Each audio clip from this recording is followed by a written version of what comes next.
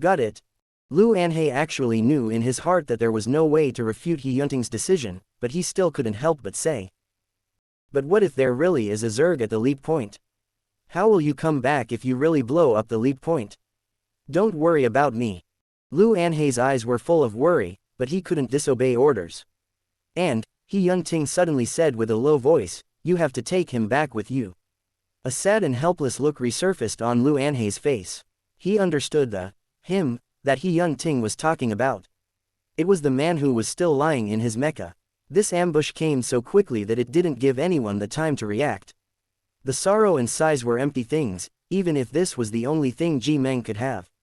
He Yunting inclined his head, avoiding Lu Anhei's expression. He stood in front of Lin Han and continued to finish that choice he had just made. Or you follow me. He Yunting looked at Lin Han, holding the key of M.2742 in his hand, his eyes reflecting the youth. The disadvantage is that we may not be able to catch the leap of the large group. Lin Han didn't feel the need to hesitate on this issue. Staying on the battleship didn't allow him to do anything, but waste other troops because he couldn't participate in the war. Every life was equal before war. Regardless of high or low. He remembered He Yunting's mecha. And suddenly felt that the second cockpit was a really good choice. Lin Han was just about to reply when he heard He Yunting calmly say the last sentence, I can't guarantee anything else. But as long as I live, nothing can hurt you. Chapter 41. What trade-offs to make, what decisions to make, he trusted him with those. He Yunting didn't specify when he would return. Lu Anhei put his legs together and gave He Yunting a military salute, yes. Sir. He knew the risks He Yunting was about to face, and he knew He Yunting's plan. Because in his plan, there was no consideration that he could make the leap in time. He would need to face 5 giant Zerg single-handedly, and while he was taking on the enemy, the battleship was retreating at full speed. The mecha's speed was no match for a full-speed battleship, and it wasn't known yet how many Zerg were at the leap point. If there were few, then the battleship was quick to solve the problem and wouldn't wait in place for He Yunting, and would directly open the leap. If there were many, then after 1P1 type fusion particle beam cannon, this leap point would be directly damaged and making a leap from it would be impossible. Even if we can't make it. Communications must not be broken, Lu Anhei said, the support unit will be the first to make contact and get a location, hold on, it's going to be okay. Lu Anhei looked down and repeated again, it's going to be okay. He didn't want to have to suffer again. Yeah, He Yunting simply responded. He Yunting spoke into his communicator. All mecha in position, have the pilots come up to the top deck. The next second, he opened the door of the captain's room. He Yunting stood in the doorway, his voice still low and calm, never fearful. While behind him was the still dilapidated sky of yellow sand and the aggressive giant Zerg. Against the light, he shielded himself from the danger that was about to sweep over him, called out, Mr. Lin, and said, have you thought about it? In the brief silence, Lin Han hooked his lips very shallowly. Those horrible Zerg seemed less intimidating at the moment.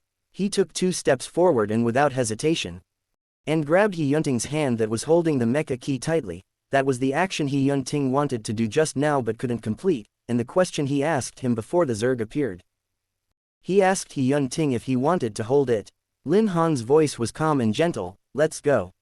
And in this moment, he heard the voice of He Yunting's heart that hadn't had time to change. Tilda, no matter how you choose, I hope you will be safe. Tilda. All the pilots were already standing by their mecha, making their final preparations. He Yunting walked out of the captain's room step by step. No one averted their eyes or spoke up. They no longer wondered why Mr. Lin was walking to his mecha with the general, they only wanted everyone to be safe at this moment. Boss. Take care, Lu Anhei said this time. Instead of calling his rank, he used the title he most often shouted. He Yunting nodded very gently. Lu Anhei turned his head again and looked at Lin Han with a somewhat strange look. Not like mourning, but like a kind of oiled, overwhelming relief and joy. Mr. Lin. Take care. Lin Han didn't understand why Lu Anhei was showing such an expression, but still smiled at him to try to reassure him. He Yunting walked to the heel of M2742, which turned around and frankly faced all the stairs. He was tall and long, with a straight back, like a flag that would never fall. Some people followed him, some spit on him.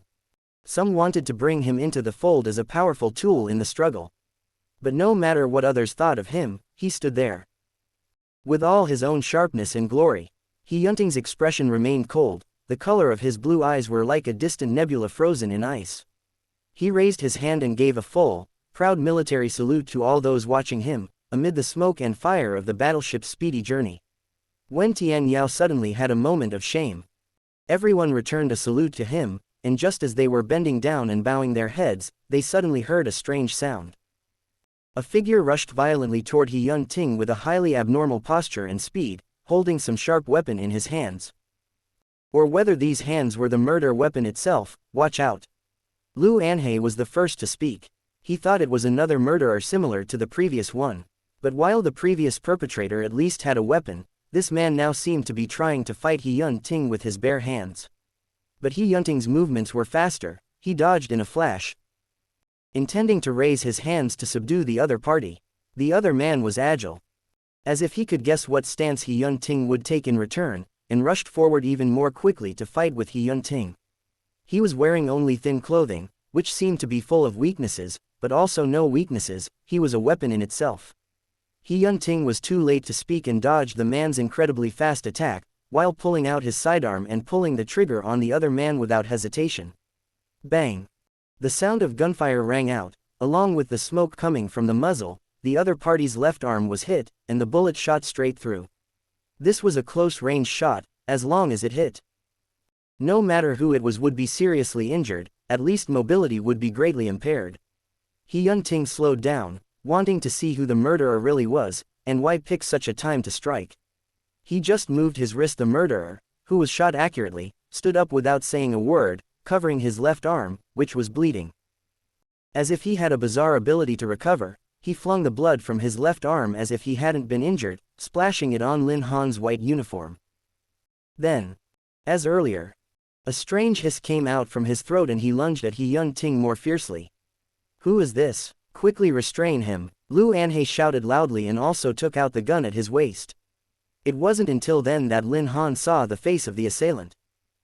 The other man's figure could be described as thin, his expression stiff and hideous, and he didn't say a word.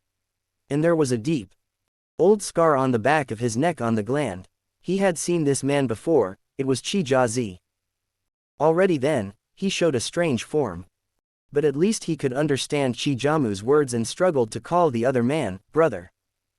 It was too late to think about why he was here. Lin Han, his face still stained with blood, searched for the figure in this group of newcomer pilots.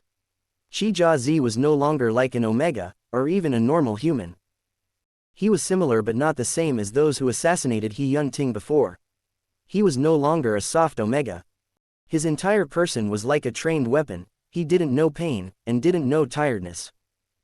And would only want to kill the person in front of him. This wasn't the way to go on. There were still Zerg in front of the battleship, and such a seemingly prepared assassination was carried out on the deck. He Yunting shot back while quickly approaching M.2742. "Mr. Lin. Follow me," he said to Lin Han. "Let's look for an opportunity to go up." Lin Han then gave up his search and followed him closely. But Qi Jiazi was surprisingly exceptionally difficult to deal with, no matter how much He Yunting attacked him, even having been shot 3 times. Yet it was as if just when He Yunting was close to being wounded by him, Oz. Qi Jiamu gritted his teeth and rushed to He Yunting, calling his name over and over again, and then held his brother in her arms and said to He Yunting, "General, you have to go, I can hold him." He Yunting, with a cold face, still wanted to fire a shot at Qi Jiazi, who was rewinding, but was stopped by his brother. "Please. Please don't shoot." The not-so-normal Omega seemed to move to a halt the moment he was held by Qi Jiamu. And He Yunting didn't hesitate. Decisively looking for the moment, he didn't shoot again, without saying anything, grabbed Lin Han's waist, and ascended to his mecha as fast as possible. Qi Jiazi had not given up trying to kill He Yunting, but was so tightly held by Qi Jiamu that only an unbearable, low, muffled sound could escape his throat, and he couldn't produce a full syllable. M.2742 started up as fast as it could. The more important target was still ahead, so it couldn't be trapped like this. "There are some things that you should have noticed, Mr. Lin." He Yun-ting calmed his breathing and began to advance the mecha.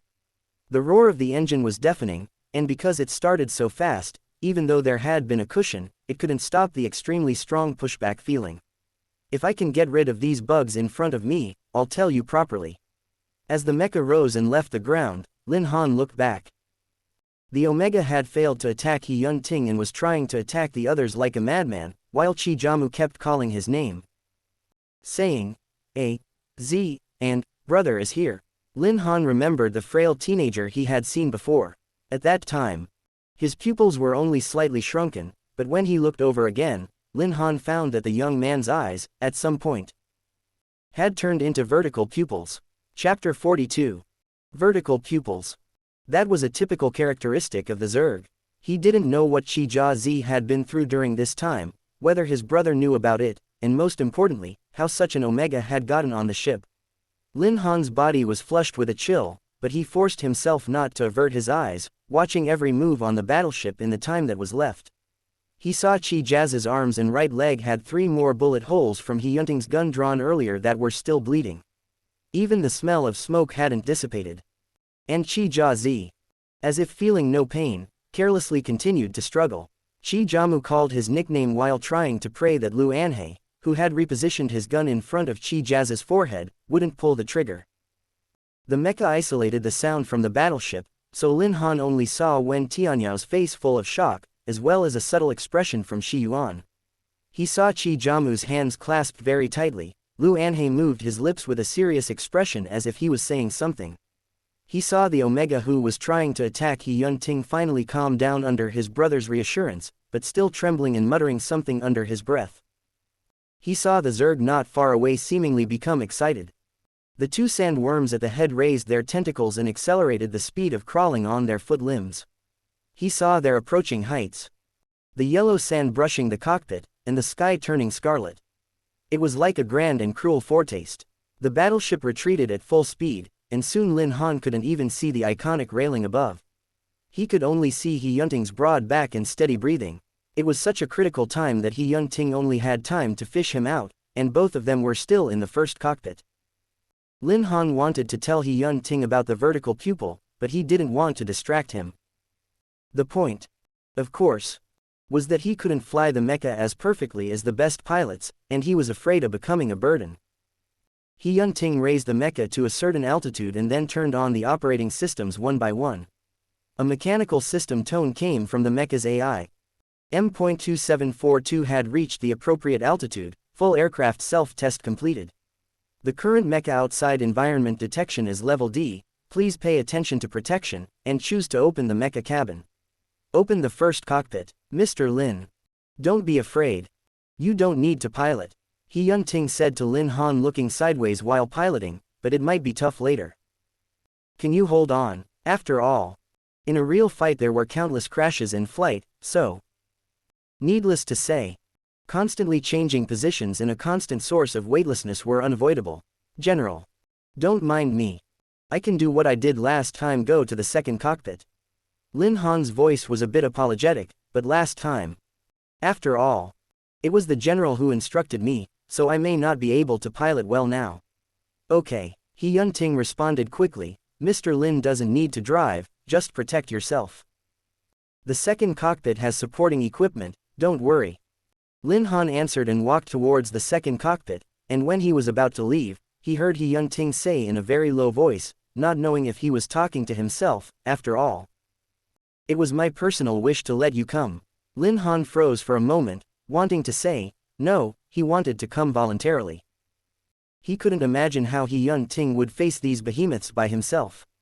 This was also his own selfishness. Lin Han didn't answer, but obediently went to the second cockpit, sat in the pilot's seat, and put on his helmet. The hatch slowly closed. And Lin Han saw He Yunting's hand on the lever and pulled it to the bottom, and the mecha suddenly picked up speed, raising the sky of flying sand and rushing toward those terrible creatures. Lin Han began to feel sick to his stomach during the acceleration process, but in the end, he didn't call for help for fear of disturbing He Yun-ting. He braced his hand against the console, shut down the communication with the first cockpit, so that He Yun-ting wouldn't hear his discomfort, and began to desperately gasp and breathe deeply, trying to dissipate the physiological nausea. And it was in the first cockpit that the man really began his own battle. The purpose of the sandworms was, of course, the battleship. And as soon as the battleship began to retreat, they began to accelerate, their mouthparts emitting a chilling, high-decibel noise. M.2742 was about the size of a giant sandworm, and He Yun-ting fought differently than the others. He first dodged the swinging limb of one of the insects high in the air, then quickly found the right angle and fired a laser cannon at the sandworm's tentacle with his right arm, the blinding laser light exploding precisely on the tentacle. Several other sand bugs' eyes were naturally drawn to this loud sound. A giant sandworm was more powerful than the average zerg, since their legs evolved to be longer and harder than the average zergs, and they no longer needed to slither on the ground to move, but could choose to crawl with their barbed limbs. Although these sandworms were already considered to be well evolved, their brutal and murderous nature remained unchanged, and they were very easily provoked. They soon forgot that the purpose of their trip was the retreating battleship and started running towards M.2742 with their large heads wriggling and their dense compound eyes glowing red. Lin Han had thought that He Yun-ting would keep using such a sound fight. But he didn't expect that the next moment, he suddenly pulled the engine to full, and without hesitation, used his own fuselage as a bullet, rushing straight towards one of the zerg. He was trying to use his mecha shell as a weapon. Lin Han's heart was astonished and focused on He Yun-ting, whose movements were still steady, judging from the system's instructions, and even his mental power didn't fluctuate much. Boom! With a loud sound, M.2742 opened its highest defense shield the moment before it hit the zerg, and attacked it straight in the abdomen. In the next second, the mecha began to build up its strength, and Lin Han felt a violent shock. That was He Yun-ting's spiritual power. Ordinary pilots had mecha operating, mid-level pilots trained in combat skills, and when it came to the top-level pilots, it was all about spiritual power. The higher the level of spiritual power, the higher the fit with the mecha, then these metals in his hands could really play their role. Lin Han couldn't see his expression, but he could deeply feel his will and determination to win. In the sandworm's brief pain, M.2742 feet's right arm finally stored energy successfully, not some long-range laser cannon, nor the mega-particle cannon fired from the forehead, but a huge lightsaber formed with a beam of light. The center was the energy body. The Alpha's mental force was too oppressive. But Lin Han didn't feel too uncomfortable as he watched M.2742 use this lightsaber to stab the sandworm's abdomen. The sandworm began to struggle violently. And He Yun-ting's spiritual power wasn't put away. Under the mecha and spiritual power, the disgusting abdominal organs belonging to the sandworm fell out. Black, corrosive blood splashed in all directions. He Yun-ting gritted his teeth and stabbed. Since the stored power was so great, the entire mecha's back foot was even forced back a few steps, and then it pierced straight through the giant sandworm. Its companions began to realize that this was a tough nut to crack, and one of them began to lunge at M.2742, and at this point He Yun-ting couldn't stop. If he did, the damage done by the lightsaber would heal quickly for the zerg if he didn't attack the brain. The companion sandworm began to whip the fuselage with its hardened limbs, and the clash of metal sparked, making an ear-splitting and shrill noise. The entire mecha began to shake with a loud roar, even though the metal was very strong, and Lin Han had the illusion that it was about to be torn apart. Lin Han saw He Yun-ting's shoulders start to shake, his right hand firmly gripping the joystick while his left hand controlled the lightsaber, and eventually he jerked it upward. The lightsaber went up the sandworm's abdomen, passing through its forehead and neck, and finally splitting its most precious brain in half. The sandworm began to hiss miserably as its companion struck the mecha's back harder with its legs. A third one came. And it seemed to be smarter than the first two, trying to use the power of its limbs to lift M.2742 up and slam it to the ground like a toy. He Yun-ting was able to retrieve his lightsaber when Lin Han felt a sense of weightlessness. He didn't expect that the zerg had really lifted the side of the mecha. Lin Han could no longer sit idly by. And it was at this moment that he suddenly thought of something. For an Omega, mental power was actually a luxury. After all, mental power was often linked to pheromone and physique, both of which weren't often possessed by Omega. Mental power allowed them to do fine and complex mental work, but they couldn't use this power on the battlefield. Lin Han once had a dream of driving a mecha because he thought his mental strength could make up for his physical deficiencies, but instead he was taught a lesson in reality. He saw the two other sandworms let out an ear-splitting whistle, raising their barbed limbs. and viciously attacking. The entire mecha trembled as Hyun-Ting grabbed one of the limbs firmly in his mecha arm, the hard metal seeming to tear at the barbed limbs at close range with a disgusting, shuddering creak. He was familiar with the mecha. The second cockpit also had an operating screen. There were the same devices as the front cockpit, and it even included a system of mental interconnection. It wasn't as if Lin Han had never studied a two-person mecha. What was more, he himself once had a very short, co-piloting time with Hyun-Ting. It was just that over the years, the Empire hadn't had many two-person mecha. And most people thought that the conditions were too harsh and that building a two-person mecha for such conditions was unnecessary.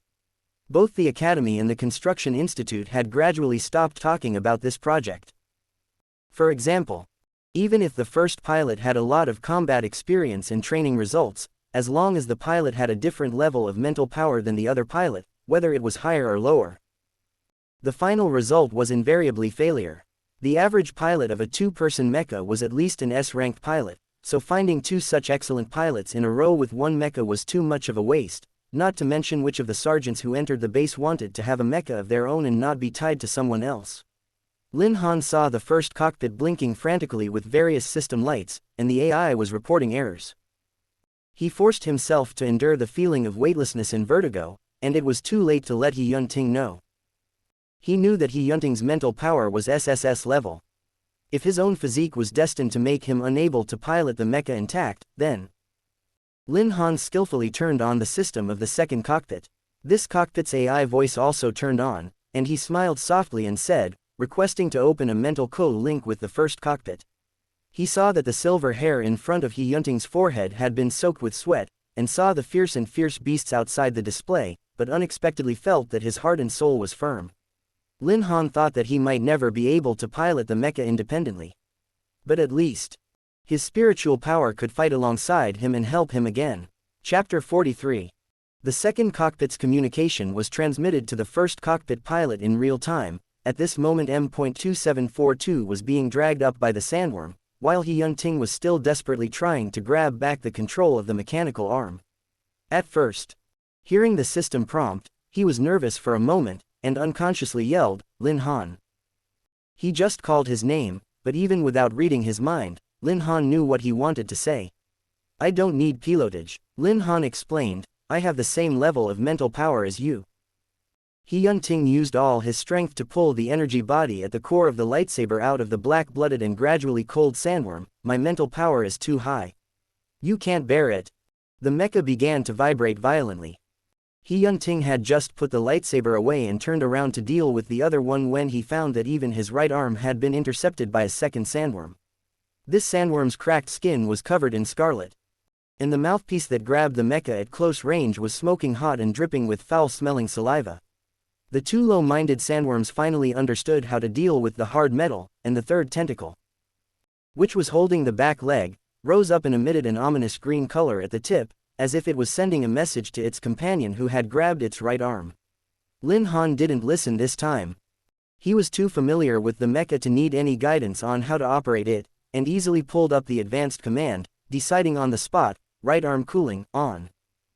He watched as the cooler began to inject itself into his right arm at a very fast rate, gradually covering a layer of cold frost on the 5 fingers of the mecha arm wrapped in steel. The next second, he calmly said into the communicator, as long as you trust me, I can be with you. There was no sound from the first cockpit. Hyun-Ting instantly understood the meaning of turning on the cooler. The scarlet sandworm, originally firmly grasping the mecha arm's leg, suddenly sensed that something was wrong by the sudden change in temperature. He let out a low roar, but was still reluctant to let go. So after the cooler was turned up to the maximum, the right arm froze rapidly. And the monster subconsciously tried to shake off the mecha arm. M.2742 then seized this opportunity to instantly storm up, even though its back leg was still being held onto, but still managed to recharge. And its right arm detonated in close range with the contact bomb, with a loud boom. The scarlet sandworm didn't have time to retreat. Its limbs were blown apart by the explosion, directly breaking off 2 of its legs, as black blood and shattered mechanical barbs scattered in all directions. The sandworm let out a roar of pain from its throat and took a few steps back, not coming any closer for the moment. The mecha finally got a moment of respite. He Yun-ting still wanted to stop Lin Han, and opened his mouth to say, "Mr. Lin," in the communicator, but was interrupted by the other. "I can help you." Lin Han's voice wasn't loud, but firm. As if he wanted to remind He Yun-ting of something. "Did the general forget what I said? You're invincible." He Yun-ting then stopped talking and didn't insist on stopping him anymore. Lin Han smiled a little. Even though he knew He Yun-ting couldn't see it at the moment, "Take me with you, General." In fact, this was Lin Han's first time trying to co-link with other people's spiritual power. He knew it required both parties to have enough trust in each other, and although he didn't even mention this premise until the end, he was incredibly confident that they could succeed. He closed his eyes and listened to the countdown coming from the mechanical female voice. "First cockpit has agreed. Spiritual co-link in preparation, 3, 2, 1. At the moment the countdown cleared, Lin Han suddenly felt himself wrapped in a strong yet gentle power. At this moment, he could feel He Yun-ting's spiritual power. Toughness was his shell to resist the Zerg, while gentleness was the most primitive truth in his heart. An eternally sincere heart no matter what.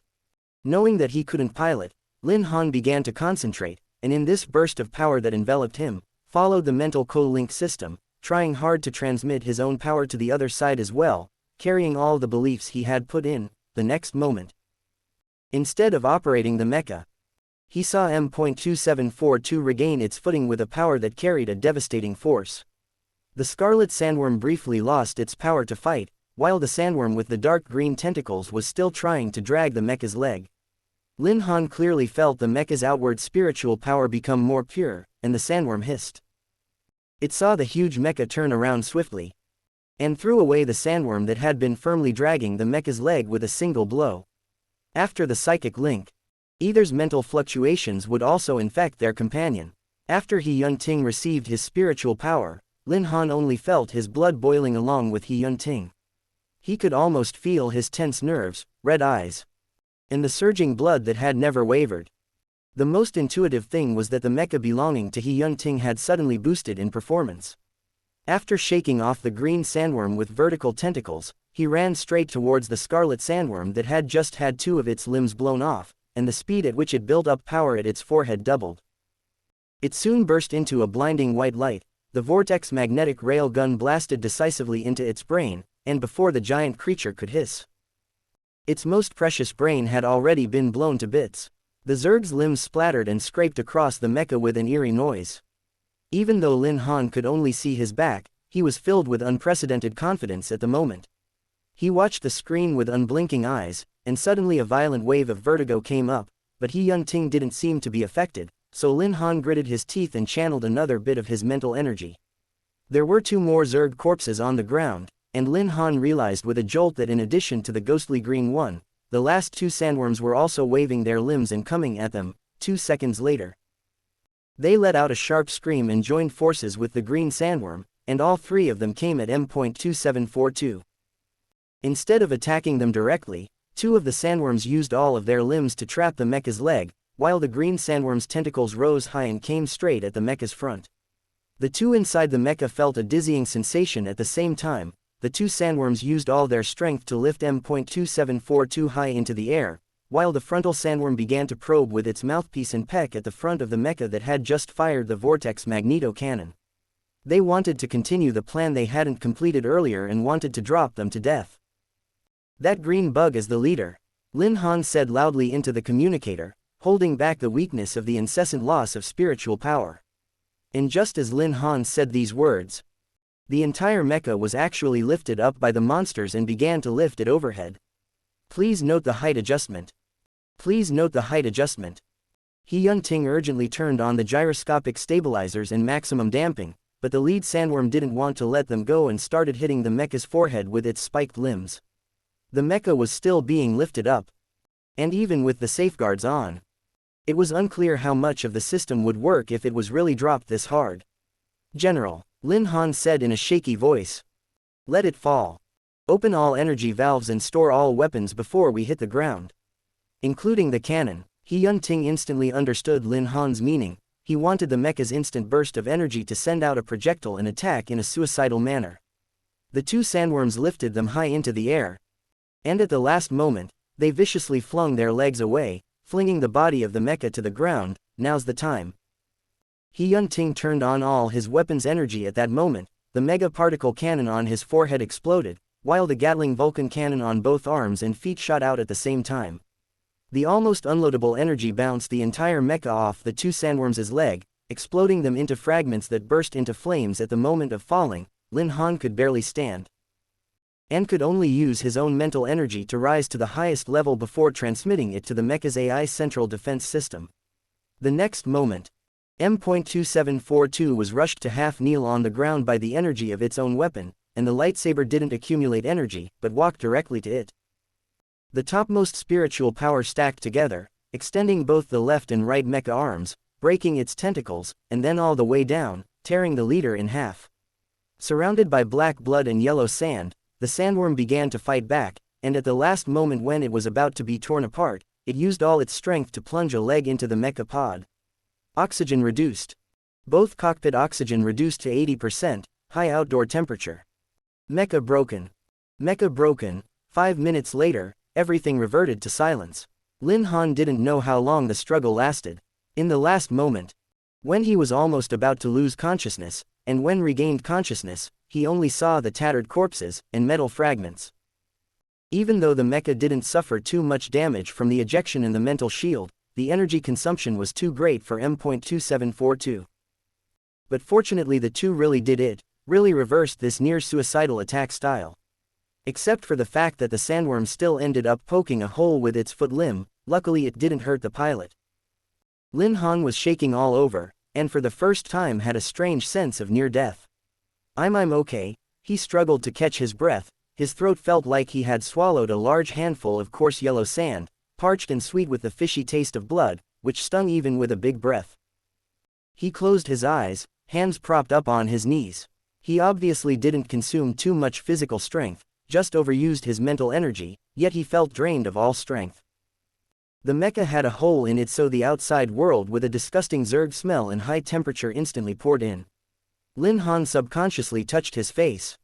His black hair was completely wet with sweat still flowing down his forehead. He saw He Yunting take off his helmet and walk out from the first cockpit. Mr. Lin, he called out to Lin Han once more. The other man took off his jacket to barely cover the hole punctured by the leg. The yellow sand was blocked, but the high heat couldn't be. Lin Han was still carrying the blood from Qi Jia's stabbing of He Yunting, which had turned a deadly crimson due to the temperature and humidity, drying up on his white uniform. Lin Han had nearly fallen in the mecha chamber during the battle, not to mention the subsequent breakage of the mecha, and his face was covered in sticky sweat, mixed with yellow sand and dirt. His black hair was wet and stained on his forehead, and he had just wiped his face, so it was covered in dirt. But now wasn't the time to think about this. Lin Han didn't have the strength to stand up. He could only gasp and lean on the driver's seat, looking up at He Yunting, who was slowly walking towards him. Suddenly he felt that it wasn't that big of a deal, even though his own image had never been as wretched as it was now. In this moment of absolute silence, Lin Han arched his eyes, gently hooked the corners of his dry mouth, and smiled at He Yunting. I'm fine. Don't worry. As if afraid of He Yunting's worry, he repeated himself. He Yunting didn't say anything, just stood still and looked at him. Although his expression didn't change, the color of his blue eyes became a gradually melting glacial lake. Lin Han's heart trembled very lightly, and he gently reached out his hand to He Yunting. Like that time in the observation room, Lin Han smiled gently and spoke softly. He said, "General, pull me up a little." Lin Han had the illusion that He Yunting was his personal and private robot. Only when he opened his mouth did the other person make a move as if in a dream. He Yunting's face was still handsome and cold. And he reached out his thin calloused hand and took Lin Han's index finger very gently and carefully. But what surprised Lin Han was that he didn't hear a sound in his ears. An intuition swept over him. Was it because he had used too much spiritual power and it was depleted? If it were normal, Lin Han would be glad that he finally lost this ability that was causing him some trouble, but now he thought otherwise. He subconsciously didn't want to believe that he had lost this ability, trying to prove something by moving his index finger, which was gently held by He Yunting. Before the other side realized what he wanted to do, he firmly hooked He Yunting's hand, and then interlocked all 5 of his fingers with the others so they tightly interlocked their fingers. Luckily, it hadn't disappeared yet. Lin Han had a moment of gratitude. His face was still grimy and stained, and his blood-stained clothes were crumpled. And he still heard He Yunting's heart. Despite everything, he's so beautiful. Chapter 44. Lin Han saw himself in He Yunting's eyes. He was a mess. And he was weak. How am I beautiful? He thought to himself. But He Yunting's hand was still warm and strong, even though he had just consumed much more than him in terms of both physical and mental energy. Lin Han was strangely not uncomfortable hearing such words, and didn't want to let go of the other's hand. He Yunting was only wearing a shirt without a jacket, so he was still neat. But his hair was also messy with sweat at the corners of his forehead. He also looks handsome. This thought popped into Lin Han's head for no apparent reason, and when this thought entered, his heart contracted violently, as if being drained of strength, and as if being filled with something else. It was like walking on a soft cloud with no boundaries, and worrying that the next step would be a step into the abyss of uncertainty. He began to feel that every movement of He Yunting was different, his hands were broad and secure, and even his cold, indifferent eyes became like a lake that had just broken through the ice in early spring, with his tenderness in every inch of the place he passed. Lin Han began to think of the dust nebula he saw that day. If all the dust in the universe was traceable, then in He Yunting's blue eyes, there might be a river of stars that he had quietly buried in his heart. I'm a little tired. Lin Han looked up at him. Are there any other Zerg? He Yunting voice affirmed, no more. Lin Han remembered what he had just said. He clearly wanted He Yunting to give him a hand. He knew that He Yunting had turned on the mecha's post-war self-testing system, and they now finally had a short bit of rest. He understood that he should go and wash his face now. It wasn't good to be so messy all the time. But Lin Han suddenly wanted to have a little fun and hooked He Yunting's hand. Can I take a 2-minute break? Just 2 minutes. Without waiting for He Yunting to agree, Lin Han added. Don't let go of my hand. Just hold me like this, for 2 minutes. Lin Han understood that he wasn't a capricious person. Since he was a child, he knew that he only had his mother, and as an Omega who wanted to raise him alone, the hardships involved were unimaginable. So he always knew how to behave, didn't argue with people, didn't fight with them, just studied and lived quietly, and only talked to his mother about everything. He was always the most obedient and the best student in school, and he was the one that all the teachers liked. They all said that Lin Han was the most trouble-free. He was never out of line and never made any mistakes. Sometimes his mother would look at him with a mournful and regretful look and say, sometimes I wish Lin Han could be a little more capricious. At that time, he didn't even know the meaning of being capricious, and when he vaguely understood it, he didn't have the chance. But now he suddenly wanted to be capricious with the person in front of him. It was like he finally knew what capricious really meant. He wanted to prove through these mundane moments that He Yunting would do what he wanted at this moment. The real meaning of the so-called bullying probably also needed someone willing to tolerate it. Lin Han felt a little ridiculous. He never had this kind of pretentious mind before, not to mention that he could clearly hear what was in the other person's heart, but still felt unsure. But He Yunting would obediently approach him every time, just like now. He never said no to Lin Han. He just said, yes, quietly.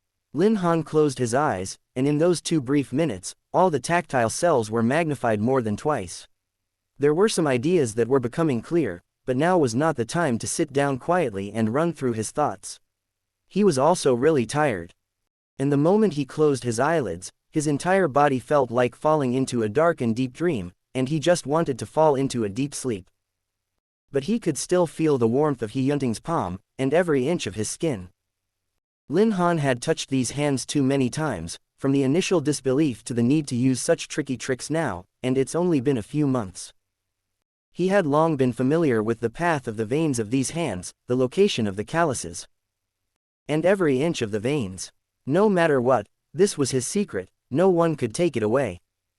Lin Han actually made up for some sleepiness in the short 2 minutes. His thoughts began to drift up. Wanting to fall asleep, but not daring to. Half asleep, half awake.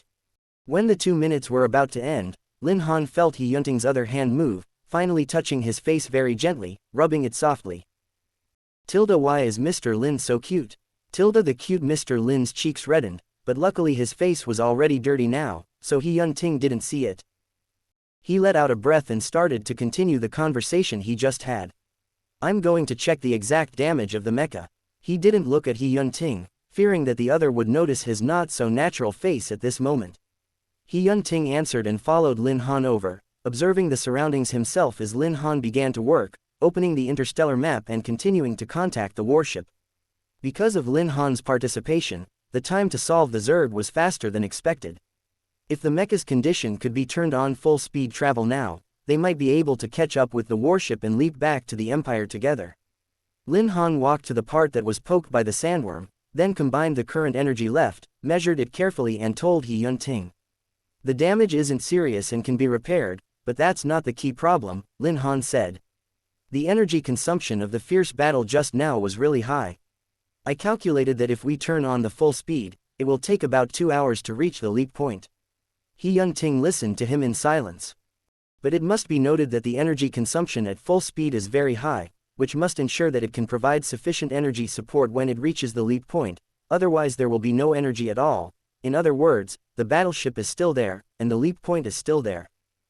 One without the other is futile without satisfying either one. Lin Han finished and asked He Yun-ting with some concern, were you able to contact the battleship? He saw He Yun-ting's communication glowing red and rustling. The other failed to give him a positive answer. Then I'll see if I can get the mecha fixed first. Lin Han didn't ask about it again, after all.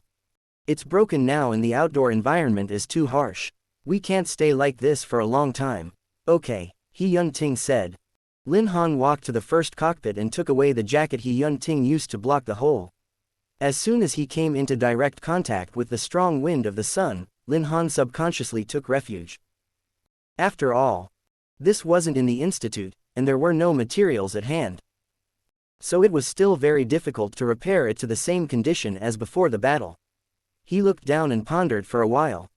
Evaluated the damage and began to formulate a plan. Lin Han looked through the display at the broken Zerg corpses and shattered metal outside. In the border area, which was extremely short of resources, the only thing that mattered was to get to the leap point as soon as possible.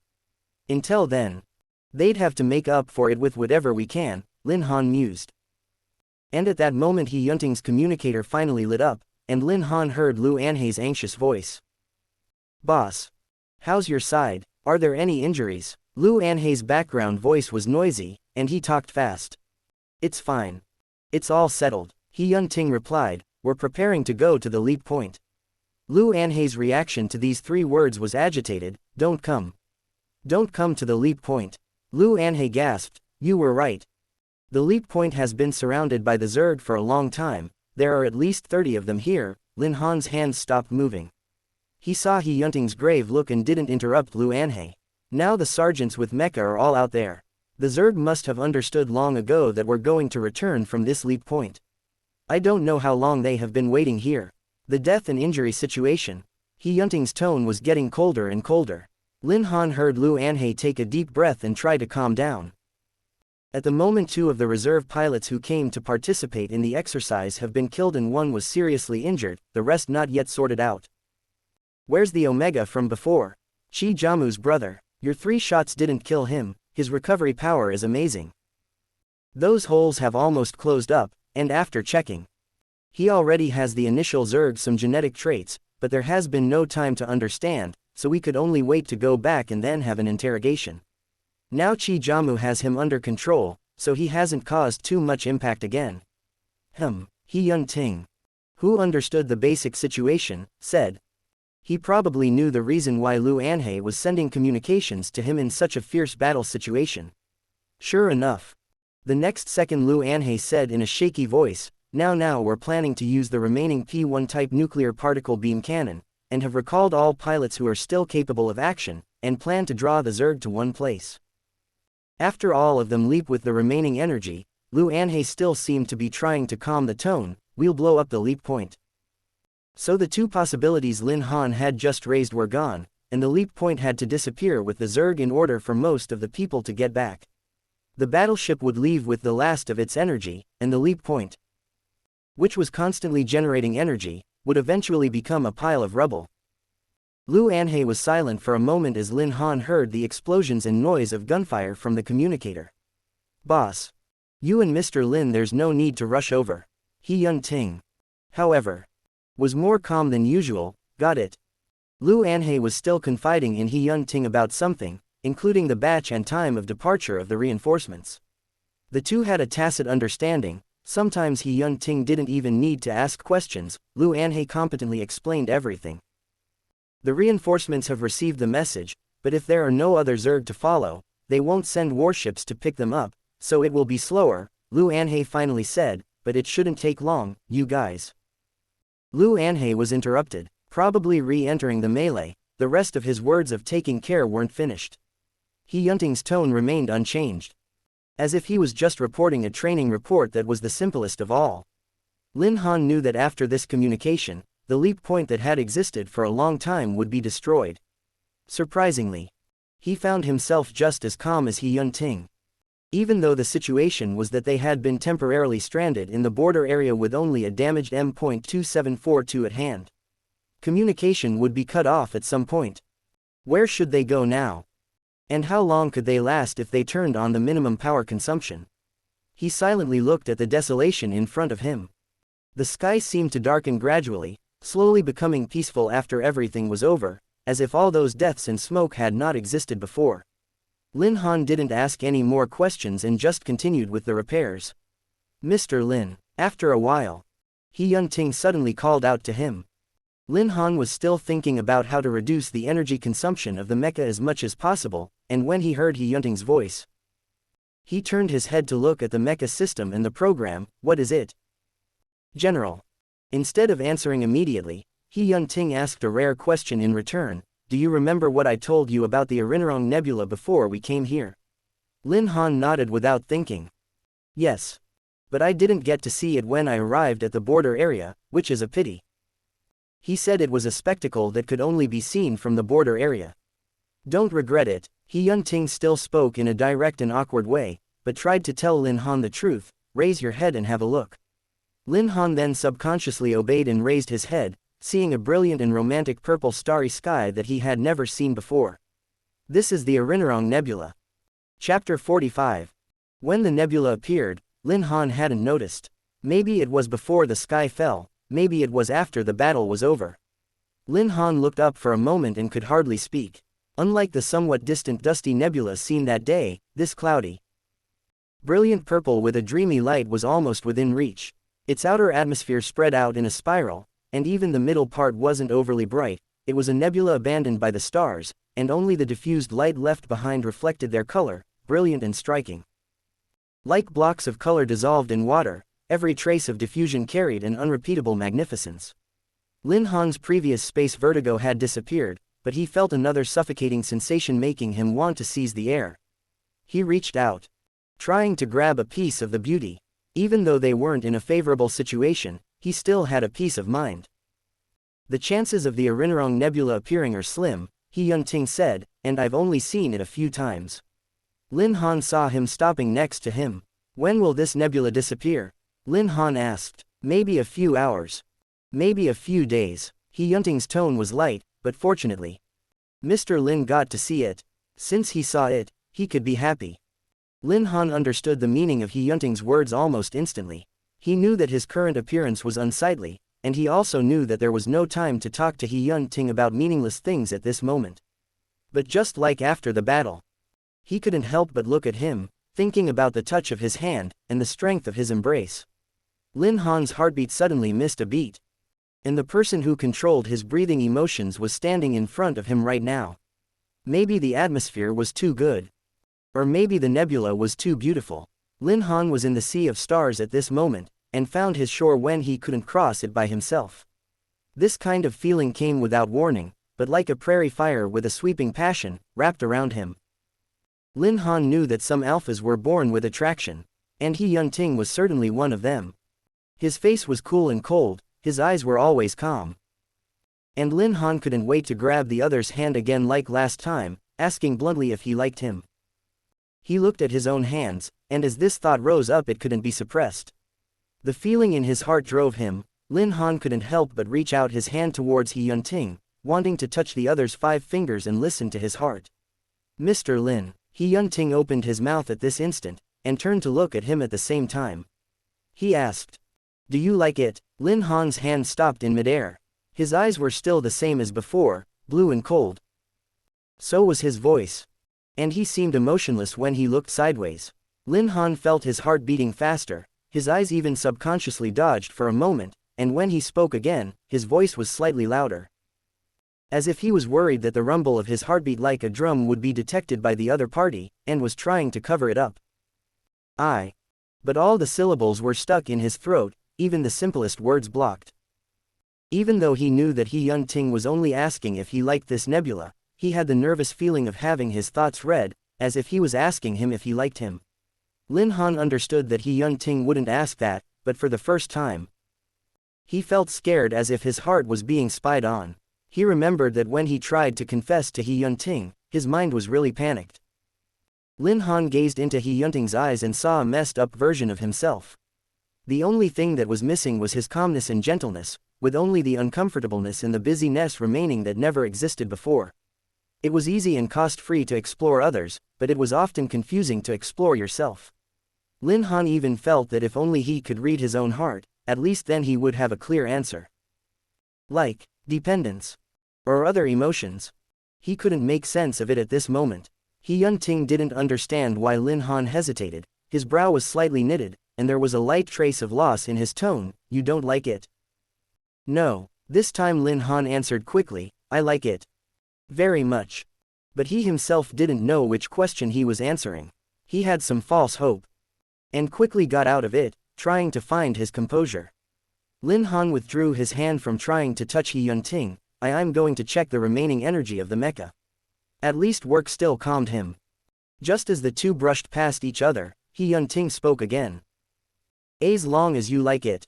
His words were straightforward, pure and unadorned as always. "As long as you like it. Be it the nebula, or something else."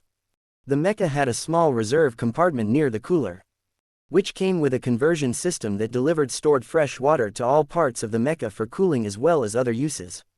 Lin Han took a handful of water and washed his face, finally cleaning himself up a little, and gradually calmed himself down. He adjusted his emotions and tried to at least face the situation first. He knew that after this day, He Yunting's place in his heart had become different.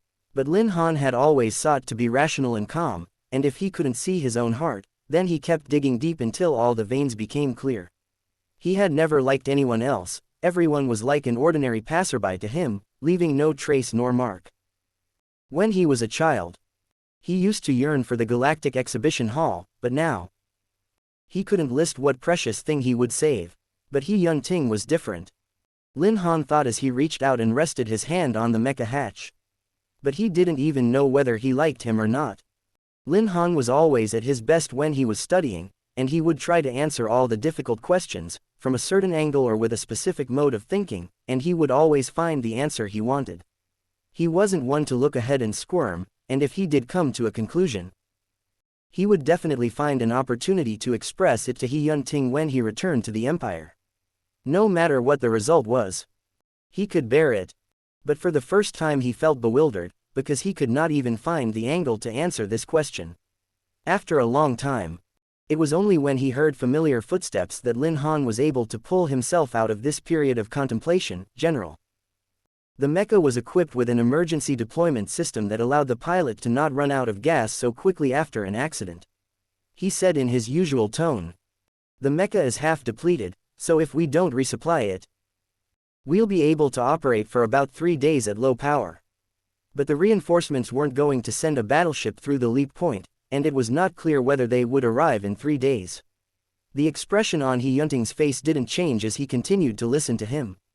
"It's best not to constantly keep the communication up, it's too energy intensive. My suggestion is to open it for half an hour a day."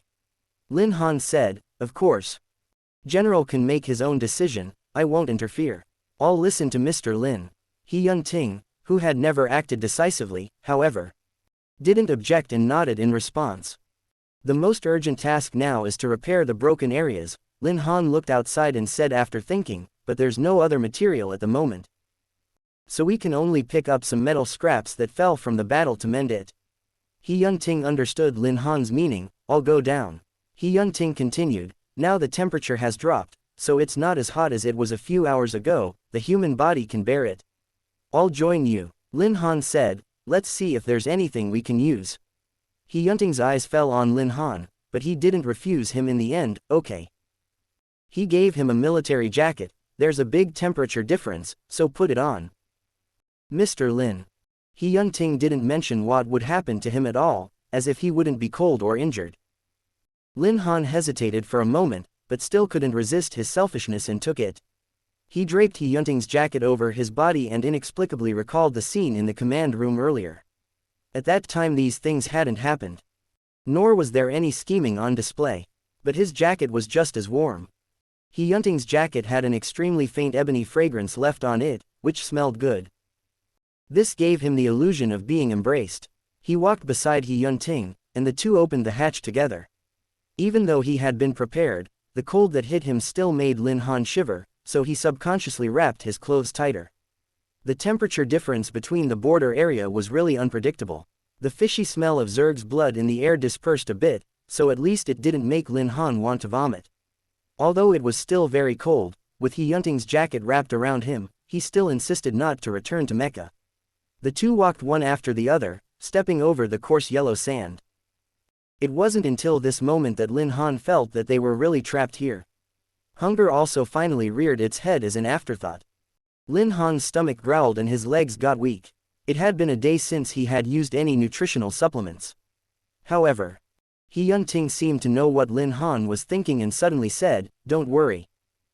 Hang in there, I remember this area. So I can drive there when the mecha is repaired. The uneasiness that had just risen in Lin Han's heart was then soothed as he looked at He Yunting's broad back, wearing only his shirt. And nodded silently, even though He Yunting couldn't see it now. The two walked for a while, passing by several battle sites, without finding any satisfactory pieces. After about 10 minutes of walking, Lin Han stopped and finally found a piece of metal that was still intact. He Yunting picked it up for him just as he stood still. Lin Han compared it to the broken condition of the mecha. This piece should be enough to mend it. He Yunting said. Okay, and the two of them planned to return. Lin Han was about to turn around when he suddenly saw the yellow sand not far away, moving strangely. It was like there was something there. He subconsciously thought there was another Zerg. And was just about to speak when he saw a small black bundle roll over towards him and land at Lin Han's feet. The little thing looked cute and harmless. So it shouldn't be a Zerg. It wasn't until it got closer that Lin Han could see its appearance. The little thing was black. And after it stopped at Lin Han's feet, it shook its body and shook off all the sand on its fur. Then it stretched out its short limbs and grabbed Lin Han's pants leg. What's this? Lin Han asked curiously, having never been to the border area before. If he didn't look closely, it was almost like a black ball of fur. Its limbs were short and stubby, and it tucked them all away as it ran towards Lin Han, as if it was easier to roll by force than to crawl by force. The little thing seems to be really harmless, and even afraid of getting Lin Han dirty, shaking off the dust on his body with great effort, and then peeking out with its almost invisible small black eyes hidden in the soft fur to gaze at him. Lin Han squatted down. Is this an oddbound? He Yunting said, MN. It should be lost. One with a low level of differentiation. Lin Han asked. Then what race is it? He Yunting's expression remained unchanged and said a race name, Qajar. Lin Han then nodded and examined the small thing in front of him very carefully. Do you have a name? Qajar. Lin Han tried to ask it. The adorable Qajar oddbound creature didn't know if it understood, but it still waved its short tail at Lin Han. Lin Han tried to touch the top of the creature's head. They seemed to be very clean. Even if they lived in such a harsh environment of the oddbound planet, its short hair was still shiny. Soft and warm to the touch. The little thing's limbs were really short, and were almost like decoration. Although they could rely on them for movement, it seemed to be very strenuous. Lin Han cupped his hands just enough to fit the little thing. They have another name. He Yunting stood beside him and added. Another name? He Yunting answered, but as if he was worried about something, he didn't say it directly. Lin Han, however, saw it for the first time, and with little knowledge of the border area, couldn't help but ask more, what other name? He was so busy looking at the small things in his hands that he didn't notice a rare trace of embarrassment on He Yunting's face at the moment. After a few seconds, he opened his mouth. Grr. Saying such words in He Yunting's voice always had a strange feeling of being out of tune, yet it wasn't unpleasant. He didn't know if it was because the creature in his hand was too cute, or the unique sense of cute that He Yunting had when he said that word. Lin Han's tone had a bit more laughter as he repeated, Grr. Yeah, but He Yunting didn't want to repeat it again. The little thing seemed to hear Lin Han's words and suddenly became happy, flipping over a few times in his palm and rubbing against his hand. Lin Han tried to put it back on the ground and asked, Are you lost? The result was that Grr squeaked and clicked quickly, but finally made a dive and landed back in Lin Han's hand. The expression on He Yunting's face changed without a trace. Lin Han finally curved his eyes and stood up, General. Let's go back. He Yunting turned around and saw the smile on his face. So the eyes that looked at this little furball finally became kinder. For some reason, Grr seemed very close to Lin Han, even though they had only just met. Lin Han returned to the mecha, set Grr aside, and then took the metal pieces that He Yunting had brought back and began to patch up the holes that had been damaged by the Zerg.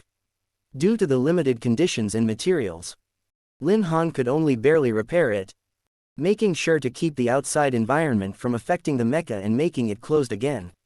While he was patching, He Yunting and Grr, one standing and the other rolling, waited together quietly for him to fix it. This will have to do for now. Lin Han turned to He Yunting and said, It can't be fixed to be as good as before.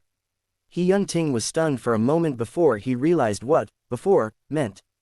Before, he had instructed Lin Han to fix the mecha, which had lost its right arm. He Yunting. Quote. But Lin Han didn't say anything more. I'll rest for a while, he said. Lin Han seemed so tired that he put down the tools he was holding and leaned back in the driver's seat. But Grr was still happily circling around Lin Han, rubbing his pant legs and occasionally scratching his cuffs, as if Lin Han's body had something that was attracting it. Lin Han, after leaning on the driver's seat, felt like he was suddenly drained of strength, even his hunger disappeared, his body started to get soft, and his eyelids became heavy, yet he wasn't too sleepy. Mr. Lin. He Yunting felt that something was wrong and called out to him. MN. Lin Han subconsciously answered, but he didn't realize that the sound he made was sheepish and soft, as if he was very uncomfortable. Probably because he had consumed too much physical and mental energy today, Lin Han didn't even react to what happened right now, and even mumbled a question to He Yunting, What's wrong? What he didn't realize was that a caramel aroma had wafted out from him. When he came to the fourth round of training, Lin Han had brought nutrients and suppressants with him, but it happened so suddenly that he had no time to pick them up because of one accident happening after another. Lin Han, who hadn't used any nutrients for a day, held out for a long time, but he finally couldn't continue on. His consciousness began to be withdrawn, his body couldn't be energized. And a more unbearable heat than the outdoor temperature during the day began to flood out from the depth of his body. He Yunting smelled the pheromone and quickly understood. And Grr seemed to be more excited and kept rolling around happily in Lin Han's sweet-smelling pheromone. He Yunting was silent for a long time before he finally moved his lips to tell Lin Han this fact. It seems that He Yunting found it a little hard to say. His face, which was always cold, finally had an unusual expression. Your heat has arrived. And Lin Han, who was dragged into the boundless abyss by his body, couldn't even hear his words. He frowned, found it difficult to raise his hands, moved uncomfortably in the driver's seat, but was still trying to look at He Yunting and opened his mouth to call him, General. What did you say? Why can't I hear you? He Yunting began to feel overwhelmed and even took a deliberate step back for fear of something happening, even though he himself wasn't feeling well now. General, Lin Han was still calling him, his voice carrying a soft tone different from his usual one. Mr. Lin. You. He Yunting was halfway through his sentence, wanting to repeat it and not knowing how to continue. He turned on the mecha's air circulation system, but he simply couldn't take his attention away from the sweet-smelling Omega in front of him. Lin Han still felt uncomfortable. Grr began to rub up against him, but the little thing was just too light. He seemed to be craving something. But he couldn't even explain what he was craving because he had lost too much mental and physical strength. He could only look at the tall man in front of him. He only felt tormented.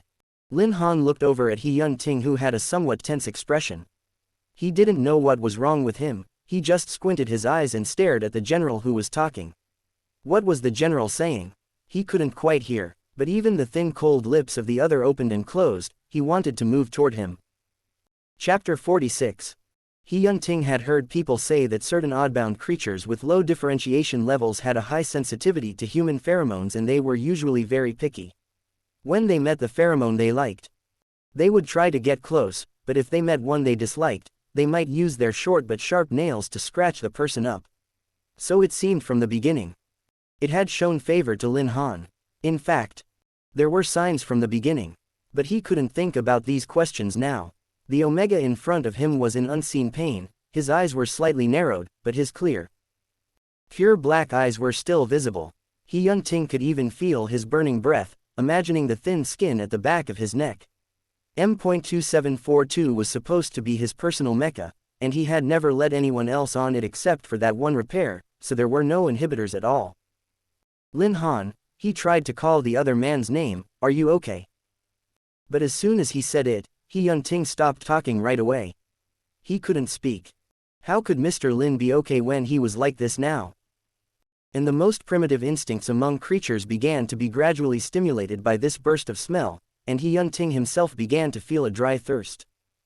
His eyes deepened and he wanted to leave this place immediately, but his legs felt like they were filled with lead, unable to do even a simple movement like that. Ger seemed to be unaware of what the two were going through, and instead pounced happily into Lin Han's arms, sniffing lightly for a while before shaking his fur and scurrying to the side of Lin Han's neck. It found the source of the fragrance, and stretched out its clumsy and short limbs to move 2 steps closer and closer to the gland. Unfortunately, Ger wasn't able to get there as he had hoped. He was picked up by He Yun-ting. Since just now, He Yun-ting felt that his limbs were becoming unlike his own, and reason told him to leave now and not to care what would happen to this little thing, because he knew that the Kajar wouldn't hurt anyone. But he still grabbed this fur ball and lifted it up, just because he felt that the little thing was too close to Lin Han. Ger was very dissatisfied. Waving its short limbs and small tail in the air, threatening with its teeth and claws, although it didn't look a bit aggressive, it looked rather comical and cute. It knew that it was no match for He Yun-ting, but it seemed to know that this tall, cold man was as bad as the soft, sweet human, and didn't show its sharp teeth to bite him. It only turned around angrily and used its small tail to face He Yun-ting, and its claws to stomp around in the air for a while to show its anger. He Yun-ting's voice was cold. "Don't bother Mr. Lin." Then he put Ger back on the floor of the mecha cabin. Miraculously, Ger really obeyed and rolled himself resentfully to Lin Han's feet, but didn't rub up against him again. And Lin Han didn't feel the slightest bit better. He stared at He Yun-ting's lips until he saw him picking up Ger, then he suddenly realized what was going on. His rut had arrived and just appeared unabashedly in front of He Yun-ting. Even now the sight of He Yun-ting's lips made him unable to resist coming closer. The reason that gradually returned to him made him deliberately incline his head away. I can't look." Lin Han bent his knees in some embarrassment, trying to shrink himself as if he would be less of a mess. But all of his woes had been shown in front of He Yun-ting. It was probably because the rutting period was stronger since his mental and physical energy were severely depleted. It made Lin Han feel extra torment. And he didn't want to look directly into He Yun-ting's eyes, but his body's instincts heated his blood. The ambiguity between the two finally became the best catalyst. Lin Han didn't look at him, but still called out hoarsely, "General." He Yun-ting stood still and didn't dare to move. "I don't feel well. It's very uncomfortable." Lin Han's voice trembled when he spoke, and because he was weak and in heat, even the tone of his voice sounded like a sweet, soft craving. He remembered the brief 2 minutes before. That was the arbitrary time he had asked for. Lin Han felt as if he had changed, becoming more greedy for more, even wanting to take this opportunity to ask for more caprice. He also wanted to be embraced, and he wanted to be pampered. Lin Han's eyes were covered in a very faint mist. Very softly and slowly he said, "Can you help me?" The best solution for an Omega without inhibitors was to ask for a temporary mark. He Yun-ting didn't move away after hearing that almost sobbing call, even though he tried to keep himself away from the other. Lin Han finally found the courage to turn his head again and call him, General. He Yunting's voice was low and inaudible. I don't mean anything else. Just think. Lin Han's voice was getting smaller and smaller. He even gave birth to a thought that he was now despicable, but still couldn't help but speak. Just think of it as helping me. This time He Yunting's silence was longer than ever, even though he knew what Lin Han was going to say and knew it was the best solution. Lin Han stretched out his index finger and touched He Yunting's palm. Maybe because of the depleted spiritual power, in this brief moment of contact, he couldn't read his mind. The temperature of He Yunting's palm was higher than usual, and Lin Han's heart was beating so hard that his voice was slightly mute when he spoke again. Make a temporary mark. Okay. He Yunting still didn't speak. Ger noticed that the atmosphere at the moment was a little off, and although it wanted to jump up and rub, it didn't dare in the end. And could only roll around in the increasingly sweet fragrance. Lin Han knew he wasn't right. He understood that He Yunting was soft-hearted, but he himself took advantage of this soft-heartedness for the first time. All the situations afterwards could be solved with the word, rut, as if this could avoid those who didn't want to mention the surge of ambiguity. He thought it was a very good idea. Lin Han's voice was cautiously tentative, with a little thoughtful longing. Lin Han licked his lips and tried to open his eyes wide to look at him. And with a capricious mind he finally became a little bolder. He strained to get up. No longer a slapdash touch, but a firm grip on He Yunting's hand. Mark me. Okay, I'm too clumsy. But I know you won't reject me. This time it took Lin Han a long time to hear He Yunting's heartfelt voice. Mr. Lin smells good. Want to mark. Lin Han had finally found a reason to excuse himself from his despicable actions, and he even breathed a sigh of relief. Thinking he was also willing, so he didn't force himself on others. But the next second He Yunting opened his mouth. No, there was a rare wavering in his voice, but he said it anyway, no mark. Lin Han's fingers holding He Yunting moved, as if he didn't believe he would say that. This was the first time He Yunting had lied to him. His heart was straightforward and passionate, but the words that came out of his mouth didn't match his hesitation and wavering, as if he himself was going through an ordeal no less than Lin Han's rut. He Yunting had a strange obsession with marking, last time during the susceptible period and this time too. His hand didn't let go. He Yunting's thoughts hadn't changed, and even intensified. Lin Han could read all of the other's desires, but didn't know how to respond to He Yunting's rejection. The previously uncontrollable heat rose again, and he began to feel like a puppet being led by his lust, gritting his teeth to keep certain emotions from leaking out. But the more he held back, the more difficult it was to get out. Lin Han saw He Yunting standing in front of him with something in his eyes that he couldn't see at the moment. The other's standing posture remained straight. As if his heart wasn't saying that, and he really didn't want to mark him. But why? He clearly wanted to do it. A raging wave came back up towards Lin Han's heart. He whimpered hard. His mouth and lips and glands emitted a thicker sweet fragrance. He couldn't think of a solution, but was driven to madness by this inexplicable emotion. Lin Han began to shake, but still struggled to stand up, lifting his head to look at He Yunting, while his weak legs failed to support him. The moment he fell towards He Yunting, his weight shifted, and without warning fell straight towards him, while the always agile He Yunting didn't react. After a feeling of weightlessness, both of them collapsed into the narrow cockpit. He Yunting shielded Lin Han when they landed, but he himself fell solidly on the floor, even nearly hitting the lever at his back at the moment of landing. And when Lin Han reacted, he found himself on He Yunting's chest, with the other man shielding him in an absolutely accommodating posture, not letting him get hurt. Their posture was a bit awkward, with He Yunting lying down on the floor and Lin Han crouching on top of him, as if they were intimate. This position was too ambiguous, both of their breathing was stagnant, and Lin Han, driven by the posture and the hot tide in his body, slowly got up from He Yunting, as he supported half of his body in a kneeling posture. His hands were more boldly propped on the other's chest, his gaze was straight as he and He Yunting looked at each other. The general wore very little. Lin Han only felt his heart was in his palm, and He Yunting's chest vibration was still powerful, like an echo from the eternal universe. Please. Lin Han felt like a tiny snowman, yet he had to aspire to the blazing heat in front of him. He was willing to melt in the other's heart, just to get this moment of warmth. A mark will hurt. These were the last words He Yunting said. When He Yunting's nostrils spread, he smelled the back of his neck. Lin Han still shuddered a little nervously. It was so hot. He Yunting pushed him to the corner, then his blazing and strong breath came over him. Lin Han only had time to feel his collar being ripped away before his canine teeth bit his glands. Lin Han's eyes were red at the corners and he closed his eyes in fear at this moment, but there was an indescribable feeling of satisfaction in his heart. His instinct made He Yunting infuse his own pheromone without a teacher, but probably not knowing the lightness. There was still blood flowing down the part where the canine teeth came in contact with the gland, staining the white uniform. Shocking to the eyes. The overpowering possession made Lin Han not able to say anything at all. A feeling like an electric shock spread throughout his body. He Yunting held his waist. The strength from his teeth didn't abate by half, but buried deeper and deeper.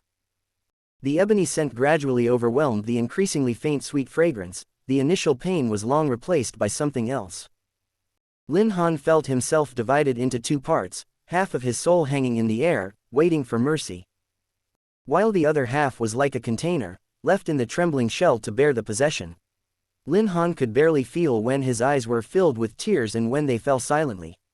He reached out his hands very lightly, encircled He Yunting, and tried very hard to find his voice again. He said, "Hug me." He Yunting complied and embraced him tightly while his lips remained pressed against his glands. Lin Han felt in a trance like a plant that had lost its vitality, leaving only the fruit at the end of its branches for the other to pick, while he himself could only hold his neck and crouch helplessly on top of him. But it was different again. He Yunting's mark wasn't a totally possessive action, but a catharsis with a strong emotion. He was unwilling to compromise for the most primitive instincts, but finally found a unique balance between the two in Lin Han's request. Emotions and the owner's feelings also lurked in the pheromone, and Lin Han felt as if he was telling him something. My pheromone submits to you.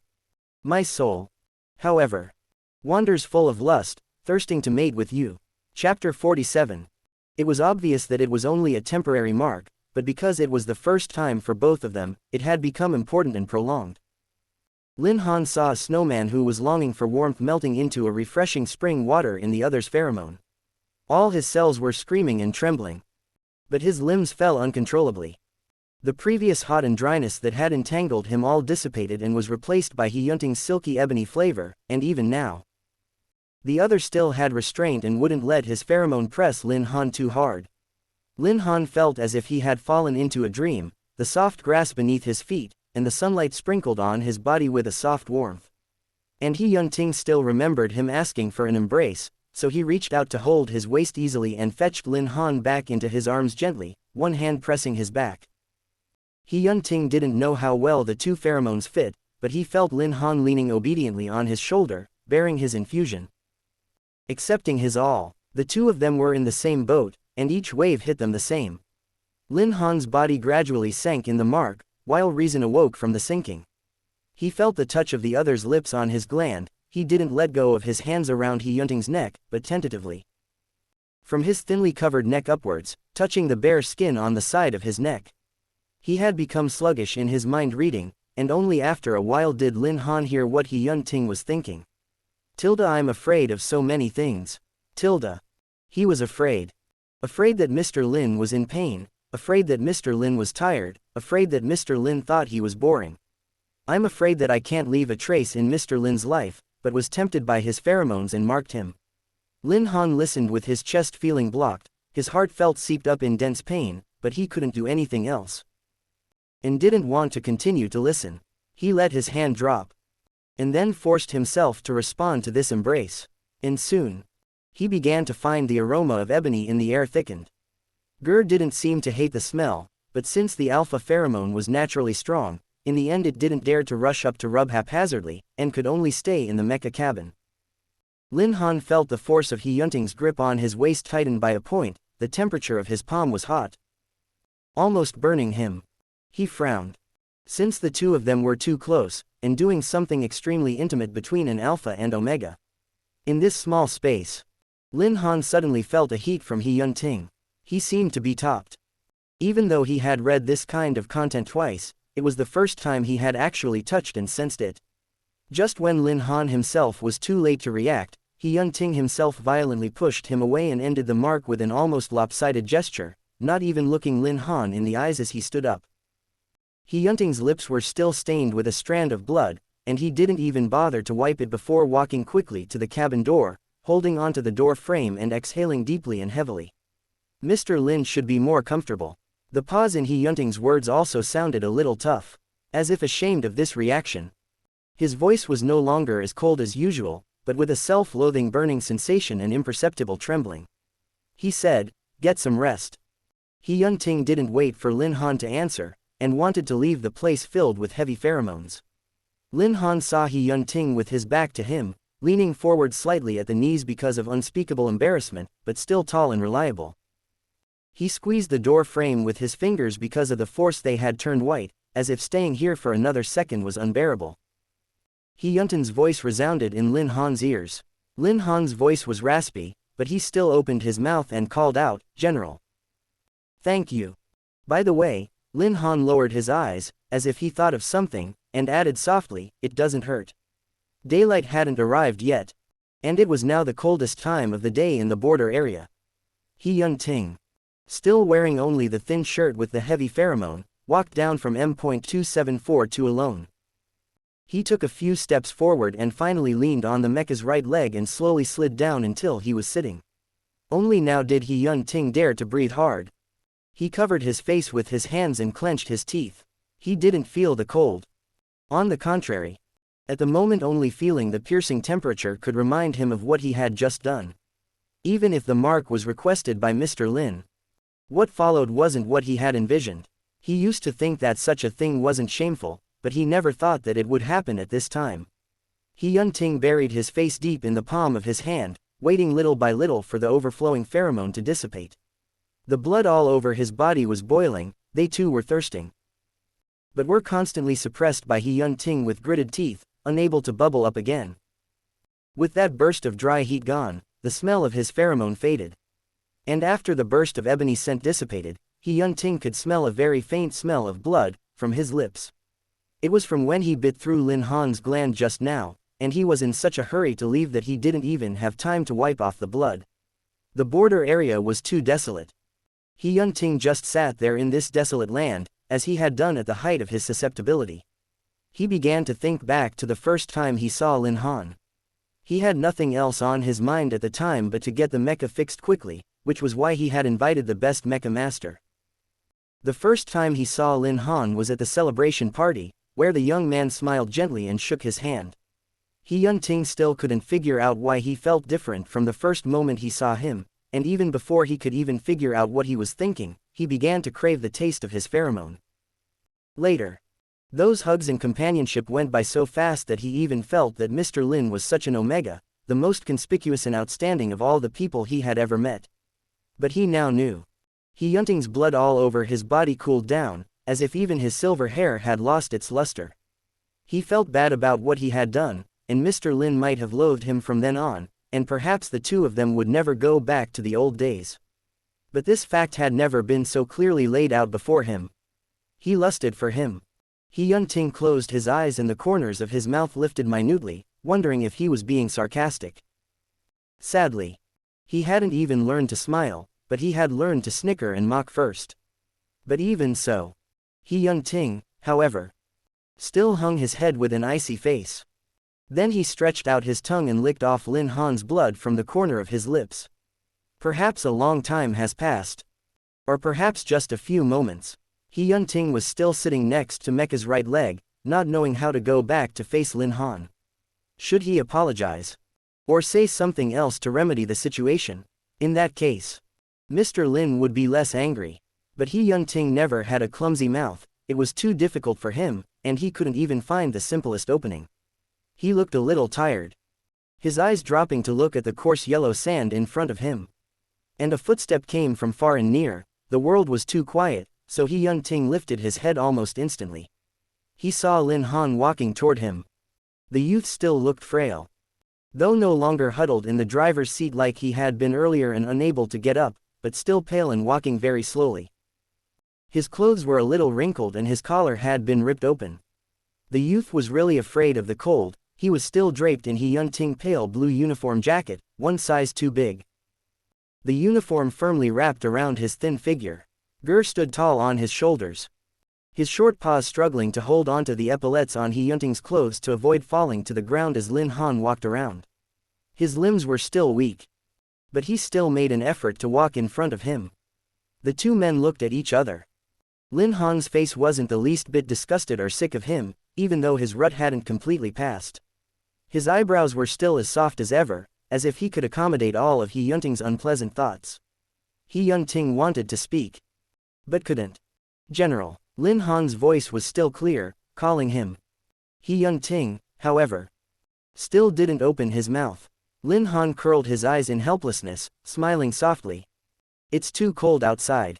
He didn't mention anything about the embarrassment that had just happened, as if it hadn't affected him. Can we go back together? Like the first two times he waited for He Yun-ting to pull him up, Lin Han extended his hand towards him. I'll pull you up. He Yun-ting's heart ached for the Omega's depleted strength, so he could no longer refuse. When He Yun-ting entered the mecha, his body only gradually warmed up. Lin Han didn't blame him, nor did he ask any more questions, but due to the lack of nutrients. He leaned back into the driver's seat as soon as he closed the hatch, as if he had overdrawn his physical strength. Ger was still not close to He Yun-ting, and even held some grudge against him for picking him up just now, rolling around in Lin Han's arms, not willing to give He Yun-ting proper face. Of course, under normal circumstances, no one could quickly find its beady eyes hidden in the black fur. Would Mr. Lin like to take a nap? He Yun-ting finally found his voice. It's fine, Lin Han replied. I'm not very sleepy right now. He Yun-ting worried that he was thinking too much and looked at the little one in the youth's arms and said, tomorrow we can take advantage of the daylight and let the Kudzer let Ger show us the way. The little thing couldn't run far. And since they could meet them at that time, it meant that there should be other groups of oddbound creatures around here. He Yun-ting forced himself not to look at the back of Lin Han's neck. By the way, he said, I promised Mr. Lin when I left the warship that I would tell you about those Omegas. Lin Han froze for a moment. Of course he remembered. He just didn't think He Yun-ting would really be willing to tell him. He bowed his head in response and stroked the head of Ger who had been rolling around in his arms. Perhaps Lin Han's action was too gentle. The little guy enjoyed it so much that he even squinted his eyes in pleasure. His fine soft fur all over his body exploded in a puff, and then reapplied himself to Lin Han's hand and rubbed into it. A few years ago, the Imperial Academy of Life Sciences, after a lot of research and summing up, discovered a very rare trait in Omega. Lin Han's hand froze. The first one to come to this conclusion at that time was a scholar named Xu Ziyang. He Yun-ting said as his voice returned to its usual coldness. He gave this class of Omega, which are extremely rare in number, the name, Burning Blood, Chapter 48. Lin Han was a little surprised. He had heard of the name Xu Ziyang, an older scholar, kind-eyed, amiable, with an aura of calmness and high academic attainment. When he came to the Imperial Military University as a visiting professor to give several lectures, although they worked in different fields, Lin Han liked his professionalism, and went to every lecture to listen. He Yun-ting continued. He found that this type of Omega sometimes looks no different from the rest, maybe a little thinner than normal, but often has extremely high mental power. Lin Han listened very carefully, and gradually understood the origin of the so-called burning blood. After Xu Ziyang discovered this kind of Omega was a good thing. But after all, Omegas were subject to many restrictions, but in one of Professor Xu's research, he found that such Omegas after their gland damage would become different from ordinary people. Both men and women. Even if their bodies were still very thin, but as if injected with 100 stimulants, they wouldn't feel tired, and could even withstand a higher degree of rigorous training than some alphas. With the glands out, they're like a natural-born weapon. He Yun-ting said, just forget their gender and put aside their conscience, destroy their glands, and you could have a fighting machine that was 100 times stronger than ordinary people. Even train them to become the best pilots. But then Professor Xu urgently called a halt to this matter. Xu Ziyang had always been more moderate in nature, moreover, he didn't want to cause a war. This was against human rights, Furthermore, the discovery was also purely accidental, already considered a travesty. And he couldn't continue to create artificial tragedy, even if the tragedy is framed with a grand reason. This fact cannot be concealed. But some extreme radicals thought this was an excellent shortcut to train the Empire's blades, and even though Xu Ziyang had done his best to stop it, some Omegas had their glands destroyed and became what they called weapons. Burning blood Omegas were indeed very strong. Some of them could almost break through the limits of human beings themselves to complete some impossible tasks. Xu Ziyang himself couldn't stand it and contacted many people, including his good friend Zhang Lian, and finally vetoed the research in the council, so no one was allowed to destroy an innocent Omega's gland in this way. The research was, after all, a scandal. So neither side wanted more people to know about it, and finally under the intervention of the military, the matter eventually became a so-called military secret. Although not involved, He Yunting himself was naturally aware of this matter. After the intervention of many parties, the matter was completely concealed, and the people involved were as secretive as if it had never existed.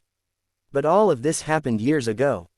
It did die down for a long time, and the news was so deadly that not many people knew about it, even at the top. It got to the point where people really seemed to forget about it. He Yunting said, "I didn't expect it to reappear. It must have been researched privately by people who knew the truth back then against the ban.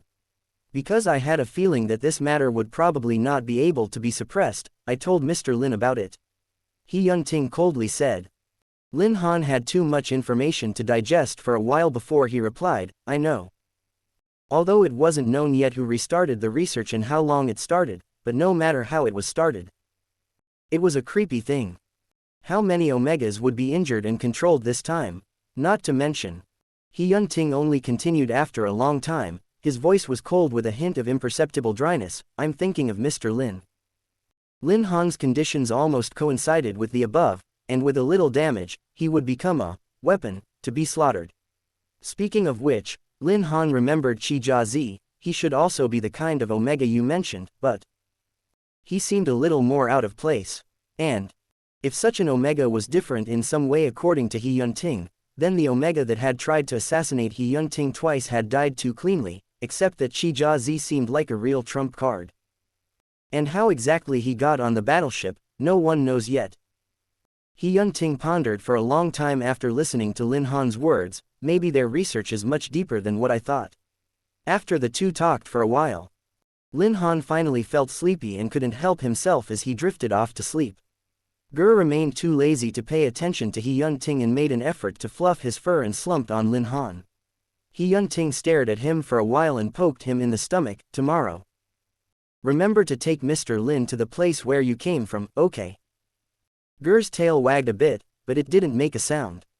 He Yunting also didn't force it, only added, "Mr. Lin will be very miserable if there's no more food supply." Ger didn't seem to fully listen, or he didn't understand what miserable meant. In other words, he won't care about you. And will have no strength to pet your fur. He Yunting added cruelly. So he watched as Ger's fur exploded.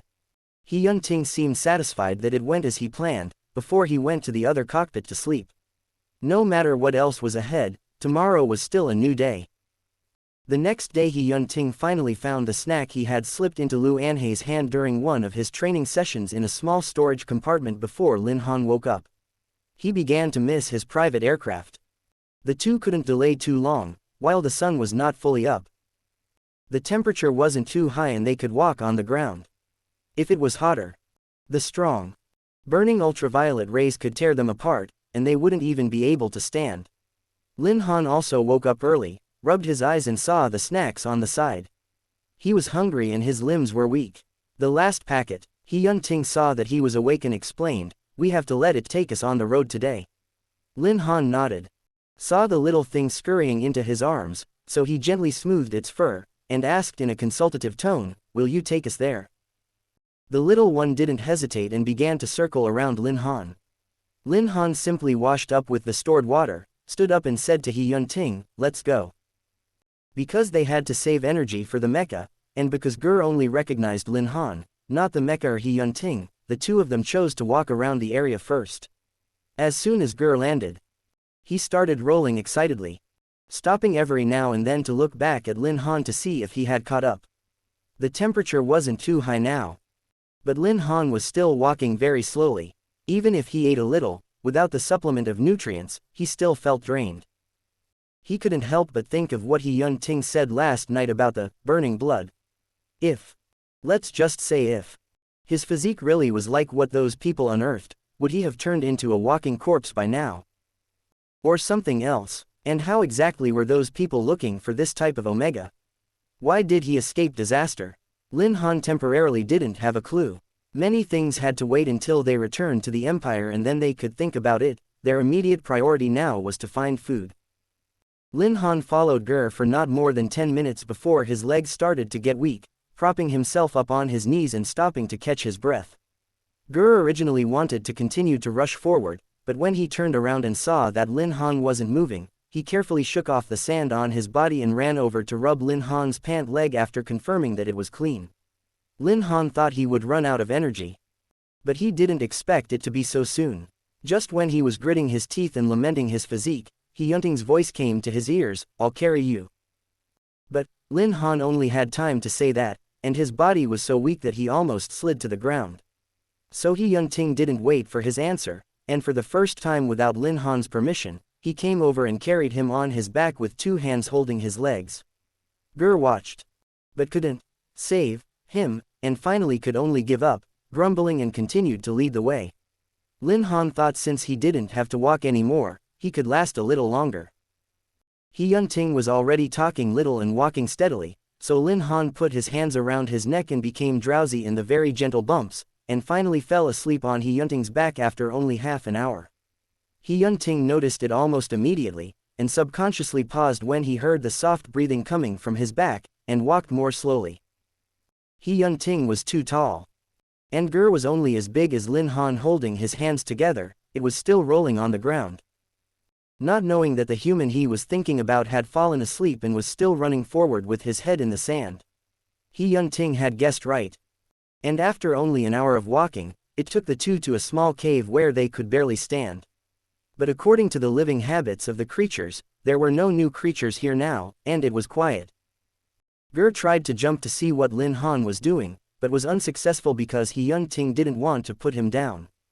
Ger led He Yun Ting to a corner of the cave and started digging the sand on his hands and knees, eventually pulling out some food from a small hole. It eyed the stuff and pushed it in front of He Yun Ting, then collected its claws and shrunk back into a ball, its black bean eyes looking piercingly at him. The meaning was obvious: in exchange for this food, you'd lend me the human on your back for rubbing. In the border area that hadn't reached the boundary of Oddbound, this tiny golden lingo was the only plant that could grow here. It had very low water content, but was naturally hardy. So it had a strong satiety and was a food for certain races, and humans could eat it too. He Yun Ting obviously didn't buy it, and naturally couldn't put Lin Han down. He swept a glance at the little guy, coldly rolled away all the fruit, and stood up. The temperature was starting to rise, so if they delayed a little longer, they wouldn't be able to leave.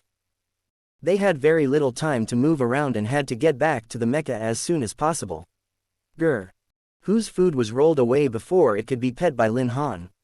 Its reflex arc was a bit long, and it took a full 3 minutes for it to realize what had happened.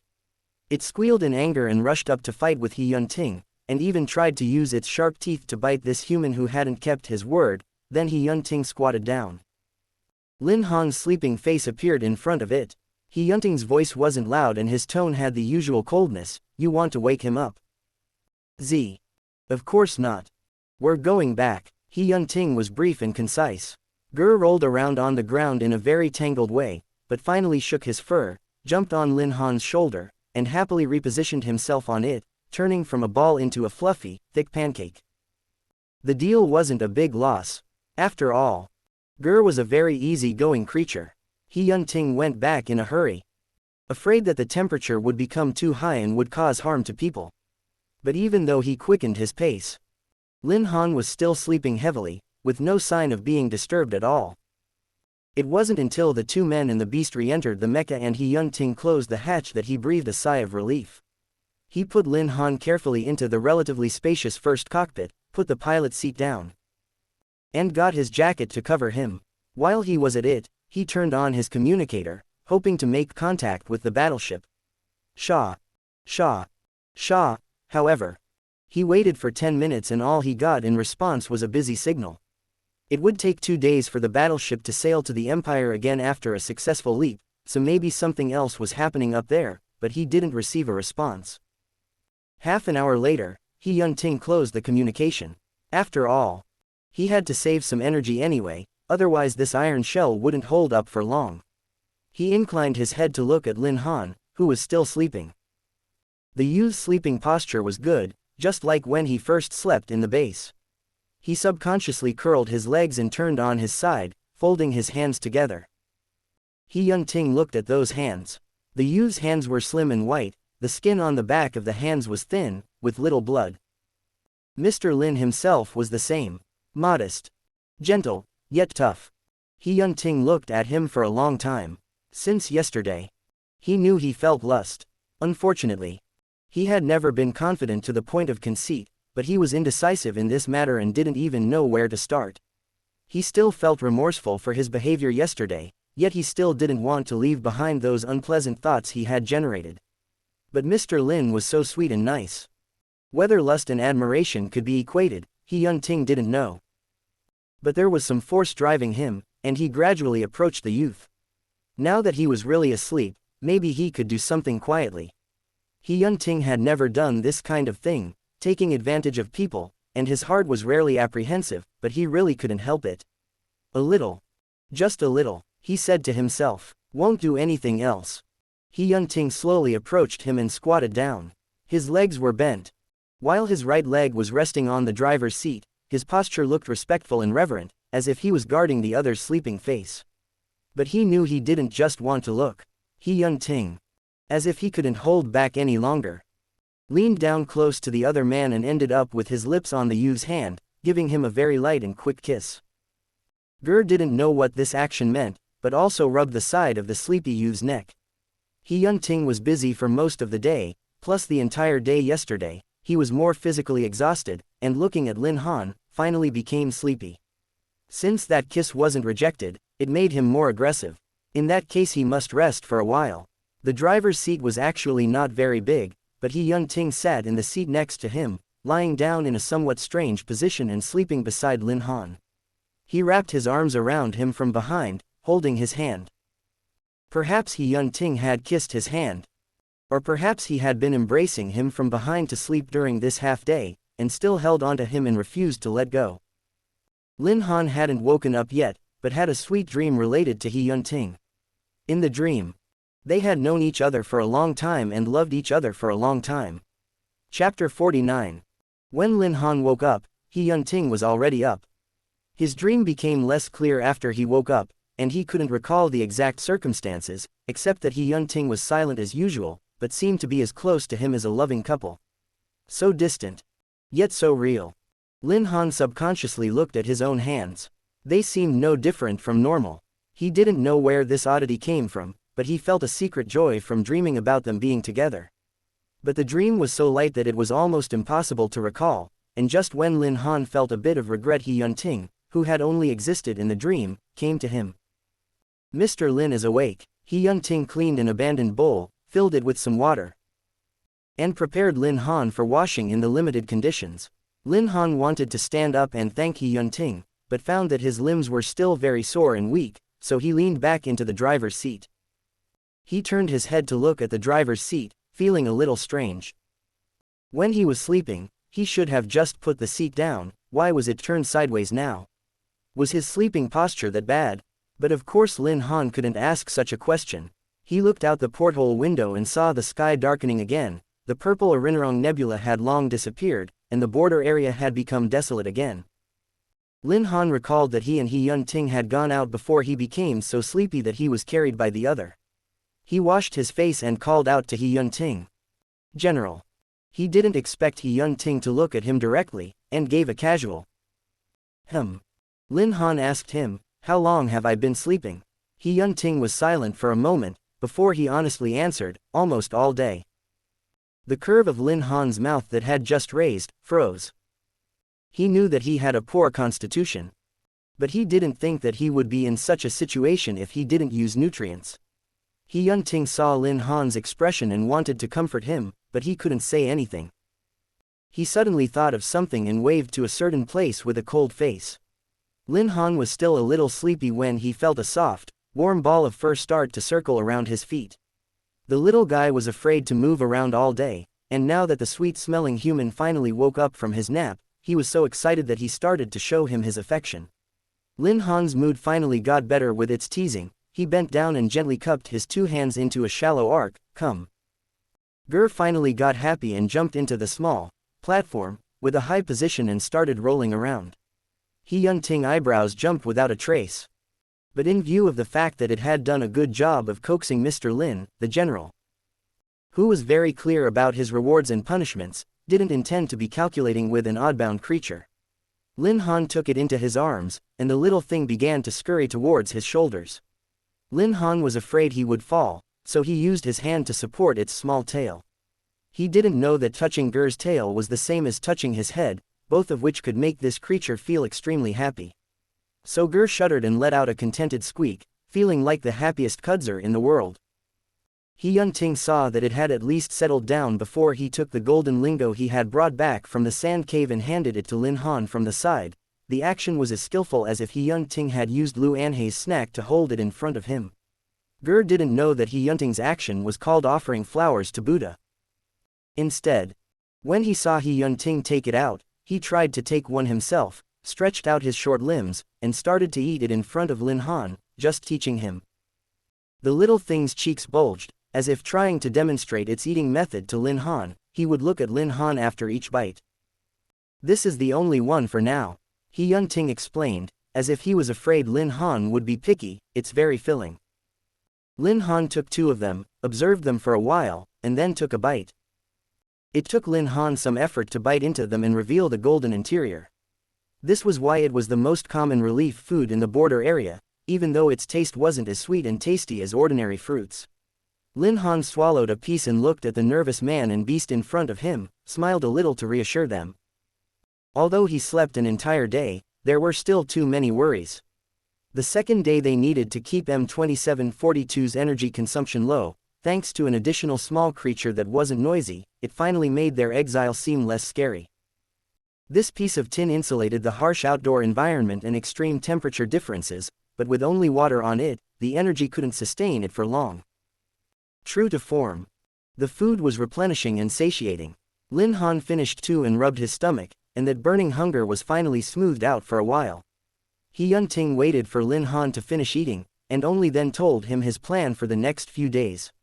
I'll try to find some food in the 2 days I can move around and try to pioneer farther, He Yunting said. The mecha will stay put for now. And when I find a clear path, it's not too late to drive there. Lin Han nodded, understanding that he couldn't just sit there and wait. If the mecha didn't have the energy to replenish, they would eventually lose contact with the outside world completely. There was just something worrying around him, and Lin Han was a little uneasy. But He Yunting said, Mr. Lin, don't go out and wait in the mecha until I return. Lin Han was silent for a while. He knew that with his physique, following He Yunting out together would undoubtedly add to his burden, and he couldn't carry him all the time, which would be physically exhausting and wouldn't be worth the loss. Don't worry about me. He Yunting seemed to understand what Lin Han was worried about, and awkwardly spoke to comfort him. I have a good sense of direction, finding the original way back isn't a problem. Lin Han felt that he couldn't help at all and his heart was filled with guilt. All right. He gently stroked the soft little head of Ger in his arms, but he felt a little dissatisfied. He became disgusted more than once again about his physique level. I'm going out. Then, He Yunting's tone was light as he stood up. Lin Han was momentarily speechless, knowing that he had no reason to stop him. He tilted his head to look at the man in front of him. The other man's face was waveless, his eyes cold, as if nothing could easily cause his emotions to fluctuate.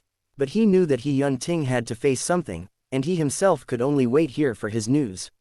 Okay, Lin Han said. At this point, he had no choice but to trust He Yunting completely. Lin Han originally wanted to let Ger go with He Yunting, but he seemed to be more clingy than expected and had a natural rejection of He Yunting, so in the end he didn't force the little one to go out with He Yunting. Lin Han handed over the jacket belonging to He Yunting. The owner took it. Didn't say anything. Just nodded in silence and walked towards the hatch. He Yunting was still in the same position as Lin Han. He saw He Yunting's still dazzling silver hair, and his wide and warm back facing him. It seemed that even if he was reduced to this level, he was still able to do anything. Lin Han suddenly had a kind of magnified empty pessimism, but because of this pessimism, an unrealistic cruel fantasy was born in his heart. Will we not be able to go back? How long are we going to stay here? Will no one remember us? We're nothing here, just two wandering travelers in the border area. No one knows our names. And no one sees what we have done. Can we just let loose and do something what we would never dare to do before? If we died, there would be only one Gur as a witness from beginning to end. It's so safe. It won't even talk. Our lives would die out this way, and all our secrets will be covered up here. Then we return to the universe, scattered into the galaxy as a blanket of stardust, falling back into the cycle of stars. It was like a kind of embrace. And He Yunting, who was about to go down, stopped. Lin Han hadn't come out of the sadness just now, but froze when He Yunting was walking back towards him. The hatch had already been opened, and behind him was the desolate and vast land of ruins. After returning to the Empire, Mr. Lin will go back to the Institute, right? He Yunting suddenly said. Lin Han didn't understand why He Yunting suddenly said this. His lips moved and let out a very dry, hem. I'm going to study a new mecha. Lin Han replied softly. He Yunting didn't reply immediately. Lin Han didn't understand why he suddenly asked that, knowing that now they couldn't even figure out how to go back. Will there really be reinforcements to pick us up? Lin Han asked. He Yunting didn't answer. His face was as cold as ever. At this moment, the little pessimism in Lin Han's heart was magnified several times, and he opened his mouth. General. He wanted to call him General like before. But suddenly he didn't want to call him General. Lin Han's words didn't come out in the end, because He Yunting continued speaking. We can go back, he said. I will definitely take you back. He Yunting seemed to understand Lin Han's unexplained sadness and said to him, trust me. Mr. Lin said that I'm invincible. Lin Han saw the man close at hand as if he wanted to try to raise the corners of his mouth, but finally chose to stop for fear of his face becoming strangely stiff. It's just that when the time comes, I may still have to let you fix M.2742.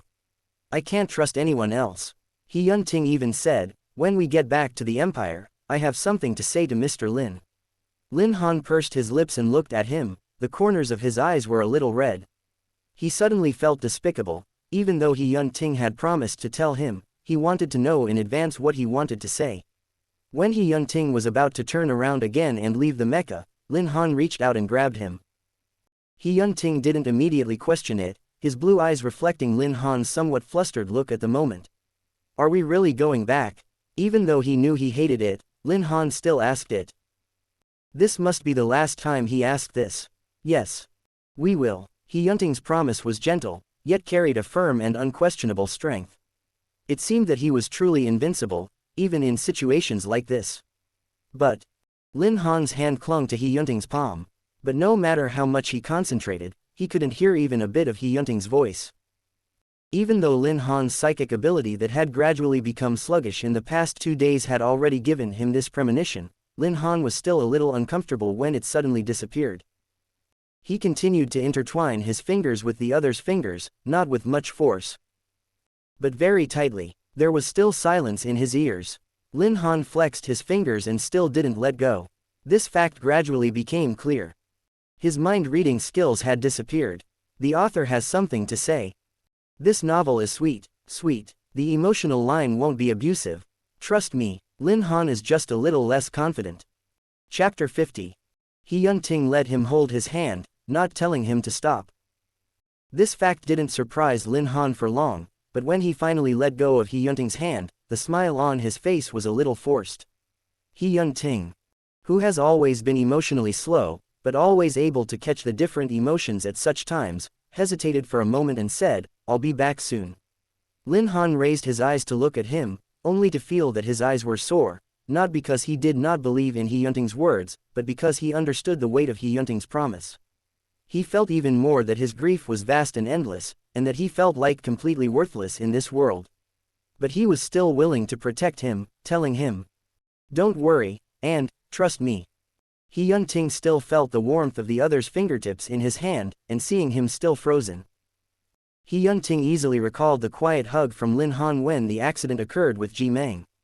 Perhaps the previous night's stolen kiss wasn't discovered, so he was lucky, or perhaps Lin Han's eyes made his heart soften and beat faster. He Yunting couldn't tell which thought was at work, but still reached out a moment later and swept the person in front of him into his arms. He wondered if Mr. Lin would mind. If he did, he would push him away, however. He just couldn't control himself from doing it. Except for the time when he wasn't really awake during his susceptibility period, and unlike the time when he was marked and thirsty, this time it was He Yunting who chose to embrace him of his own accord. Unlike Lin Han's hug, he coaxed He Yunting to lean down before pulling him into a hug. This time, He Yunting easily pressed Lin Han into his arms, but didn't dare to force him, he only gently embraced him. For the first time, he found that whether Lin Han was an ordinary Omega or the best mecha designer in the Empire, it didn't seem to make any difference at this moment. The other man was so fragile, as if the slightest force could crush him. He Yunting was actually not so concerned about his own second gender. Pheromone and spiritual power were just to make them more dedicated to the Empire.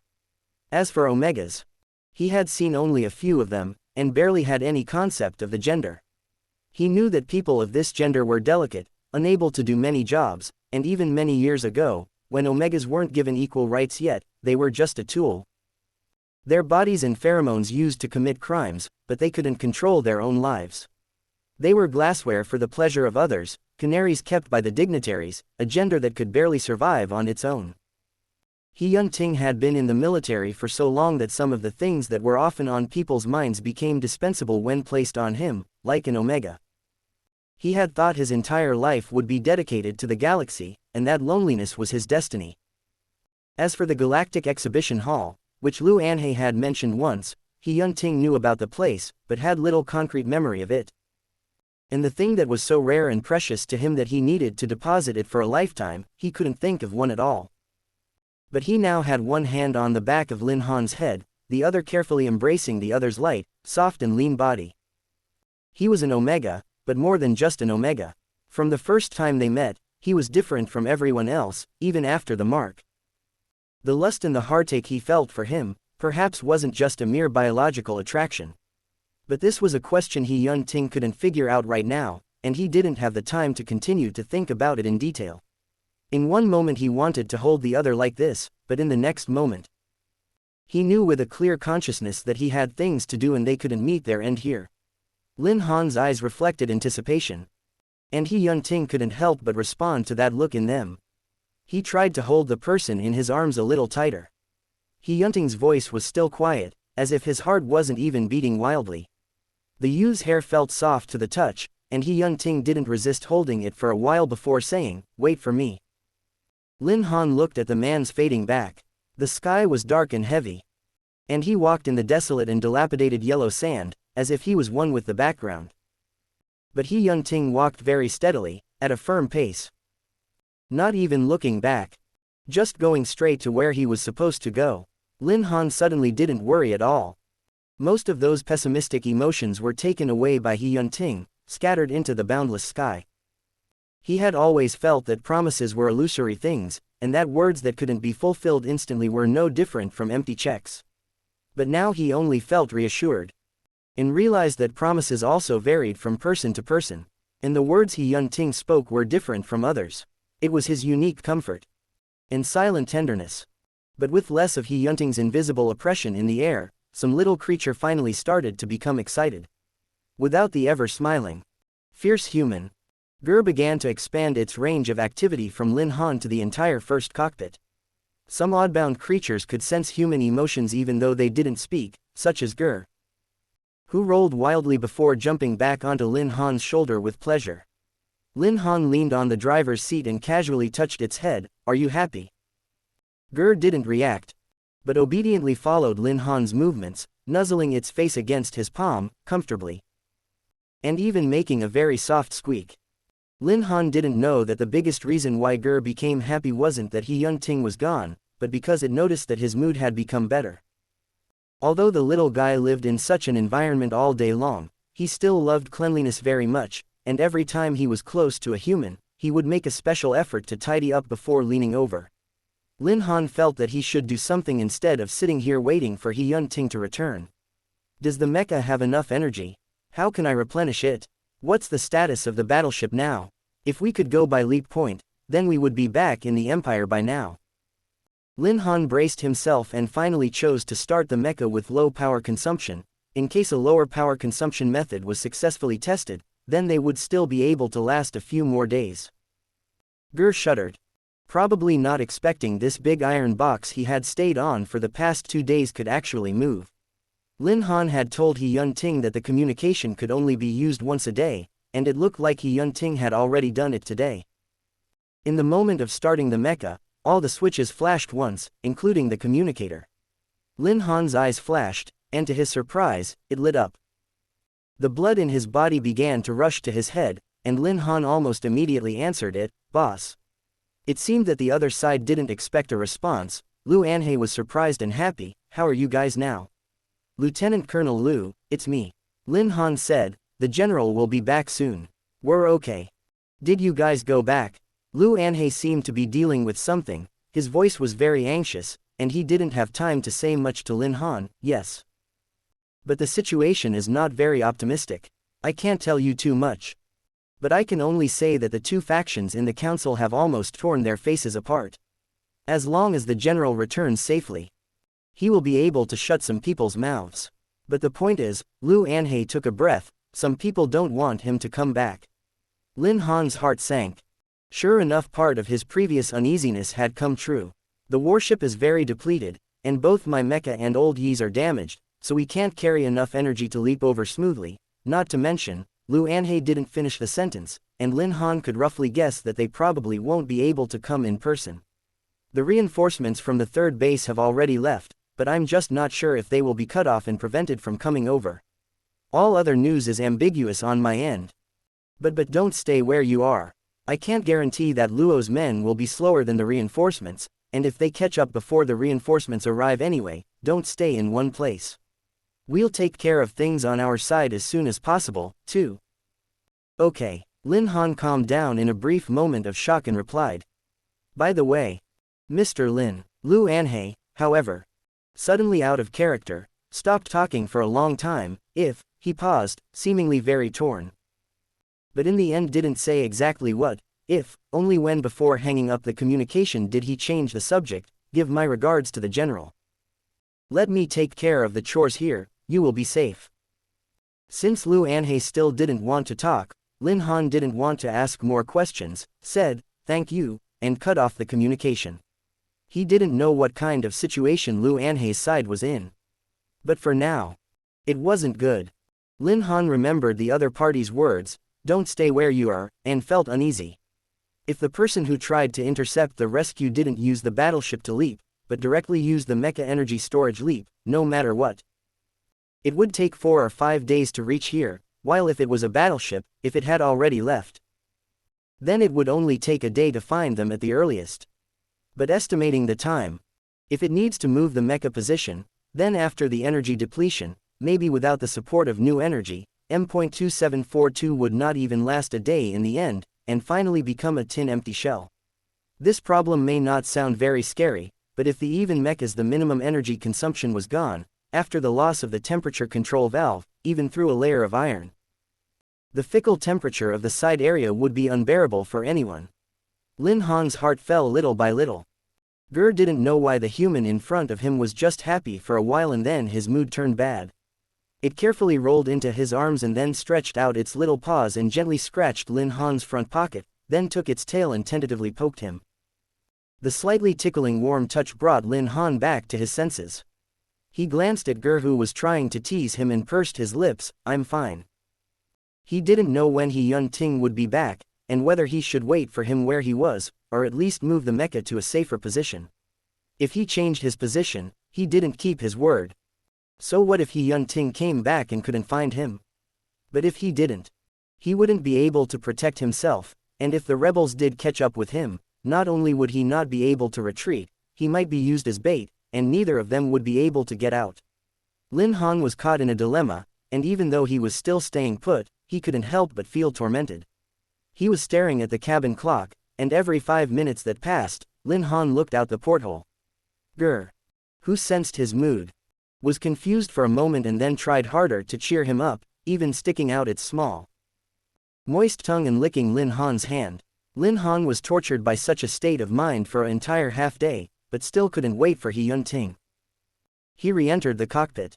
He couldn't wait any longer. He didn't want to sit around and wait for death, and he didn't want to leave He Yun-ting behind. Lin Han almost shuddered a little as he took the helmet aside and forced himself to calm down completely again.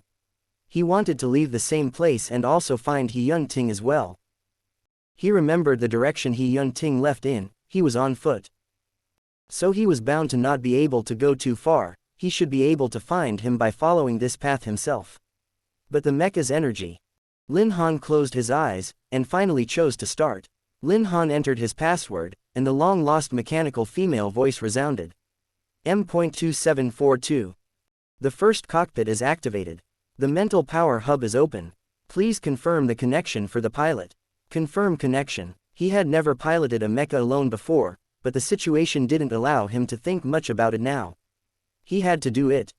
He couldn't fail. As for the energy, if the mecha's energy consumption was to be minimized, the only way to do that was to use up a lot of the pilot's mental energy. Lin Han braced himself, stretching out his mecha arms in a simple gesture, and his left and right legs began to move, beginning to take one step forward at a time. Each step rose dust into the sky. Grr seemed to be frightened, and even somewhat dizzy in the mecha. Its tongue was out as it was spinning around and grabbed onto its own tail, and finally, because of the dizziness, it planted itself in Lin Han's arms, quietening down. Lin Han's heart was about to beat out of his chest, but he still tried hard to drive the mecha forward with his spiritual power, and he didn't dare to drive too fast, for fear that he would miss the other if he wasn't careful. Grr bit Lin Han's cuff. And even after a while its dizziness hadn't eased, so it just squeaked and leaned over again. Lin Han now had no time to comfort it, he could only slow down a little. He exhaled hard to suppress the panic and wandering in his heart, and was about to move on. But he suddenly saw the person he was looking for. But the sight didn't make Lin Han feel happy. It was already dawning.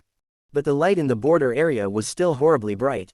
Opposite to He Yun-ting was a group of horribly hideous creatures. Although they didn't have the large size of the Zerg, nor did they have the agile leg limbs and the natural brutal and murderous instincts of the Zerg, Lin Han didn't know what they were called. They should also be a type of oddbound creature. Grr saw the group of things through the display and screamed.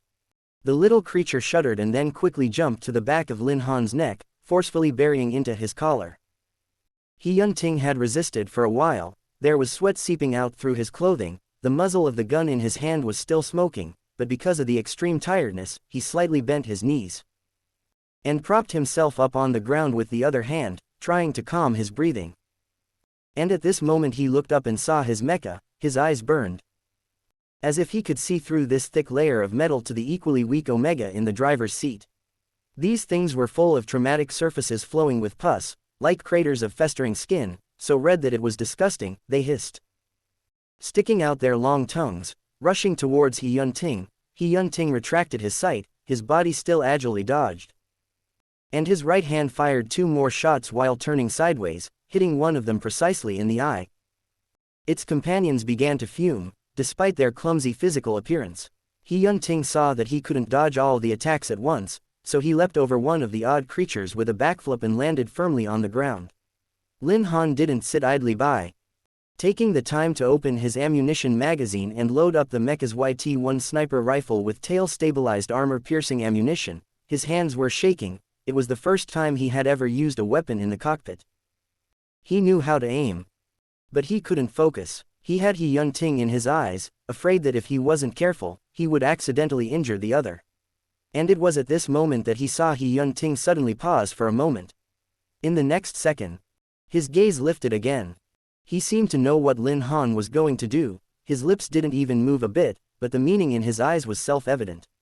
Let's give it a shot. Trust yourself and trust me. Lin Han saw the group of disgusting creatures with salivating mouths re-attacking He Yun-ting, and with a crossed heart, concentrated on what he was doing and pressed the electromagnetic gas pedal. Boom! The first armor-piercing rounds rushed at them, wrapped in thick smoke. And two creatures that got too close were instantly pierced, their flesh and blood bursting out and spilling over their disgusting, smelly skin. Lin Han didn't have a chance to catch his breath, his eyes turned red, and continued to grit his teeth, sending out shots one by one, and the bullets really didn't miss, even though one of them almost grazed He Yunting's shoulder, but it ultimately didn't hurt him. After one loud bang after another, the creatures were shot through one by one, and the ground was filled with their blood and limbs, flowing towards He Yunting's feet. Clean up, cleaned up. Lin Han's mouth became raw and painful. Looking at the scene in the display, he actually did it. He Yunting's body was stained with dust and became less handsome, but he still stood up with his back straight as before. For the first time, Lin Han felt the urge to call out to the other person even though they weren't far apart. Even though he knew he was weak these days, he couldn't help but open the hatch and stumble out, wanting to see him urgently. He Yunting. For the first time Lin Han didn't call him by his title, but called him by his name, and ran towards him, almost falling on his knees as soon as the elevator opened. He Yunting. He Yunting, He Yunting.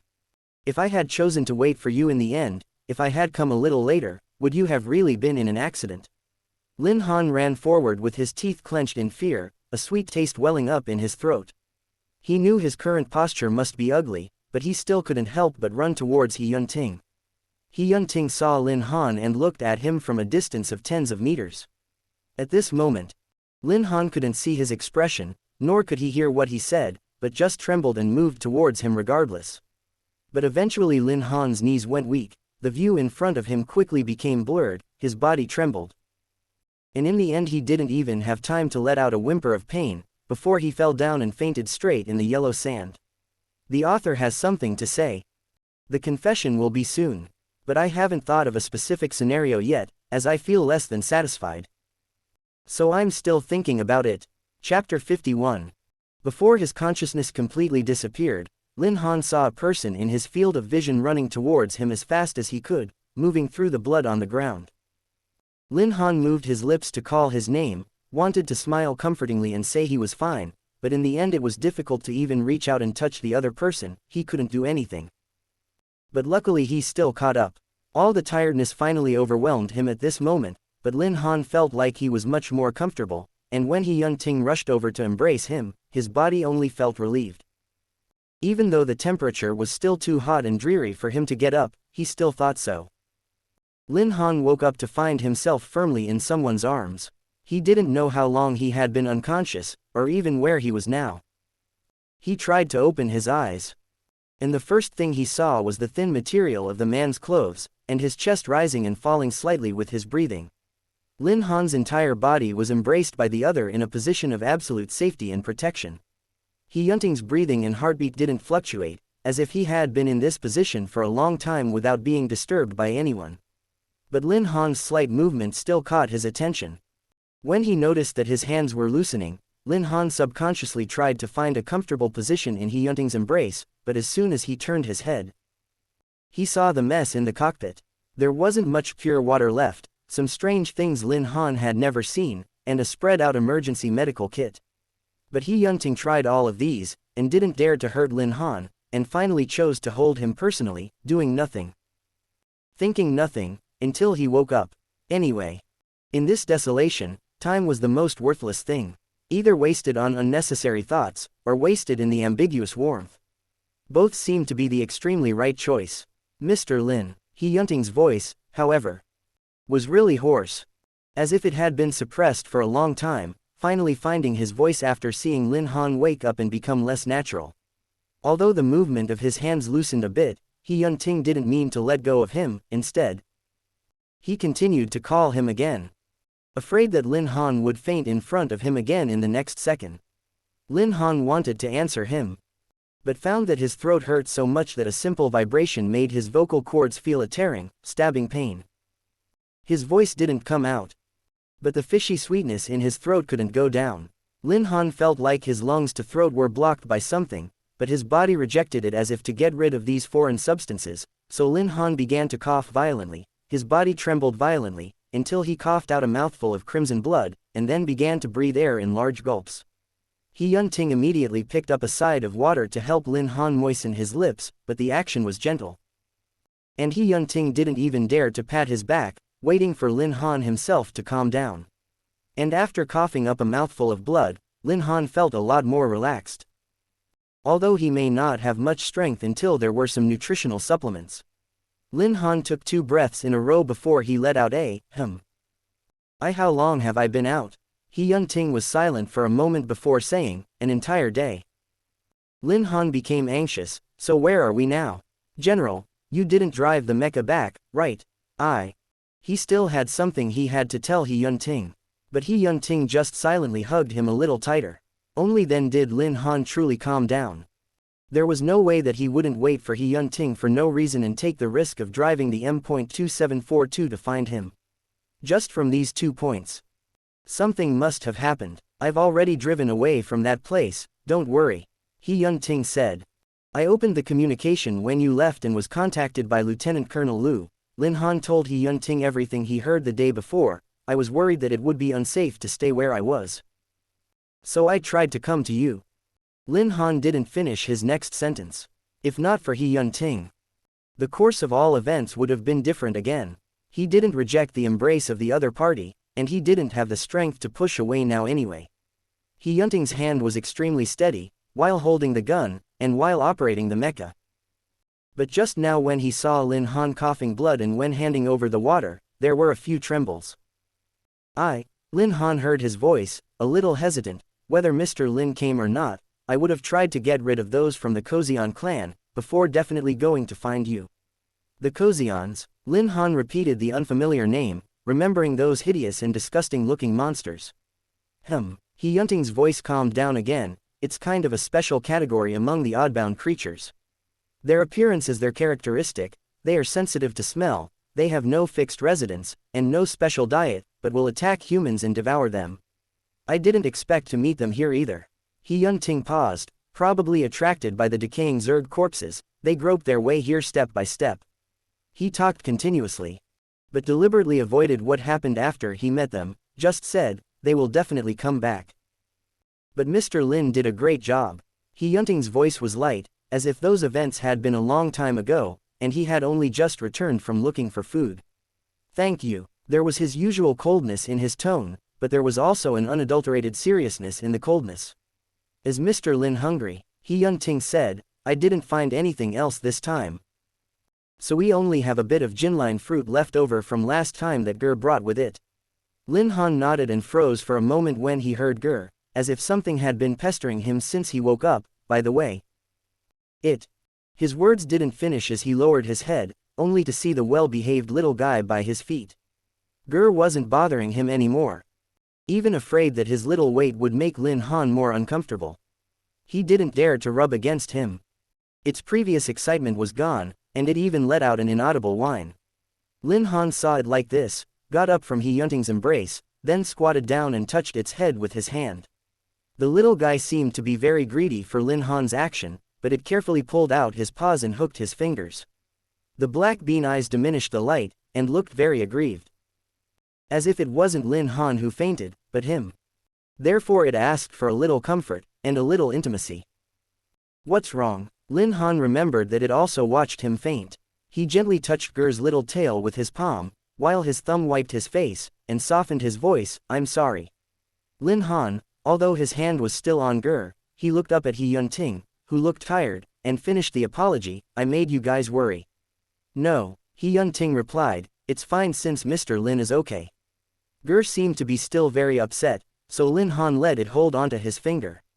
He came closer, looked at the aggrieved little guy and said, I didn't mean to. I didn't mean to leave you. Ger's nostrils twitched when it heard this, and it was finally convinced by Lin Han. Lin Han spread his palm, don't you want to come up? The little one squirmed for a while, but gave in and jumped back up before gently rubbing his hand. Lin Han felt the familiar fluffy touch. Ger buried his face in his palm, and after a while, he jumped up on his shoulders aggressively. And Lin Han actually found a little bit of very light wetness in his palm. Perhaps it was during the time he was unconscious that Ger thought he was dead. So the oddbound creatures could also cry. Lin Han's heart trembled lightly. He wiped off the wetness with his thumb, and gently patted the little one on his shoulder again. It won't happen again. Don't cry. In the moment of wiping away Ger's tears, Lin Han was suddenly lost in thought. Was he Yunting sad? If he really had an accident, what would happen to him? This vision made Lin Han feel sad again. He envisioned 2 scenarios, but found that none of them was acceptable to him.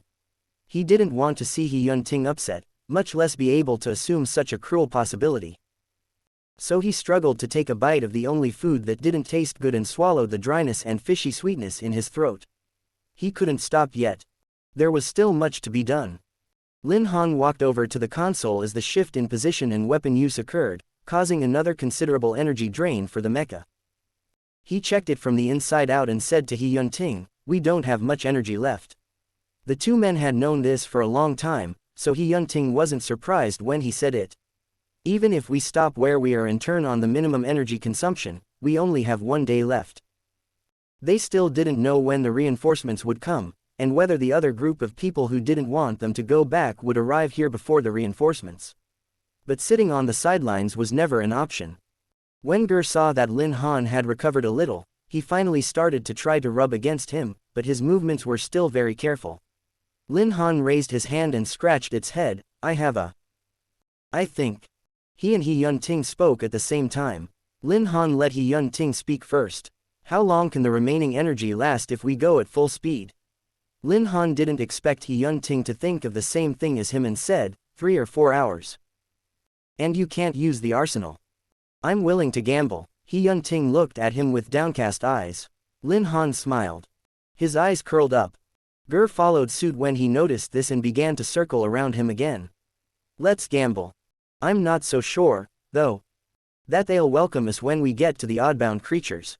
He Yunting said, but I probably remember the directions. Lin Han's eyes blinked. I don't know either. For example, this little thing on his shoulder. There was no turning back anyway, so they might as well give it one last try and have no regrets.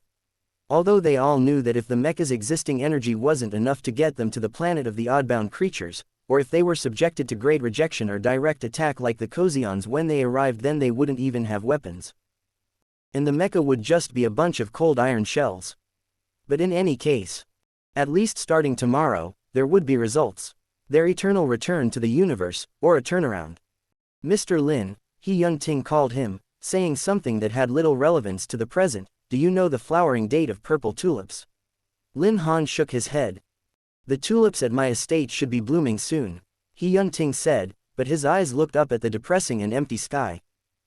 The only reason he had planted that field of flowers was that he thought they looked a lot like the Arinarong Nebula when they were in full bloom.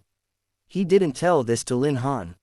Let's see it together when we get back, He Yunting said. His tone was full of certainty, as if the 2 weren't on a barren planet. Their mecha was full of energy, and they had infinite possibilities. Lin Han tilted his head to look at him and called He Yunting's name. Does General have any faith? He couldn't help but ask. Lin Han once thought that he was strong. But in this situation, he realized that he was still very fragile. And there were still a lot of doubts and denials that were breaking down the things he had built up. But not He Yunting. He seemed to be ever firm, no matter where he was.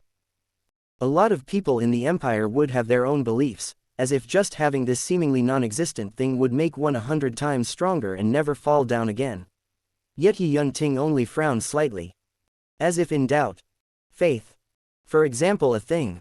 Or God. Lin Han had no way to explain this, because in fact he himself had never believed in God. I don't know, He Yunting said. Maybe there really is a God. Lin Han didn't expect him to answer this way and looked up at him again. Even now, He Yunting's aura hadn't changed a bit. While his eyes were like stars, his face was cold, as he said indifferently, but even if there are gods, they are still at my disposal. Chapter 52. When do we leave? Lin Han asked with a light smile. After hearing He Yunting's words, he felt there was nothing to be afraid of again. He should have known. From the moment he decided to come along. No one on the battleship cared about themselves, and according to Lu Anhei, there were many people who couldn't go back. Even before he had a small amount of sadness, in the end, he couldn't distrust He Yunting. If he had to choose again, he would still do so. He Yun-ting didn't answer directly, asking him. Let's wait for tomorrow morning and pick a time when the temperature isn't so high. Would Mr. Lin like to rest a little longer? In fact, without nutrients, it didn't make much difference how long he slept, but Lin Han still didn't have much energy, and after forcing himself to eat something just now, he was extremely sleepy. But he didn't refuse He Yunting's offer, anyway. Everything had been decided and he could accept any kind of decision, so he might as well have a good sleep at last. Okay, Lin Han nodded. He was just about to rest. And afraid that he would scare the little thing again, Lin Han gently lifted it off his shoulder and called its name, Ger. Ger's dark beady eyes immediately turned to him, and the tip of his moist nose pushed forward. I want to take a nap. Lin Han, fearing that he might not understand, explained. Closing your eyes is just resting. And you won't be suddenly ignored like before. He stroked its little tail, understand. It seemed to understand human words, but it was slow to understand Lin Han's meaning after a short while, and it rolled around in Lin Han's hand to show that it understood. Lin Han thought of the day he picked it up. The ground was full of Zerg's corpse and metal fragments, only a small hairy ball Ger rolled over, so he couldn't help but ask, did you get lost before? Ger rolled from his left hand to his right, not knowing what he meant. Lin Han continued. We'll probably take you home tomorrow. Not the random little dune you were perched on, but your planet. Of course. We could also end up not having enough energy, Lin Han intoned but not heavily, and we'd still be around here. Ger suddenly reacted and looked like it was excited because a part of its fur was shivering with joy. It looked like it wanted to go home too. Lin Han, as if infected by its happiness, nudged the tip of its nose, then we'll try our best to send you back. When you go home, you won't have to roll around in the sand. As for him and He Yun-ting, it might take quite a while before they could return to the Empire. Maybe then it would be time to say goodbye. But he didn't tell that to Ger. After all, even small animals hate parting. He Yun-ting came over and handed him his jacket. Some mecha would be equipped with a sleep compartment. M.2742 had a second cockpit. And the pilot himself had stated that a sleep compartment wasn't needed, so now the only thing Lin Han could cover himself with was the other man's jacket. He Yun-ting closed his eyes for a while and slept very lightly, as if he was resting only to cope with his bodily functions. Go to sleep. He Yun-ting's eyebrows lowered, and his cold eyelashes became less distant while putting his jacket on. Lin Han, good night. Lin Han grabbed He Yun-ting's hand. He couldn't say what the motive for doing so was, but he still didn't hold back. Lin Han was slightly disappointed when he couldn't hear He Yun-ting's heart in his ears, but still looked up at the other. Good night. He saw He Yun-ting leave the cockpit as he finally drifted off to sleep. Ger was lying on his shoulder, as if it also intended to take a nap. Therefore Lin Han didn't know that He Yun-ting left but came back again, nor did he know that the other held his hand again as before, fearing to be discovered. Barely sneaking a kiss, however. Due to the loss of his mind-reading skills, he had a dreamless night this time. When Lin Han woke up the next day, he was surprised to find that one person and one ball in front of him had a bit of a falling out. He Yun-ting saw that it was time to wake up Lin Han, but he just opened the hatch when Ger woke up first. He Yun-ting didn't want to pay attention to it and went straight past it to call Lin Han, but the neglected little thing finally broke out in discontent with him and blew its fur up all over, using its fastest speed to crash into He Yun-ting without thinking about it. The next second it was easily picked up. He Yun-ting also subconsciously used his hands to block his waist, so that the small thing didn't hit his belt buckle and faint. But Ger obviously didn't appreciate that, huffing and grimacing at He Yun-ting. I'm here to wake Mr. Lin up. He Yun-ting stated indifferently, his tone cold and devoid of any emotion. Ger angrily continued to wave his short paws in the air with his teeth and claws. He Yun-ting looked colder, and showed an expression that would make all the sergeants turn cold. Unfortunately, this wasn't the base. And the thing he was playing with wasn't even human. It didn't understand the threat in He Yun-ting's words, but instead showed its two sharp teeth more fiercely. He Yun-ting didn't bother to pay attention to him, and even raised his hand a little higher and stared at the little guy more and more coldly. Ger's paws waved even more fiercely. Lin Han, who woke up to such a scene, what are you guys doing? Almost at the same instant, He Yunting immediately withdrew his raised hand and put it behind his back, and as soon as he let go of his hand, Ger rolled and crawled back to Lin Han, with the appearance of letting him be the master. Lin Han only found it amusing, first petting a handful of Ger's fur, and then raising his head to greet He Yunting with a warm smile, "Good morning." The conflict between the two was resolved. He Yunting put away the unnatural little emotion on his face and said to Lin Han, "It's time to go." Lin Han rubbed his eyes and nodded. Okay, the two of them didn't have anything with them and could leave at any time. He Yunting didn't let Lin Han get into the cockpit, as the previous accident was still in his mind. "Mr. Lin. Don't activate the second cockpit," He Yunting didn't explain much, "I'm enough as one person." Lin Han knew that He Yunting's physical and mental energy consumption in the past few days was too much compared to his own, but he finally listened to He Yunting's words and sat in the pilot's seat and put on the helmet, and then didn't make any other movements. The mecha began to rise, the mechanical female voice rang out, M.2742. Full aircraft self-test complete. Energy response weak. Current mecha outer environment detection is level D. Please pay attention to protection and choose to open the mecha pod. Open the first cockpit. Close all weapon banks. Despite having prepared enough, Lin Han was nervous. He heard the engine start. Saw the desolation on the display gradually getting farther and farther away from him, and saw He Yunting's ever so steady back in the first cockpit. Confirm. Should the full arsenal of weapons, including defense shields, be closed? Yes. Ger began to show a little sign of being dizzy in the mecha again, but luckily this time Lin Han didn't have to drive it, so he cupped the little guy in his hand and gently patted its somewhat trembling back.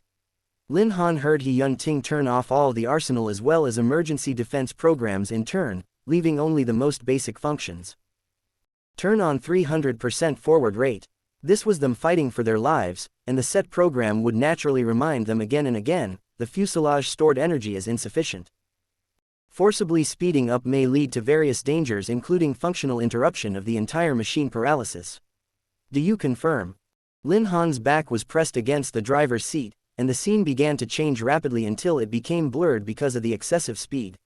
Lin Han couldn't hear anything at this moment, and they were the only ones still trying to survive in this desolate area, in a high-stake gamble. The sound of the air currents were like a sharp knife cutting through, and Ger was already in his hands. But Lin Han was only looking at the person in front of him. And with the mecha going forward, they saved a little bit of time, but there was a rapid depletion of energy. He Yunting had already pulled the speed to the fastest, and didn't tell Lin Han which way to go, and Lin Han also didn't ask, as if the two were born with absolute tacit understanding. Lin Han saw the lights that started flashing on the console, and the values that kept lighting up, and estimated in his mind the time remaining and the distance they could go. Because of the speeding forward and the many functions turned off in the mecha, Lin Han still felt a lack of oxygen and vertigo. He struggled to settle down and reopen his eyes. He couldn't afford to faint again. Even if he failed in the end, he had to at least see for himself exactly where he stopped. The estimated energy consumption was about 3 hours, during which the two barely communicated. With only He Yunting occasionally worrying about Lin Han's condition and checking in through the communicator. With only 30 minutes left in the journey, the windows around the ship suddenly went dark, as if they had entered a different area. However, He Yunting didn't stop. "This is the fog swamp, after crossing it, we can reach our destination." Ger finally fell asleep under Lin Han's reassurance, and Lin Han responded softly without asking more questions. But before M.2742 left the area, the mecha suddenly began to shake violently, and the red light, which was about to run out of energy, kept flashing, announcing that their advance was about to reach the end. He Yunting didn't have the slightest intention to stop, and even used more mental energy than before, allowing the mecha to continue to move forward passively and rigidly with inertia. Bang. Its legs were finally forced to stop, and as all the systems began to stop, even the red light was about to go out. Lin Han forced himself to endure the dizziness and slowly stood up from the driver's seat. "Mr. Lin," He Yunting called him over the communicator. Lin Han still didn't know what had happened. Had they failed and didn't make it after all? "It's okay," he said. General did his best. He Yunting, however, didn't say anything more, but instead stepped out of the cockpit himself and opened the hatch on Lin Han's side. He didn't look wretched at all, the intense driving just now didn't seem to have affected him in the slightest. Come out and take a look. Lin Han obediently followed He Yunting, and as soon as he landed, he froze at the different environment he saw. It seemed they had arrived at the border of the oddbound biological system. He tried to continue walking, but his feet got weak and he almost fell on He Yunting again. The other walked in front of him and leaned down, speaking in a light tone, "Come on up." Lin Han didn't hesitate much this time, took 2 steps towards He Yunting and obediently climbed onto his back. So He Yunting carried Lin Han on his back. Lin Han had a small donut on his shoulder, and the shadows of 2 people in a ball were stacked together. Lin Han's hand looped around He Yunting's neck, and the other, afraid he would fall off, grabbed him with one hand again. He Yunting didn't know that recently Lin Han frequently held his hand but lost his mind-reading skills, and Lin Han didn't know that He Yunting also kissed his hand more than once while he slept peacefully. All the secrets were hidden, and no one knew. Ger was the only witness. Chapter 53. It was a border. Because they were stuck right behind the foggy swamp, and the mecha was unable to stop steadily because it was out of energy. The flowing fog could pull M.2742 backwards at any moment, and if that happened, their mecha could be swallowed up with the weapons and end up in this strange swamp. But the problem was, the only one who had any strength was He Yunting, and he alone couldn't move this big iron shell in the slightest. Lin Han also ambled on his back, and the 2 stopped together. After understanding the situation, Lin Han also found himself confused. The environment they were in now wasn't the same as before. The oddbound galaxy varied according to the region, the oddbound creatures weren't the same, and the geological environment was also very different. But now they have said goodbye to the endless yellow sand, except behind them was still a thick swamp of fog that would swallow everything, but the ecology was much better than in the border area. The ground underneath wasn't too flat, but green plants and rolling hills could be seen. Although they didn't find a water source yet, the temperature wasn't as suffocating as before because of the green plants. Although it was still not comparable to the main planet of the Empire, for the 2 of them, it was already very good. This side should be considered the north. He Yunting explained to Lin Han, the creatures that move in the north are basically milder and won't hurt people. Lin Han actually wanted to try to get down and walk, but his body really had no strength. He was worried that if he did that he would fall to the ground with weak legs after a few steps. He was repeatedly tossing and turning this thought, and resigned himself to fate and let He Yunting keep carrying him. Anyway, he now had some other thoughts in mind. He didn't know when the 2 of them would actually be able to return, but at least here, they had an absolute sense of bonding. Even though neither had said anything, neither had crossed the line, they were still more than a little ambiguous than their normal relationship. So that's good. Lin Han thought. They were both unique now. So we succeeded? Lin Han asked. At least they didn't remain in the barren yellow sands of the borderlands, but stopped in a relatively ecologically sound place. Sort of, He Yunting said coldly, but the mecha is a problem. Lin Han looked at M2742, whose energy had been completely depleted. Only a few dozen meters further forward was needed to avoid being swallowed by the foggy swamp behind them. But these tens of meters were a distance that was simply impossible for them to complete. Lin Han lost his head again. There's no other way, is there? It could be only left here. He Yunting didn't say anything. Lin Han's hands around He Yunting's neck tightened and he gathered his emotions and tried to speak in a relaxed tone, then let's go there first.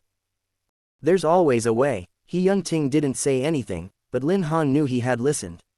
As the mecha stopped and Ger finally woke up a bit, Lin Han called its name and said, "You're home." The other didn't seem to understand him at first, and its little eyes opened in a daze.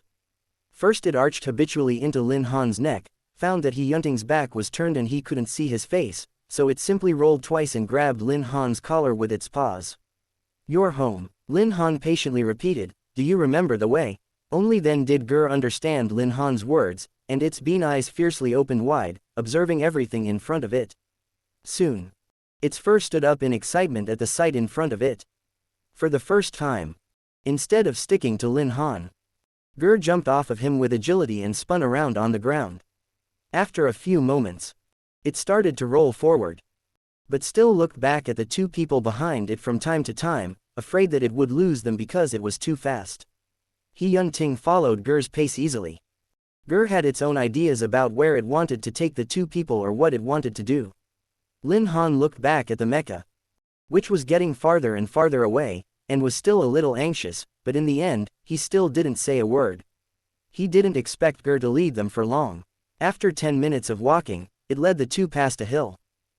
Because of the unstable sliding and sinking of the hillside, as well as the long-term weathering and erosion, there was a kind of high, but still large mound. They saw Ger stop, then turned its head and rubbed Lin Han, as if to tell them to wait. Then Ger began to run as fast as it could toward a low place, and Lin Han was surprised at its agility, but had no idea what it wanted to do.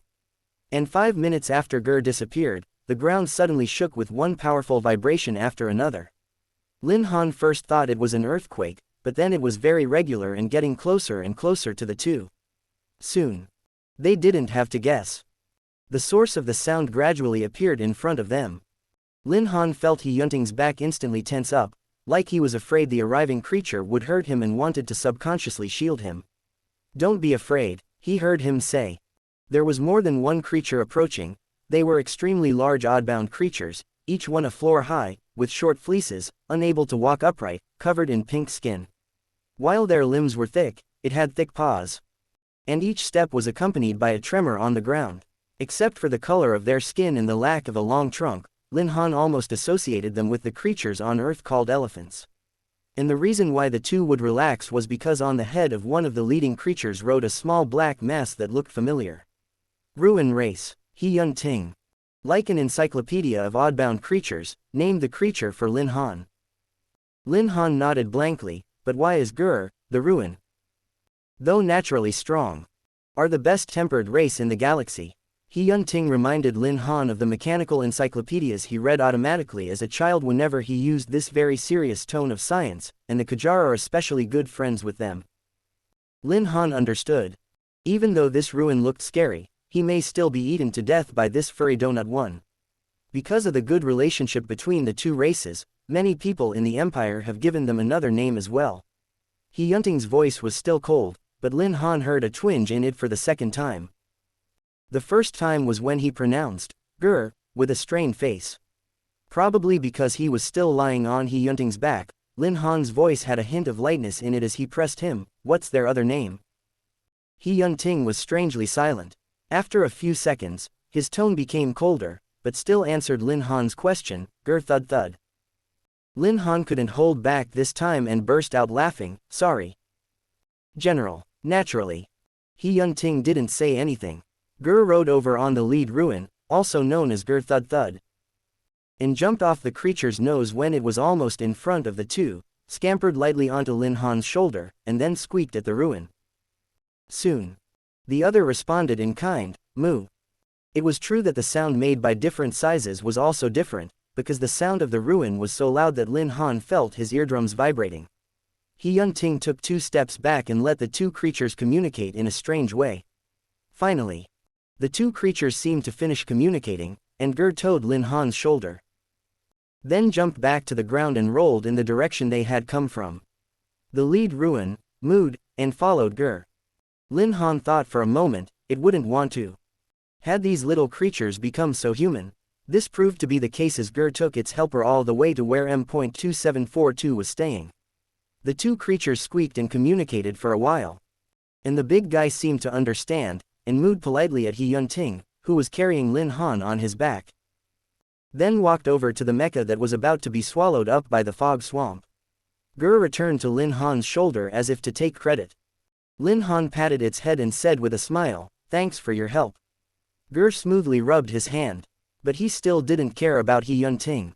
The general glanced at it indifferently, in the spirit of not getting acquainted with such a small thing. But probably because Lin Han's thank you just now was too sincere, after 2 seconds, he finally tensed the corners of his mouth and coldly said, "Thank you." The Ruin looked a bit clumsy, but their natural brute strength allowed them to find their way around quickly. They divided up the work between pushing and passing, and crossed the few dozen meters Lin Han thought were absolutely far away with ease. M.2742 was eventually yanked out of that foggy swamp, and even though it was still a powerless iron shell, it would no longer be stuck. After completing their mission successfully, a few Ruin began to survey the new and strange species in front of them. There were hardly any humans on Oddbound. And they seemed to be very curious as to why Ger could be so brave on Lin Han's shoulders in such an affectionate position. Lin Han was still being carried on He Yunting's back, looking very weak. But these creatures didn't know what weakness was. Not only that, these creatures also had a peculiar specialty of imitation. Humans were very new to them, and the exploration of novelty started with learning their movements or habits. Then the two watched as one large Ruin stretch out its heavy forelegs and moved its entire body onto the back of the other Ruin in front of it. This seemed to be a real attempt to get the other one to carry it. But the problem was, they didn't consider their size and the difference in weight between the two. The one who was supposed to carry also weighed a lot, but it looked smaller than the one being carried. The other one didn't care about this problem, and was very cooperative with its movements, mooing and arching its back, trying to hold up the weight of the other one. So the two large creatures trembled and stacked up, 2 stories high, looking bizarre and comical. The best part was that after doing this series of movements, they also subconsciously looked towards Lin Han, as if to say, "Look, is our imitation good, Lin Han?" Quote. After their actions were imitated by the two creatures, his face began to redden little by little. A strange sense of shame came over him that made him not even have eyes for this scene. Ger looked at the scene with great satisfaction, and even rolled on the ground twice. Lin Han buried his reddened face on He Yunting's back and didn't dare to look further. Boom. As expected, these two big guys, because of the size difference was too obvious, the bottom one obviously couldn't hold on for too long, and eventually its limbs didn't stabilize, and planted forward, the two thudding to the ground together. Their size was too big, and when the both of them fell to the ground, there was obviously a kind of violent vibration, and the surrounding area was trembling. Lin Han suddenly felt He Yunting's back shake very lightly, accompanied by a short breath that could almost melt into the wind. After understanding what that sound meant, Lin Han couldn't even care about being shy. He hooked one hand around He Yunting's neck in a daze, trying to read his heart out of habit, but shrank back because he had lost the ability to do so. He was still curious and boldly brought his other hand up to He Yunting and ran his fingertips along He Yunting's cheek and touched the corner of his lips. The group of creatures in front of him were still communicating with their unintelligible cries, but Lin Han had no time to care. He remembered that He Yunting's face was always taut, and the corners of his lips were always straight. It seemed that no matter what he faced, he always reacted the same way. Joy to him was just a superfluous emotion. But now the corners of his mouth were no longer a cold, hard, straight line, but had a slight curve. Lin Han hesitated for a moment, but still couldn't suppress his mood of the moment and asked tentatively, "General, are you smiling?" Chapter 54. Lin Han's index finger, with its soft warmth, lightly swiped the corner of He Yunting's lips. He lost his mind-reading skills, but he was able to touch and self-interpret such emotions without interference at this moment. In the past, even if He Yunting wanted to comfort him, because he didn't know how to make such an expression, he could only say nothing to him with his usual stern face. He Yunting himself didn't realize that he also had such emotions, and without Lin Han's reminder, he didn't even know that he was smiling. He was stunned for a moment, and replied with a rare lack of confidence, "I don't know." Just like Lin Han once asked him if he liked him. He seemed to be so confident and conceited about everything, but wavered on the matters related to Lin Han. Lin Han withdrew his fingers and lifted his face a little from He Yunting's back, without saying anything more. For a moment he wanted to move forward to see what He Yunting would look like when he smiled, but withdrew the idea for fear of embarrassing him. The smile he couldn't see with his eyes could be touched with his fingers.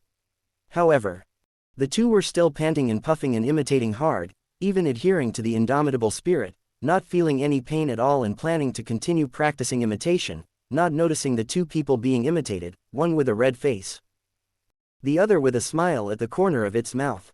Until the two big guys failed 3 times, only to learn to give up. They finally called twice. Ger then jumped back onto the nose of one of them. Although there was still no energy supply and M.2742 was still just a cold tin, at least there was no fear of being swallowed by the swamp again, unable to be retrieved. The mecha was too big, and finally, not knowing what Ger had exchanged with its companions, a few kind creatures helped push M.2742 forward some more, moving it to the back of some mounds so that it wouldn't be attacked by the glare and harsh atmosphere all the time. Lin Han didn't expect these rough-looking creatures to have such considerate thoughts, and with He Yunting's smile still resting on his fingertips, for a while, he felt emotional and warm. He Yunting's sense of direction was good, and he wrote down the location of the mecha before following the ruin race while carrying Lin Han on his back. This time they walked for about an hour, during which a certain Thud seemed to be worried whether this weak-looking creature could follow them for such a long time, frequently turning back to observe and nudging its nose at He Yunting, as if to tell him and Lin Han, if they couldn't walk, they could also ride on their noses like that fur ball. From the successful arrival here, Lin Han had been in a good mood, and even He Yunting was infected by him. Although the pace was still as serious and cold as in the base, the frost in his eyes melted some. They led the two to a place where the ecology was even more lush than just now. Although the ground here was still not quite flat, many strange-shaped stones scattered among them, there were some unknown animal carcasses formed by the stones. But there were obviously more trees here than before, so the climate wasn't as stuffy. The most crucial thing was that there was a naturally formed stone cave here, and next to it was a water source that the two hadn't seen for a long time. Gur jumped off the nose of the Thud, waved his paws in midair, and with a proud gesture, flopped down into the water with precision. The little black blob splashed in the water for a moment, then Gur purred a string of bubbles, poked its head out contentedly and looked at Lin Han and He Yunting. The Thuds began to slam their heads down with tons and tons of water, making gobbling noises in their throats. Lin Han suddenly knew the origin of their name and sent out a heartfelt admiration for the wisdom of the Imperial People One. He Yunting found the cleanest place to put Lin Han down. The temperature gradually rose, he threw his jacket aside and sat himself beside Lin Han. "Mr. Lin. Rest here first," He Yunting said, "I'll go and find a little something we can eat." He was just about to get back on his feet when Lin Han pulled him back. "I'm not very hungry." Lin Han glared, then softly lowered his eyes. "Just keep me company and just rest for a while as well." These days, he was really too tired. Sometimes Lin Han would think, if his body didn't become a burden to He Yunting, would the other person be able to survive better alone? But he eventually didn't think too deeply about it. Some questions didn't need clear answers. Just like on the day of the incident, he would be determined to follow through. He knew He Yunting wouldn't give up on him, and he had absolute trust in him. The two sat for a while and He Yunting looked at the creatures in front of him. Would Mr. Lin like to clean up? Lin Han certainly understood what He Yunting meant and froze for a moment. "I'll leave for a while," He Yunting quickly added, "but if you need me I can help." Lin Han, with a rare blush, immediately said, "I should be fine on my own." He Yunting also seemed relieved since he had never been very good at dealing with such things, and nodded as he answered. Okay. It was a relatively comfortable day for the two of them. When He Yunting came back, Lin Han had a simple clean-up. His white uniform stained with blood and dust was finally taken off and cleaned, and he only had a fairly clean shirt on him. Lin Han seemed sleepy again, his eyes narrowed when he saw He Yunting, then he barely greeted him and went back to sleep. He Yunting lightened his footsteps and sat back down next to Lin Han.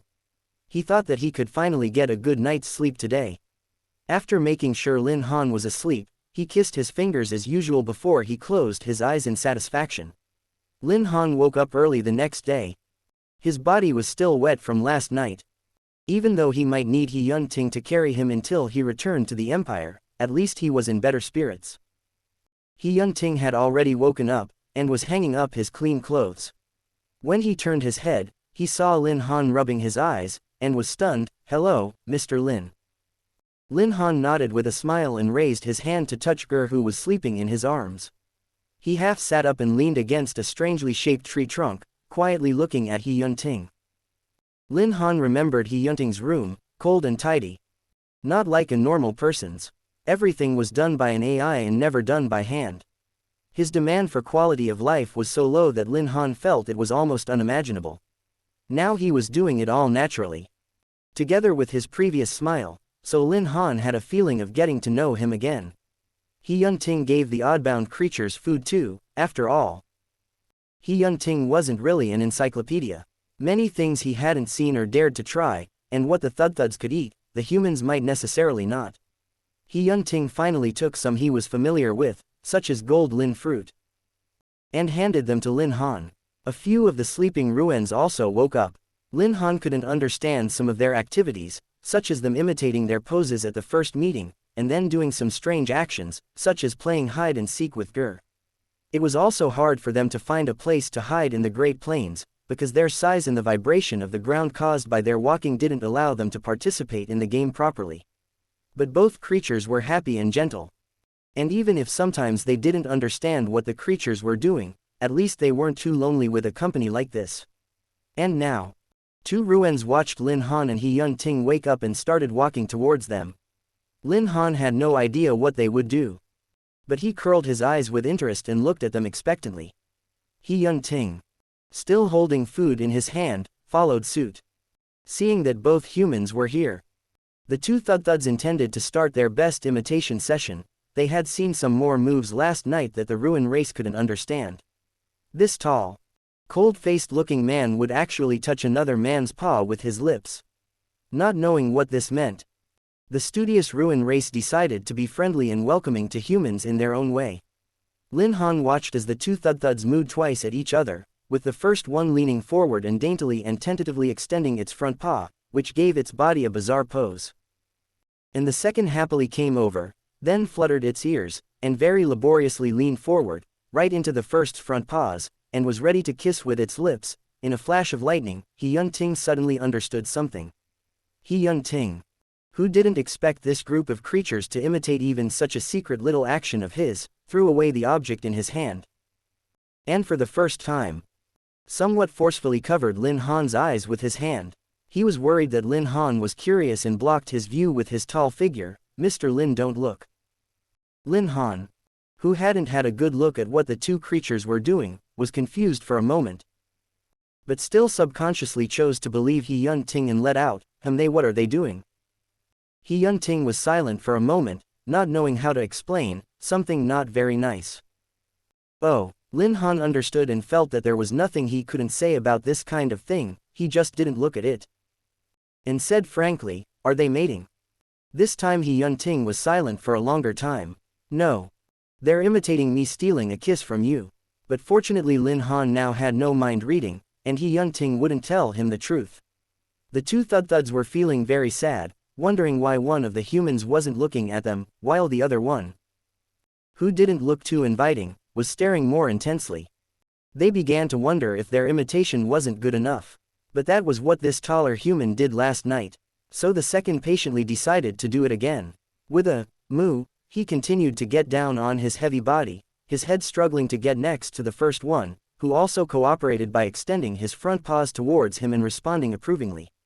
The second seized the opportunity, because the animal really didn't know what a kiss was, but still racked its brain to recall the scene it had seen. Then it used its thick lips to heavily touch the first's front paw, making a weird and loud smack sound. He Yunting. Quote. This sound confirmed Lin Han's suspicions, and when he didn't get a response from He Yunting for a long time, he curiously asked once more. Are they? Seeing that the two large Thudthuds were very satisfied with their imitation, they looked towards him as if they were taking credit for it. He Yunting looked serious, and his tone was cold, as if he was facing 1,000 armies. Yes. Chapter 55. Lin Han didn't understand why He Yunting was so insistent on not allowing him to see the most basic instinctive behavior among creatures, but still obeyed and didn't look. He Yunting had never been so nervous, as if this matter was more serious than that, and his voice was much colder than before, revealing tension everywhere. The two Thudthuds didn't know how hard it was to guess the human mind, but the fact that He Yunting kept staring at them satisfied them and forced them to imitate, again as a sign of friendship. He Yunting's face became more and more gloomy. Quote. The good thing was that these creatures knew how to stop when they were done, and after acting it out twice, the two quickly switched to other ways of playing, and He Yunting was finally able to remove his hands from Lin Han's eyes. Lin Han still had the warmth of He Yunting's palm on his eyelashes, and blinked a little lingeringly. There, He Yunting said. Lin Han nodded obediently, not even looking over curiously, but just said in passing, so quickly. Lin Han's words were completely off the cuff, and he didn't even react for a moment to what he was saying. And only after He Yun-ting didn't respond and continued to maintain that eerie silence did he realize the meaning of his words.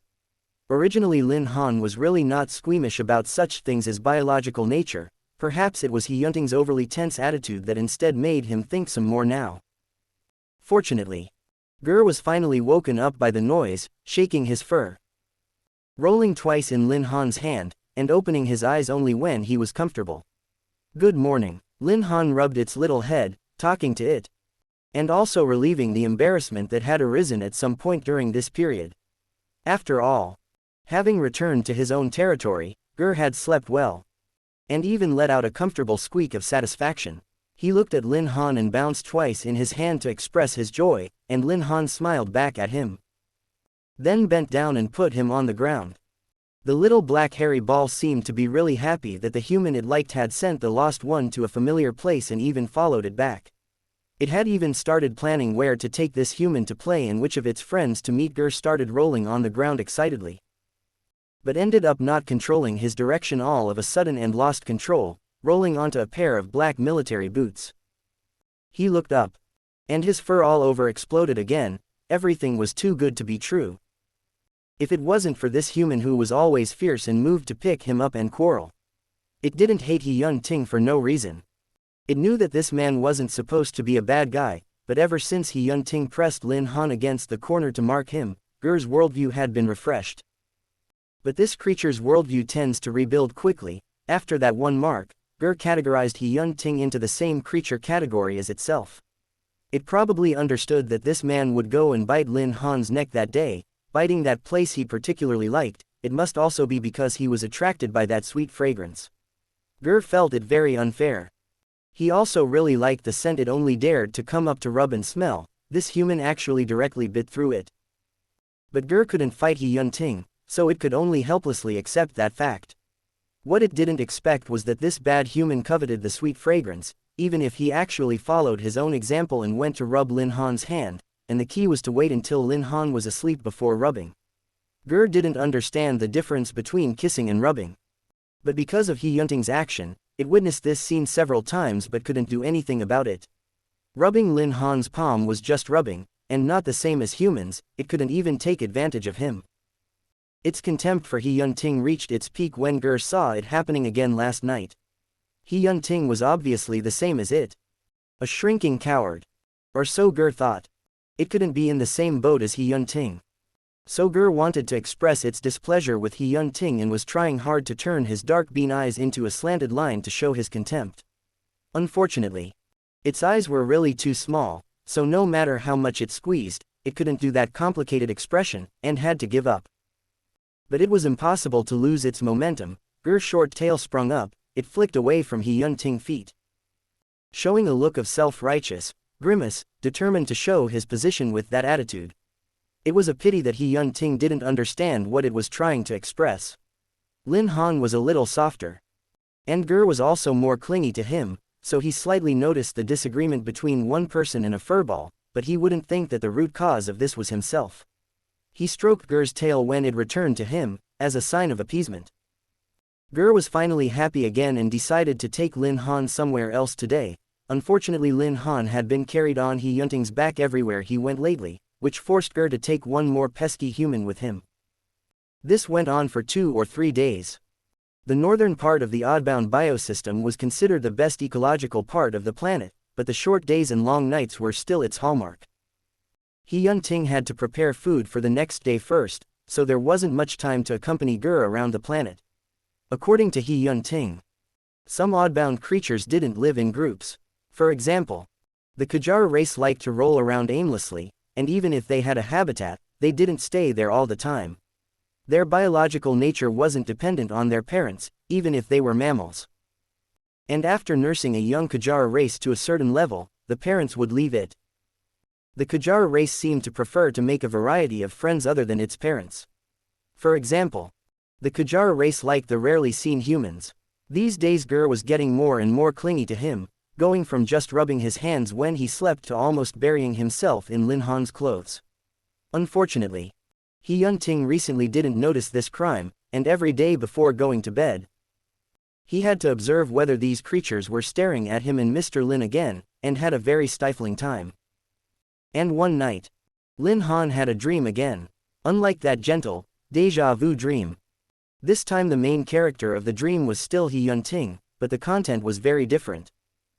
In the dream, He Yun-ting wasn't as gentle as he had been in the past few days, but Lin Han had the illusion that he was in heat again. He didn't know who took the initiative or who approached who first, but half of Lin Han's consciousness was caught up in the dream, while the other half seemed to be awake, letting the dream continue despite knowing that everything was wrong. This was the first time Lin Han woke up hot. When he opened his eyes, He Yun-ting was still sleeping a few meters away from him. Even when he was sleeping, his brow was still lightly wrinkled, as if there were always too many things bothering him. Lin Han wanted to get closer to soothe his brow, but was stalled by the dream he had just had. In the dream, they seemed like a couple who had known each other for a long time, hugging, kissing, and even making love. And he could even recall He Yun-ting's gasping in his ear and his own active body. It wasn't that Lin Han hadn't had such dreams over the years. He didn't feel any shame about it either. But this time he had a partner in the dream, and even when he woke up, the real reaction of his body didn't subside. It was clear that his rut had passed and it shouldn't be possible for him to have such a desire. Lin Han tried to calm down and closed his eyes again, trying to force himself to fall asleep again. But the scenes in the dream kept coming back to him, and as soon as he closed his eyelids, all he could think of was He Yun-ting's thin, cold lips. Or the intensity of his intrusion. Both were horribly real. Lin Han knew there was a state of mind called the drawbridge effect, but didn't know if he should be right. Lin Han didn't have time to think much about it. The next day, not long after he had fallen asleep, he was awakened by a noise. He Yun-ting woke up earlier than him, and didn't have time to call Lin Han because he also heard that noise. It was the long-lost sound of a mecha engine roaring. He Yun-ting's expression returned to the seriousness and tension of his arrival in a flash. From the sound, it seemed that there was only one mecha arriving, but the most critical issue was that, due to Lu Anhei's previous warning, neither knew whether the other was a friend or foe until they revealed their true colors. He Yun-ting wrinkled his brow and said to Lin Han, "Mr. Lin, follow me closely." Even in this situation, he still subconsciously wanted to protect him first. The unusual feeling in Lin Han's heart surfaced again. He gave a small and continued to keep his eyes on him while He Yun-ting turned his head away. They were still some distance away from where M.2742 was docked, and since M.2742 had run out of energy, it was just a cold, lifeless iron shell, with none of its functions activated, which meant it wouldn't be discovered by hostile mecha. But human life forms were unable to control their breathing and heartbeat on their own, so as long as the incoming mecha turned on the vital signs monitoring, it would be hard not to find them. After all this, Lin Han actually had nothing to panic about, and He Yun-ting remained calm and thought of a countermeasure in a very short time. Not directly using the arsenal to carry out the bombing. At least it shows that the pilots who are coming now don't have the intention of direct extermination. He Yun-ting said, "Their target must be only me. Mr. Lin, don't be afraid." If it were a few days ago, Lin Han would have been eager to grab He Yun-ting's hand and tell him he was fine. But now he was hesitant. He Yun-ting didn't think that much. Although he was still staring intently ahead, his right hand reached back a bit, grabbed a handful in the air, and finally managed to find Lin Han's hand and hold it firmly again.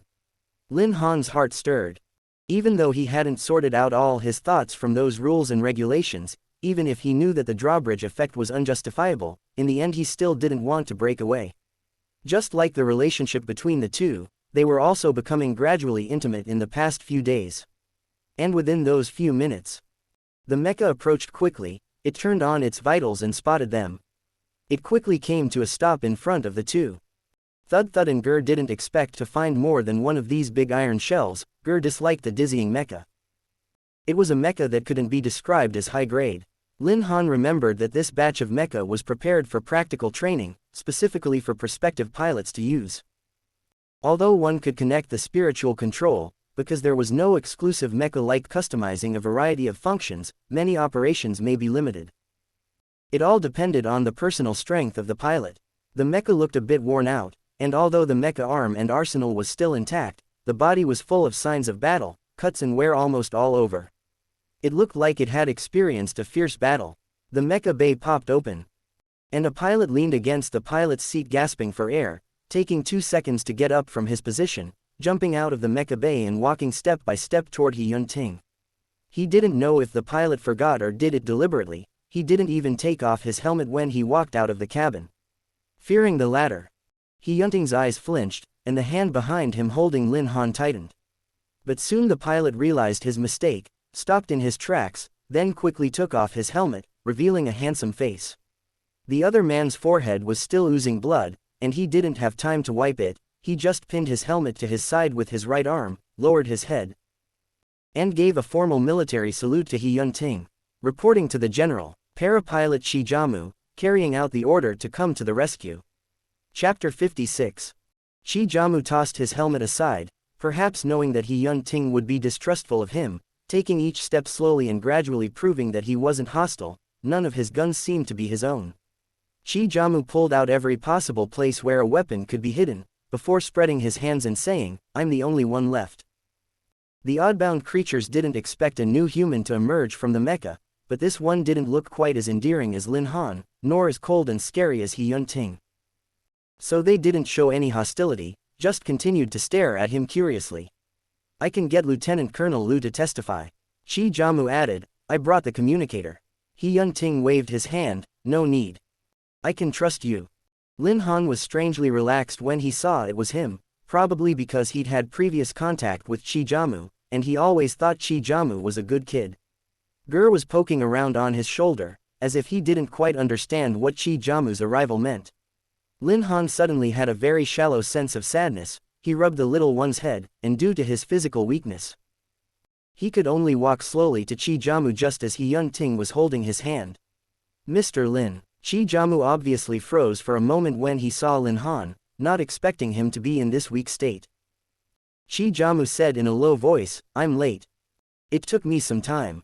Hyun-ting didn't dwell on this issue with him, only asked, "How's the situation now?" Chi-jamu tensed up again, intending to report everything to Hyun-ting that happened these days.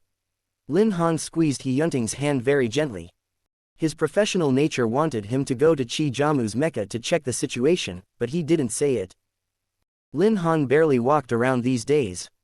And after last night's experience, it wasn't very good to continue to pretend that nothing had happened and let Hyun-ting carry him on his back.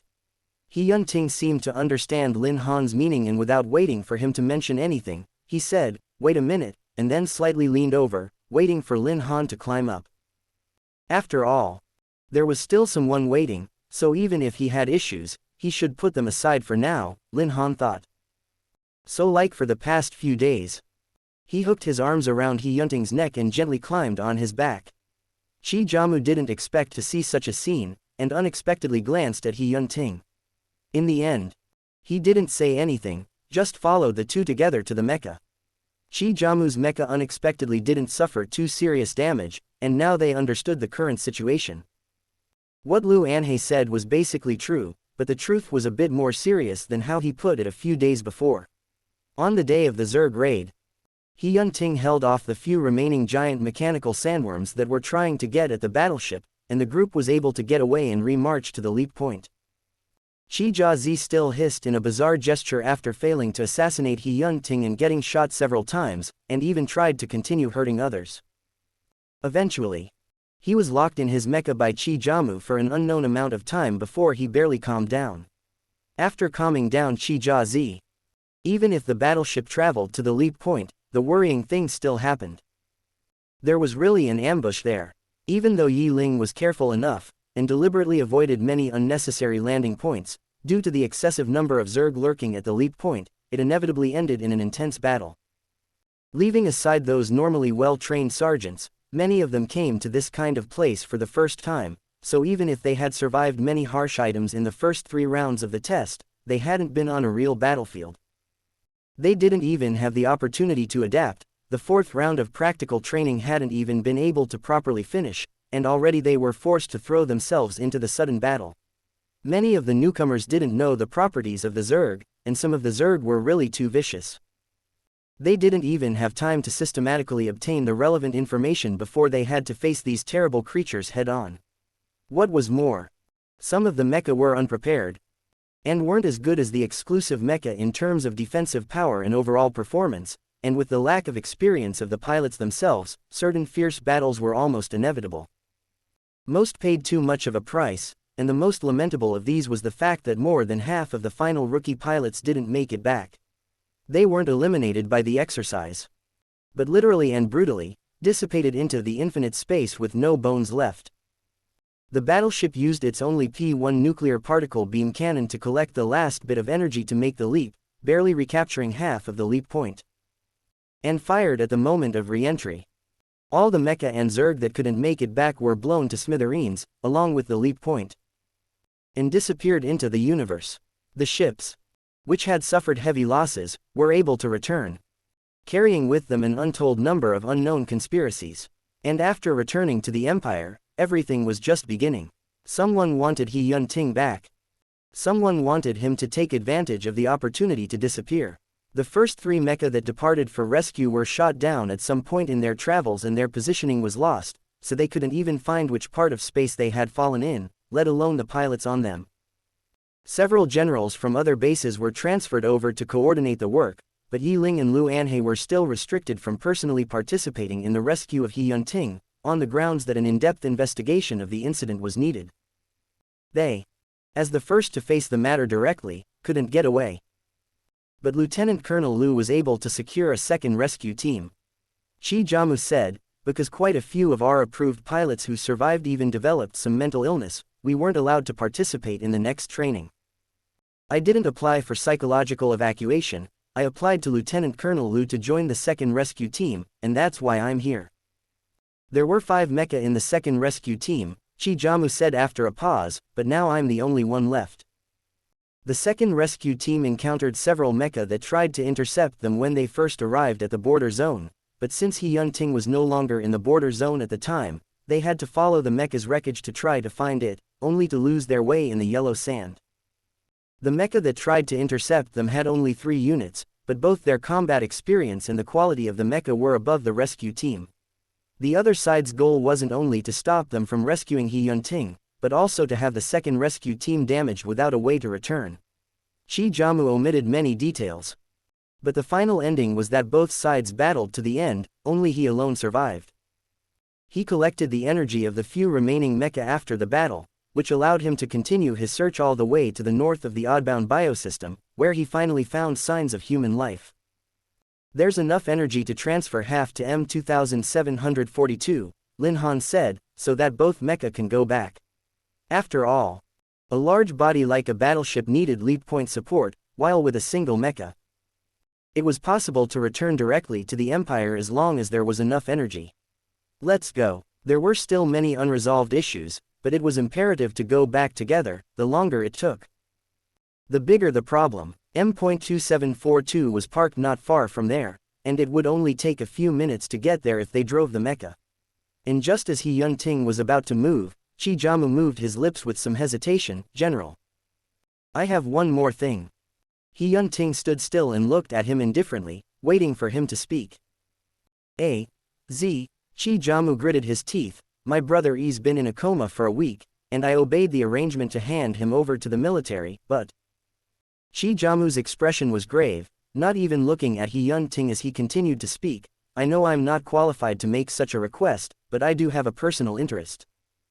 I'm worried that those people will do bad things to he really didn't mean to become like that.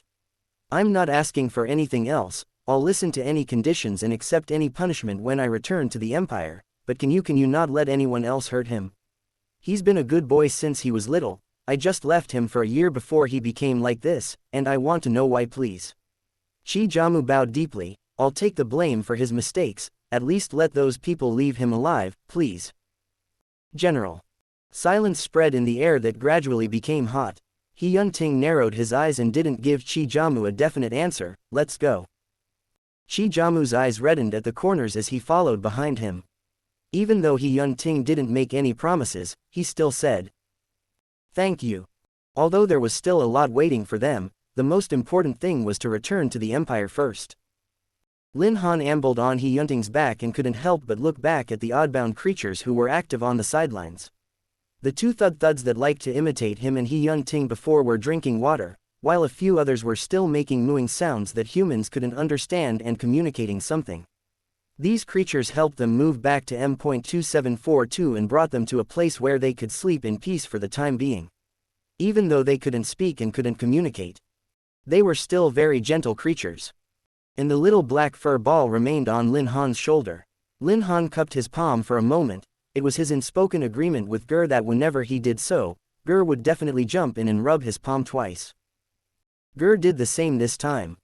Lin Han called its name, and Ger's dark beady eyes turned up, and its little ears perked up.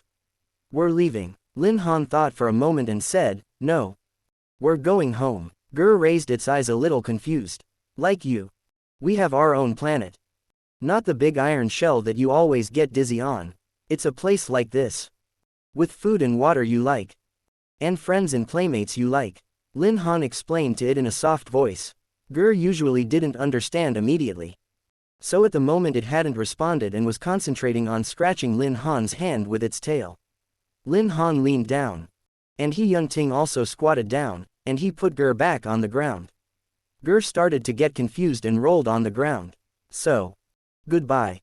You're the cutest Kajar I've ever seen, really." Lin Han waved at it and bid it goodbye.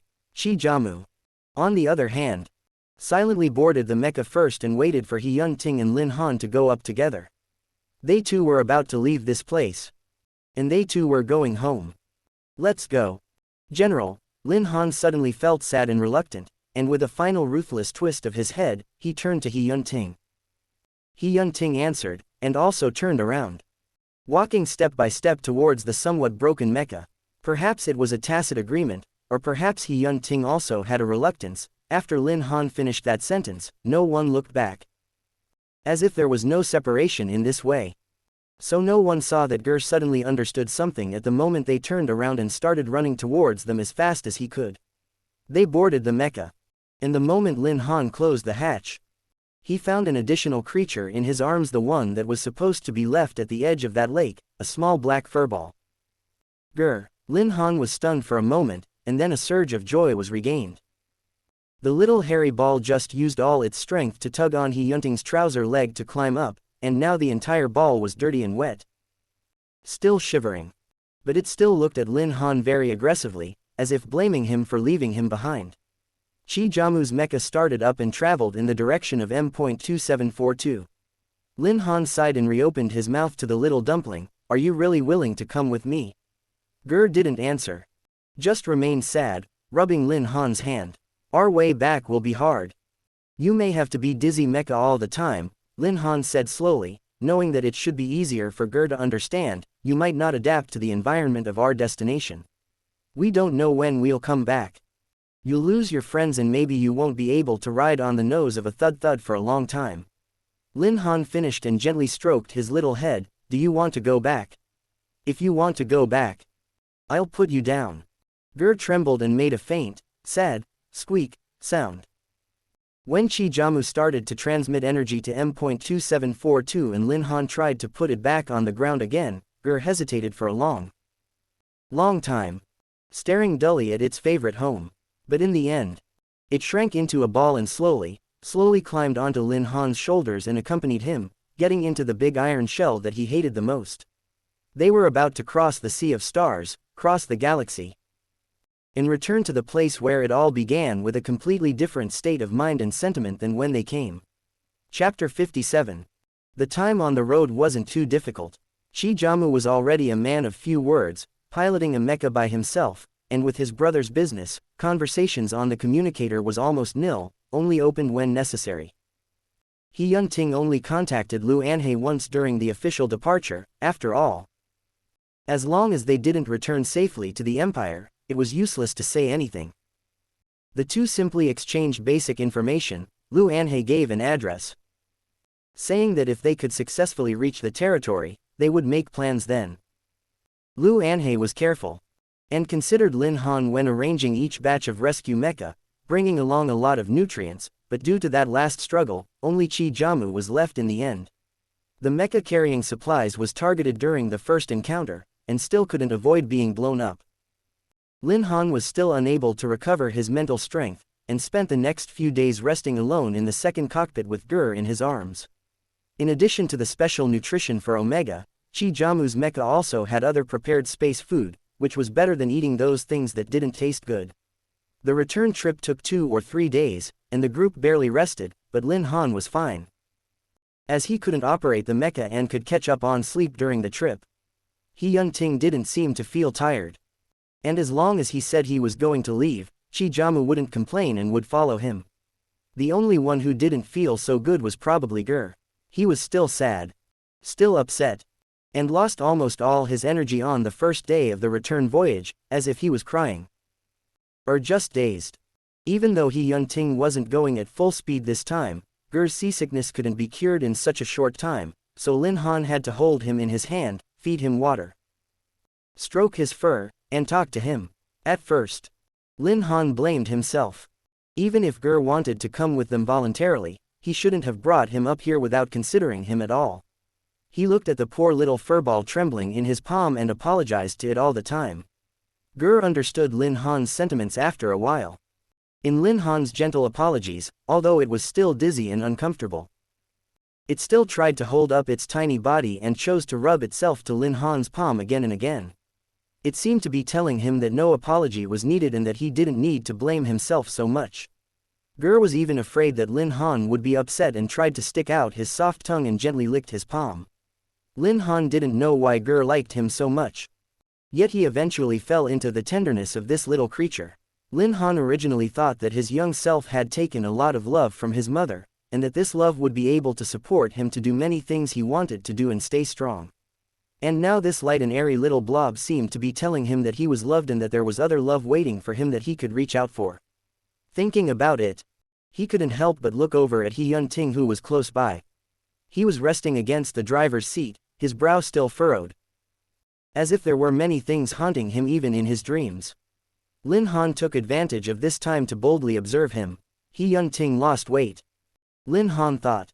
His brow bones were already high, making his gaze deep all the time, and this time of exertion had made his brow and eyes even more severe, almost making Lin Han doubt that one smile that existed at his fingertips. If he still had his mind-reading skills, would he be able to know what he was struggling with right now? Could he help him? Would he accept it? When would he be able to smile again? Lin Han, filled with such concerns, was a bit lost in thought and didn't notice that He Yun-ting's body moved as he gradually woke up. When Lin Han reacted, He Yun-ting was also staring at him. Neither of them said anything, and there was a strange, unspeakable awkwardness in the air. It was as if they both knew that their relationship was no longer as clear and simple as it was when they first boarded the ship, and that after the hug and mark, there was a touch of ambiguity that only flowed before them, and this sentiment and embarrassment subconsciously made Lin Han's hand tighten and touch Gur's warm body. The little one was confused, raised his face with a pair of dark eyes full of doubts. In a moment, Lin Han thought that the thoughts in his heart before were penetrated by He Yun-ting's eyes. He Yun-ting's eyes still had the same unadulterated sincerity, but Lin Han didn't dare to look further, avoiding the blue color. He remembered that He Yun-ting had said that he had something to tell him after returning to the Empire. Lin Han lowered his head and stroked Gur's fur as if to hide it, while He Yun-ting also turned his eyes back to the display. That answer may reveal itself before long. They arrived at the Empire's border 3 days later. He Yun-ting first informed the base, as long as they entered the territory of the M-Star, even though some people were thieves, it was impossible for them to make any more obvious big moves. Lu Anhei understood and immediately spread the news. No matter who it was, this was at least dusty news. A selection exercise that was supposed to symbolize the best pilots each year turned into a Zerg invasion, with the Supreme Commander stuck in the border zone for a long time, and the royal family narrowly missing out on a return, all waiting for an answer, whether the general had fallen in space, or taken a blood oath. News of He Yun-ting's return soon reached the ears of everyone in the Empire. And the people who had heard that he had fought off several Zerg alone finally put their minds at ease and rallied together to greet the mecha on their way to the core. Wen Tian Yao also came. And no matter how many unseemly thoughts and ideas he had, he was still the one who had to show up. Before He Yunting even landed, Wen Tianyao flying machine had already stopped, and he waved to the people who loved him while telling them how much he admired General's courage. Anyway, the people weren't mind readers. They would only love Wen Tianyao even more and admire He Yunting even more by his description. Not only Wen Tianyao. After all, the impact of this matter was too big. But with the two factions that had been arguing all day long in the council in order to show the importance of General, there were still many other people present. When Lin Han was about to reach the end of the line, he saw a dense crowd of people gathered there. He Yunting wasn't surprised by the current scene, and the sound of the people cheering and embracing didn't slow him down half a bit. But the people wouldn't leave until they saw He Yunting. Lin Han understood this, and therefore didn't refuse when He Yunting told him to wait in the Mecca. The people of the empire needed a tangible hero, and He Yunting had that label. They didn't even need to know who Chi Jamu was who came to the rescue, let alone the fact that He Yunting had an Omega with him when he decided to hold off the Zerg. They only needed a heroic faith like his. And that was enough.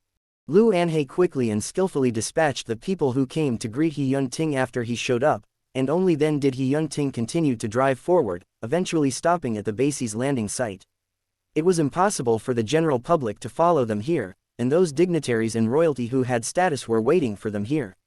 There was some confusion about why the rescue team ended up with only one mecha, but no questions were asked in the end. Chi Jamu didn't park with M.2742, and parked the mecha in the repair area first. It was a good thing that no one cared about an unknown pilot to be, their eyes were focused on one person. After all, back in the Empire, Lin Han couldn't let He Yunting carry him on his back like he did in the border area, and even if his legs were still weak, he still had to walk alone. The hatch opened and He Yunting was the first to step out. "General, you're back, you've worked hard." Various voices, either sincere or fake, rang out in unison, all calling his name with different emotions. He Yunting frowned with an icy expression, and didn't even bother to extend his hand to greet these people who seemed to be very concerned about him. He only looked at these people in front of him. There was Wen Tianyao with a smile on his face, his deputy Shi Yuan standing quietly by the side, polite and warm. Luo Qi, of the radical faction, also came. His face didn't change its expression in the slightest, as he warmly greeted He Yunting. But this time the main peace faction of Zhang Lian wasn't there, but a different person came. Looking at the person in front of him, He Yunting's eyebrows showed more than a little surprise. Even if Lu Anhe was calm, it was still hard to hold back the excitement when he saw He Yunting. He saluted and walked solemnly towards He Yunting. Lin Han came out just at this time. Some people recognized him and expressed their praise and admiration for him. Lu Anhe just listened to He Yunting and intended to take Lin Han to the hospital of the base for examination first. Lin Han saw the one that He Yunting was surprised by at this time.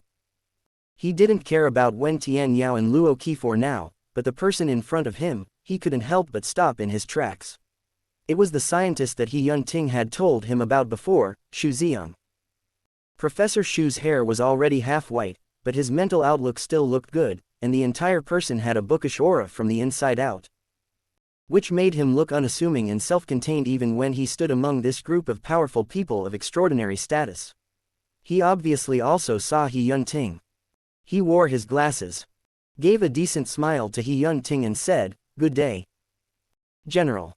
He Yunting didn't say anything, just nodded slightly. Probably because he thought of what he had told Lin Han about the burning blood secret, He Yunting turned his head and looked at Lin Han. Xu Ziyang also followed his gaze and saw the Omega behind him. "Hello." Xu Ziyang very naturally extended his hand towards Lin Han, and humbly and politely smiled at him as well, "Mr. Lin." Lin Han was somewhat flattered and shook hands with Xu Ziyang. "You know me?" Xu Ziyang said, "Before the general came, I learned that Mr. Lin is a very good mecha master. It's just that when I saw you today I felt you were a little familiar." Lin Han returned his smile and said, "I've been to every one of Professor Xu's lectures at the Imperial Military University. That's why you look familiar." Xu Ziyang released his hand and saw Lu Anhe still standing by Lin Han's side, so he didn't keep them for long and let Lin Han go to the hospital for a checkup first. As he turned to leave, Lin Han saw Xu Ziang and felt some emotions.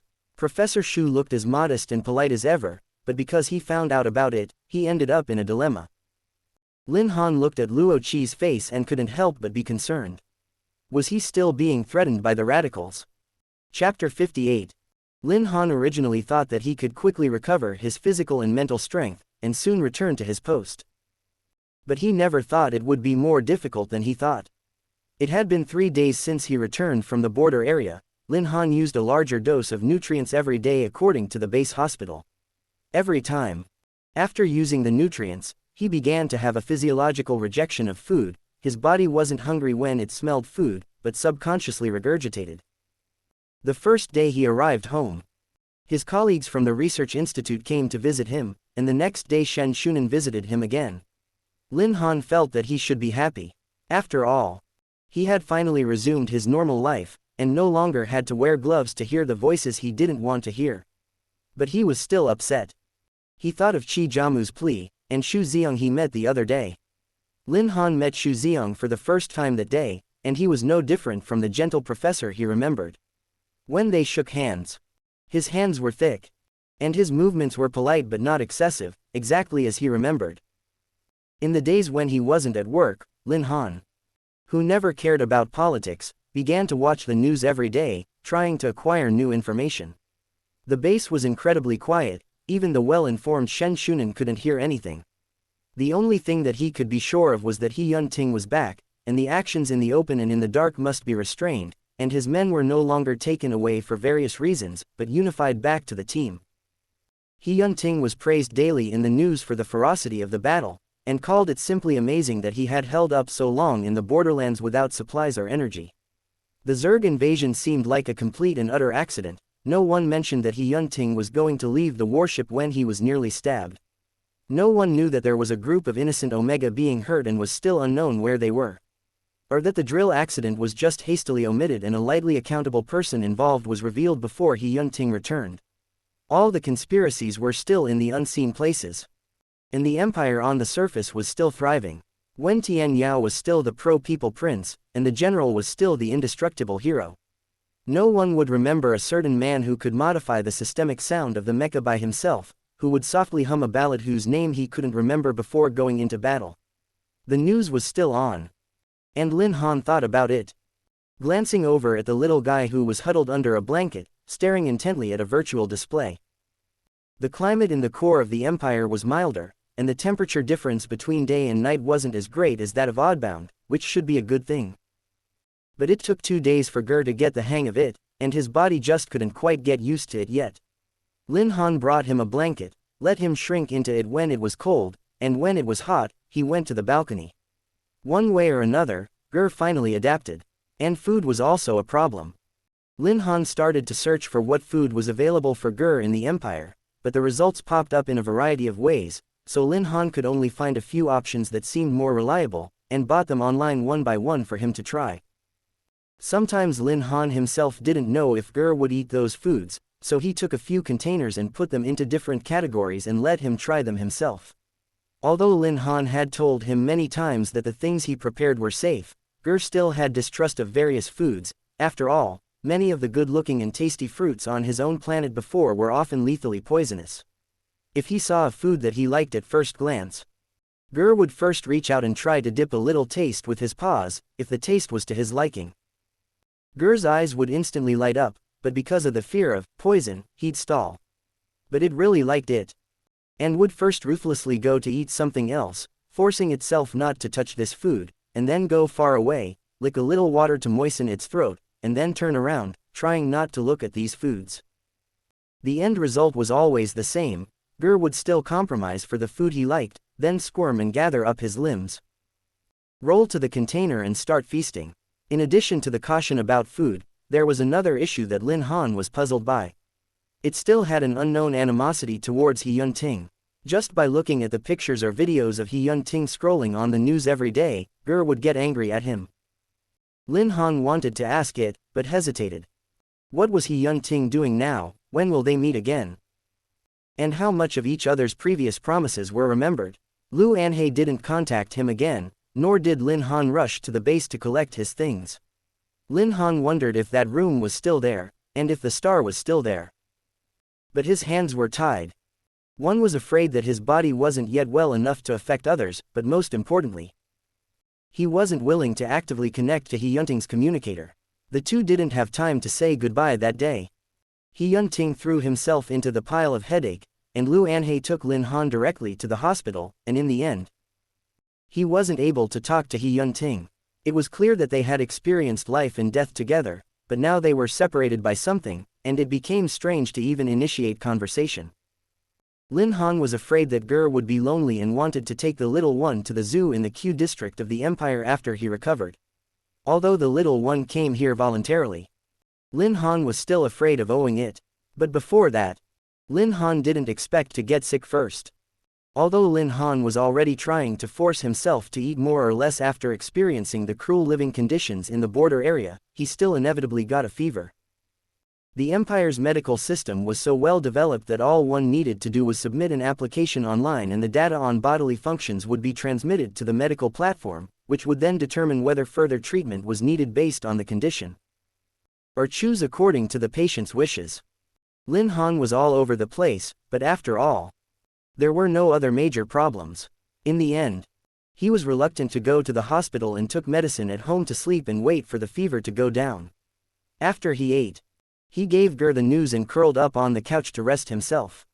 He thought to himself that fever wasn't a serious illness, and that he would feel a little uncomfortable tonight, but would be much better after waking up. But at the moment, Lin Han was so drowsy, so weak, that the lights in the living room cast double shadows, spilling down with a hot temperature, making him start to sweat uncomfortably. Ger wanted to jump on him, but was startled by the amazing temperature when he brushed against Lin Han's forehead, and his fur exploded all over his body. As he was shaking in panic, and then cautiously came to Lin Han's hand. Lin Han gently patted its head. "I'm just resting. I'm going to bed early today, it's okay." Ger seemed to understand, but decided to come closer to Lin Han, who was breathing hot air, and wanted to keep him company. Lin Han's heart warmed up. "Thank you." He didn't know how many times he had said thank you to this little creature, but it never felt enough. Even though it couldn't speak, Lin Han felt that he was being carefully loved. The medication he took earlier began to take effect, and his consciousness began to lapse. When he was about to be defeated, Lin Han looked up at the window and forced himself to wake up a little. Ger also liked to look out the window, and Lin Han was worried that the little one would run around and have an accident after he fell asleep, so he checked every day before going to bed to make sure the window was closed, for fear that the little one would accidentally pop out. Lin Han rubbed his eyes and sat up, dragging his body, burned by the cold, towards the window. The night sky of the Empire was still dull and boring today. After seeing the infinite nebulae, Lin Han suddenly felt that the starry sky was just so-so. The cold breeze that came in woke Lin Han up a bit, and after checking to make sure there was nothing out of order, he planned to close the curtains and go back to sleep. When he was about to go back, he inadvertently glanced downstairs and was stunned, and all his sleepiness dissipated. There was a man standing under the lamp, wearing the pale blue uniform that Lin Han had worn many times, silently melting into the night. He Yunting had been looking at Lin Han's lighted window, so the two barely had time to react before they met at eye level across a short distance. At one moment, Lin Han even felt that all the viruses in his body that made him feel uncomfortable came up in a rush, so that he could hardly stand up and was about to be knocked down by this burst of heat. He wanted to ask him when he came, how the base was doing. Has the practical training been resolved? Did he know who actually sent the Zerg, and who stole Xu Xiang's research and restarted the research of the Burning Blood Omega? Lin Han opened his mouth at the man, but couldn't make a sound. He wanted to ask if he was okay. It was only a few days after the separation, but Lin Han couldn't even speak. He didn't know how long He Yunting had been waiting downstairs, and if he hadn't unintentionally glanced down, he wouldn't have known he had come. And had he been here before? Did he appear in places he didn't notice? Did he wait in the endless night, until all the lights around him went out? Waiting until the people who regarded him a hero went to sleep, then waiting for his fever to subside without involving himself. He remembered that time was the most precious thing to He Yunting, but he was now willing to waste it in this unnecessary dark night, not saying a word. only staring at the light of that one window, not even knowing when it would dim. But He Yun-ting was really waiting. The stars in the sky were sinking into the deep blue sea with the color of his eyes. Lin Han wanted to shout at him. But due to his hoarse vocal cords, he couldn't make a loud enough sound. He Yun-ting also didn't move his eyes, only looking up at Lin Han's bloodless lips and cheeks that were steamed pink from the fever. The next second, his communicator rang. Lin Han's voice appeared with electricity in his ears, and the image in front of him was vividly alive. He Yun-ting. Lin Han didn't call him by his title as usual, but called him by his full name for the first time in a long time. He Yun-ting, Lin Han said. Are you coming up? Lin Han suddenly felt that he was no different from Ger. He calmly listed a number of conditions for himself to stay away from He Yun-ting, such as the awkwardness of their first meeting, those strange thoughts, and the drawbridge effect to convince himself at the border area. But He Yun-ting was like a container of fresh and delicious food that he had never touched before, and it was impossible for him not to be attracted to it. So all those rules that he thought were logical before fell apart, and Lin Han looked at the man under the streetlight. The man just stood there looking at him, finally nodding. Lin Han was like that little black fur ball at home, getting closer and closer, like a moth to a flame. Chapter 59. Lin Han's place wasn't high, and it only took a few minutes for someone to come up. After He Yun-ting nodded his consent, he disappeared from the light, and walked upstairs step by step. Lin Han was still in a trance, not even hanging the communicator up. The other's shadow in the night was burned in his retina, and for a full minute his mind couldn't move. What would he say when He Yun-ting came up? What would he do? How should he respond, or would he simply not want anything? Everything was moving with him. Ger slipped out of its little blanket, and looked at Lin Han, who was frozen in place with some confusion. He first tugged at Lin Han's pant leg, saw that he didn't respond, and then climbed all the way up and finally stopped at the side of Lin Han's neck, rubbing him stickily. Lin Han then came back to his senses and tenderly cupped Ger from his shoulder to his palm, but didn't say anything. Lin Han felt like he needed to do something else to distract himself from his current situation. He was obviously just waiting for He Yun-ting to come up, but he felt lost and confused for a few minutes. His breath and heartbeat were grabbed by an invisible hand. Lin Han's nervousness also had some effect on Ger, who seemed to sense his master's distraction and didn't know how to comfort him, and finally could only try to stretch out his short tail and tickle him on his palm. Lin Han only came back to his senses after closing the window, taking a step to the door and undoing the lock. At the same time, the man appeared in front of him. He Yun-ting walked a bit hurriedly, his breath wasn't as steady as usual, his chest rose and fell slightly, while his eyes remained silent and unmoving. The two hadn't seen each other for only a few days, but those days in the border area and Oddbound seemed like a long time ago, and each scene seemed like a lifetime ago when recalled. Lin Han just tilted his head to look at him. He Yun-ting really lost weight. His eyebrows were deeper and more severe than when we first met, the corners of his lips were still flat and cold, as if he was really as emotionless as he looked, and nothing could shake him in the slightest. Ger didn't expect him to come, but didn't react as violently as Lin Han thought, only gave an angry squeak, and then slowly retreated, knowing his strength. In the uncomfortable silence, He Yun-ting finally tried to take a step closer, and then closed the door with his hand. Mr. Lin. He Yun-ting didn't care why Lin Han had just called him by his full name, but he still called him politely. The estrangement between the two remained. Lin Han, however, somehow felt an unbearable sadness in his heart just by looking at him with open eyes. He had a sudden urge. Just looking at the man in front of him, he wanted to recklessly jump up and hug him, hugging him as tightly as possible, preferably with their bones and blood mingling together, inseparable. He wanted He Yun-ting to call him by his name instead of courteously reciting the title that anyone could say.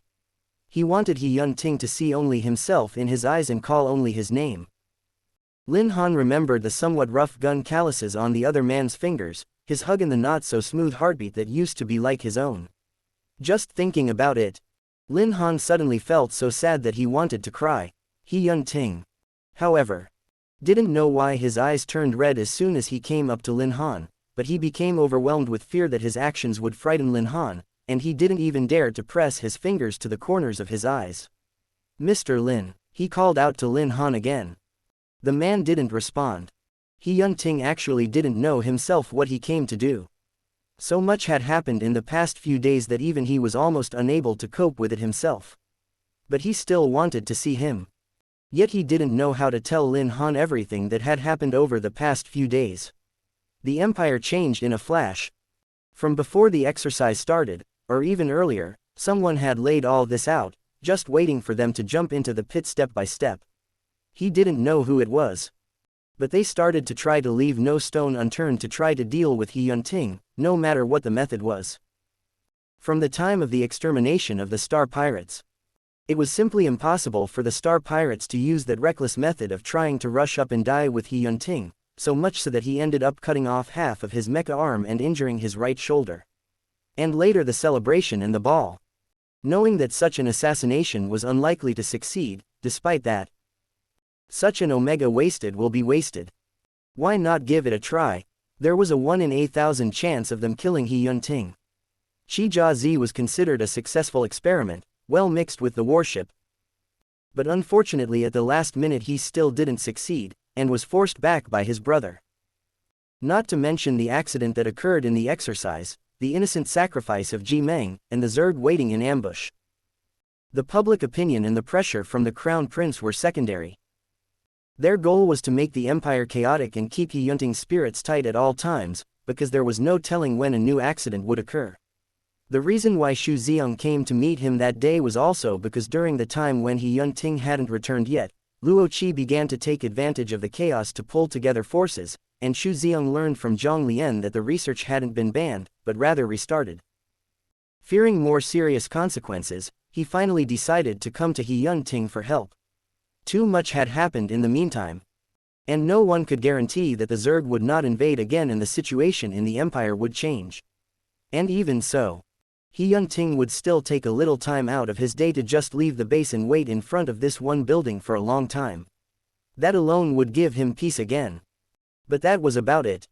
He Yunting was calm and self-possessed in the face of everything, but lost his composure and confidence in the face of Lin Han. The tulips of the estate were about to bloom, but he didn't even have the courage to speak up, so he could only stand downstairs and look at the window, watching it light up and go out, before he returned to the base and faced the messy situation. He didn't dare to go up to Lin Han because he couldn't give a definite promise. He was still the sharp edge of the empire, yet he had trouble even firmly saying he liked an omega he had marked. What if something went wrong? Even if he could do his best to protect Lin Han from harm, he couldn't guarantee his own safety. He Yunting was never afraid of death, he was only afraid that if he couldn't do what he said he would do, Mr. Lin would be upset. How dare he make a promise so easily? And how dare he make him sad? All the hesitation in He Yunting's life seemed to be consumed here. This emotion became more intense when he saw Lin Han. And the more intense it became, the more timid he became. I love you. I want to kiss you. But he worried that the promise given would turn sour, that an accident would separate them, that they would exchange our bones and blood and still not be consummated. He Yunting's eyes dimmed. The youth in front of him was flushed, breathing heavily. And his eyes were dense with a little mist that he couldn't read, and he only felt sad.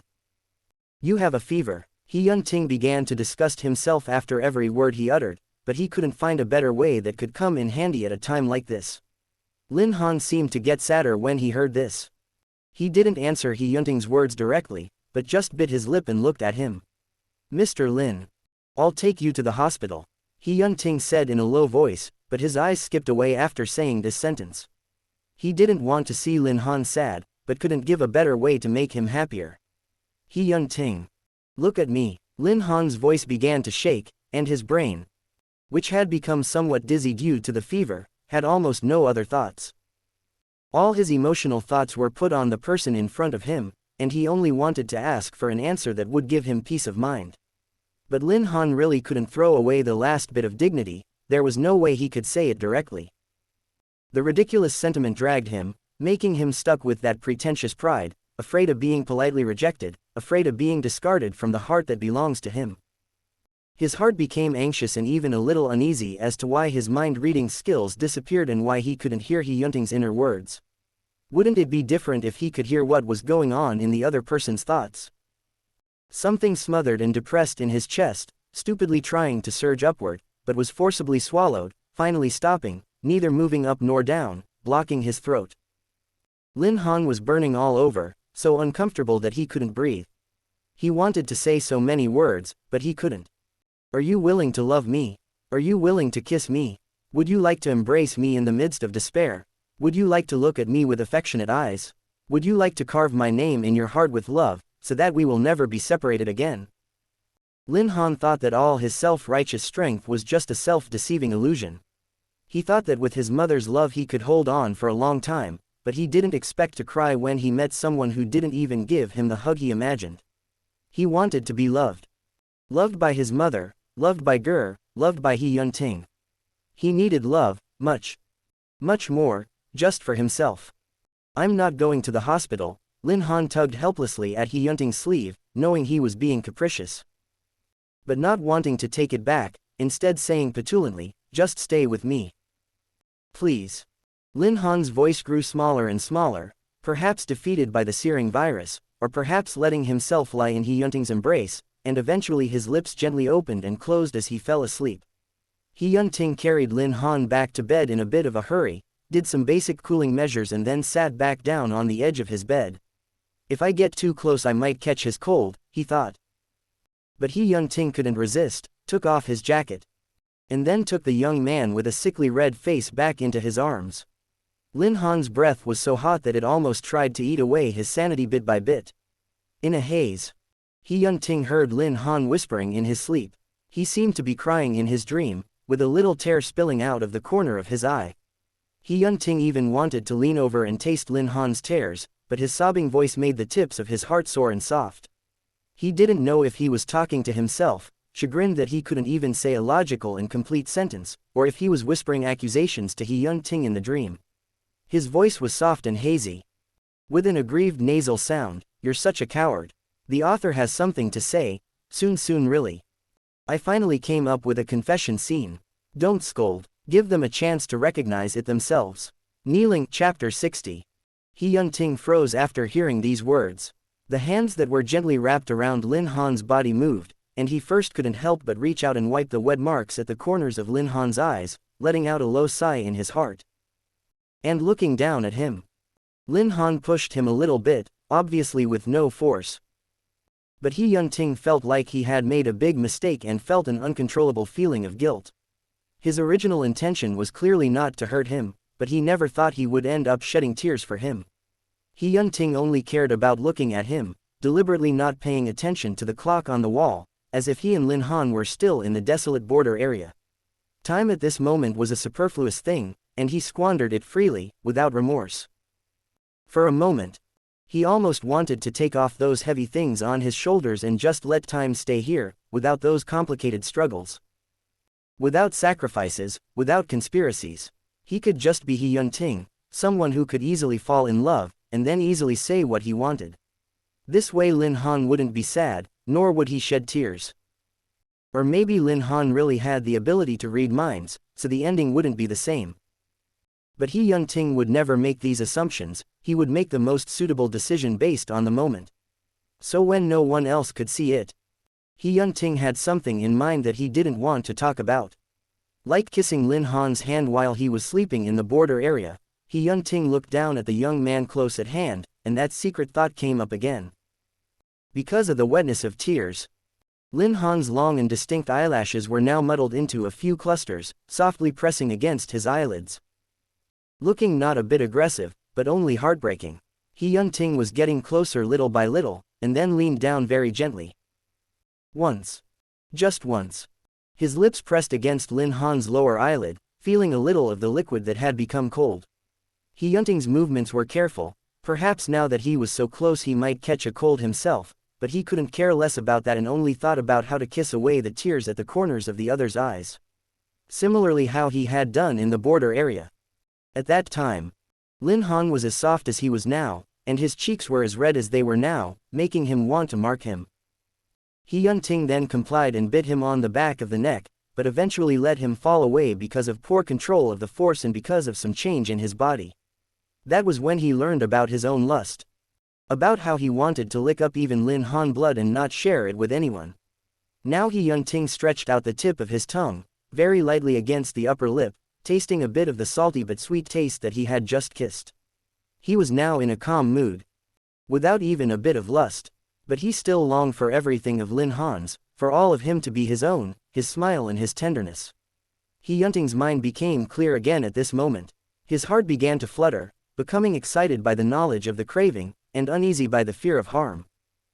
Unfortunately, he didn't get to kiss for long, and was soon startled by Lin Han's slight movement, his lips leaving his cheek.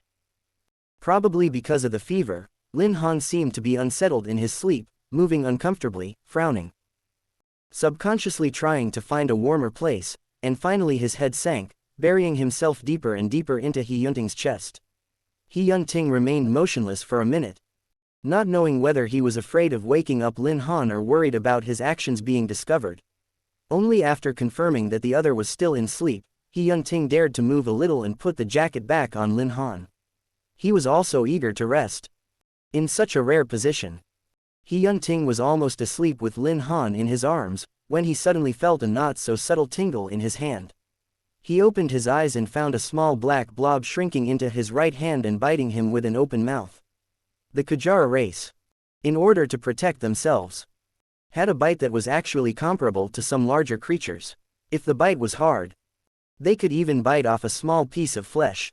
Ger was biting now, but obviously not with full force, as if he knew Lin Han didn't hate He Yunting, but was unwilling to give up this action due to his own hostility. The little guy's sharp teeth grinded He Yunting's skin, but this little pain was too insignificant for him who had been in battle for a long time. He Yunting even let it bite for a little longer without expression before raising his hand to shake it to the ground. This action obviously made Ger angry again, and it let out a squeak, with anger, trying to re-bump into He Yunting. But He Yunting was worried about disturbing Lin Han and didn't dare to fight with this little thing on the bed. He first reached out and touched Lin Han's forehead, and the earlier hot temperature dropped a bit before he felt a bit more at ease. He carefully protected him under the covers before he got up and stared at Ger. Ger had watched He Yunting's face countless times on the news these days, and had gotten a bit bolder, daring to look straight at him for 2 minutes without rolling over. Just when he was about to blow up his fur and show off his viciousness, with the intention of making He Yunting feel scared and thus retreat, he heard a compromising apology from the other. I'm sorry. He Yunting's voice was low, without much of a rise or fall, but he was sincerely apologizing to the little guy for what happened in the border area before. I shouldn't have involved you. He Yunting didn't say this sentence. The little one's reaction was half a beat slower, as it still maintained hostility towards He Yunting, with a pair of small eyes trying to glare, showing its anger. But thank you for staying with him. Even if He Yunting was slow, he knew that Ger was angry with him because of Lin Han. Maybe it was the mark. Maybe it was the hug, maybe it was the kiss. Despite the misunderstanding, this little one was truly following Lin Han. It was willing to return with them from so far away and leave its familiar home and friends for the sake of this human, and from this aspect, He Yunting still retained a trace of gratitude for it. At least it wouldn't be too lonely when he couldn't be with Lin Han. He Yunting wanted to reach out like Lin Han and gently touch Ger's little head. Unfortunately, it didn't work out, as the other puffed and dodged, rolling away from He Yunting's hand and pulling away a little. He Yunting. After a while, Ger seemed to finally understand that the human in front of it seemed to be apologizing to it. But it was a principled one, so it decided that it couldn't just easily lose its frame, or shake its buttocks at He Yunting. The other didn't care, looked at Lin Han, and then looked at it. It wasn't until after another moment that Ger finally felt he'd had enough of his rack and turned around again, intending to accept this human's gesture of affection, when he heard He Yunting open his mouth again, as if explaining something. I have no desire to hurt Lin Han, never. To an outsider, it seemed almost an impossible thing to happen that the Imperial General, who was always on top, would apologize to a small creature from a different planet. But He Yunting did do that, and said more than one thing. Maybe I made you misunderstand, I'm sorry. Ger understood with hindsight what He Yunting was talking about, and instead became a little embarrassed. It decided to be generous. The way to show generosity was to show closeness to humans, so it intended to condescend to rub up against He Yunting as well. Just as it gathered up its short limbs and rolled next to He Yunting, it heard his last words. Because I love him. Lin Han finally got a full night's sleep. He didn't even dream, and by the time he woke up, it was dawn. Gur was asleep on his hand. And the man who had waited downstairs last night was nowhere to be found. He hadn't slept this well in a long time. His fever subsided. And his body, though still a little heavy, had a sense of relief after a serious illness. And soon, he slowly began to recall the events of the previous night. After spending a short time recalling, Lin Han's mind was empty for a moment, and the next moment his face turned red. What had he done? He Yunting politely said he wanted to take him to the hospital, but he waited for a long time, grabbed him with red eyes, begging him to stay with him.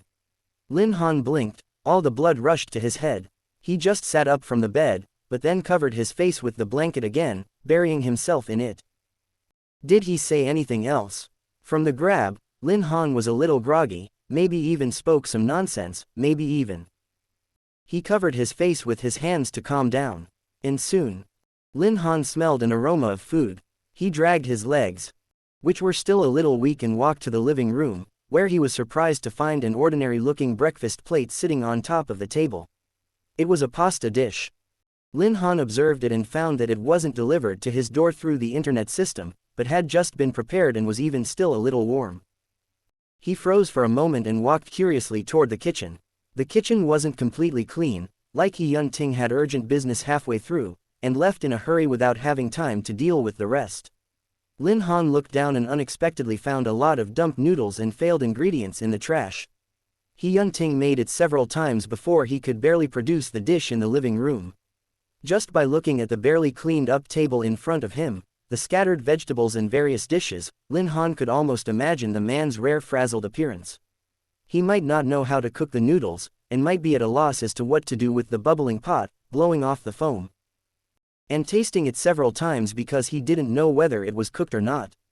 Lu Anhe had told him before that He Yunting's life was extremely boring and that he would not be able to cook for himself if he didn't have to.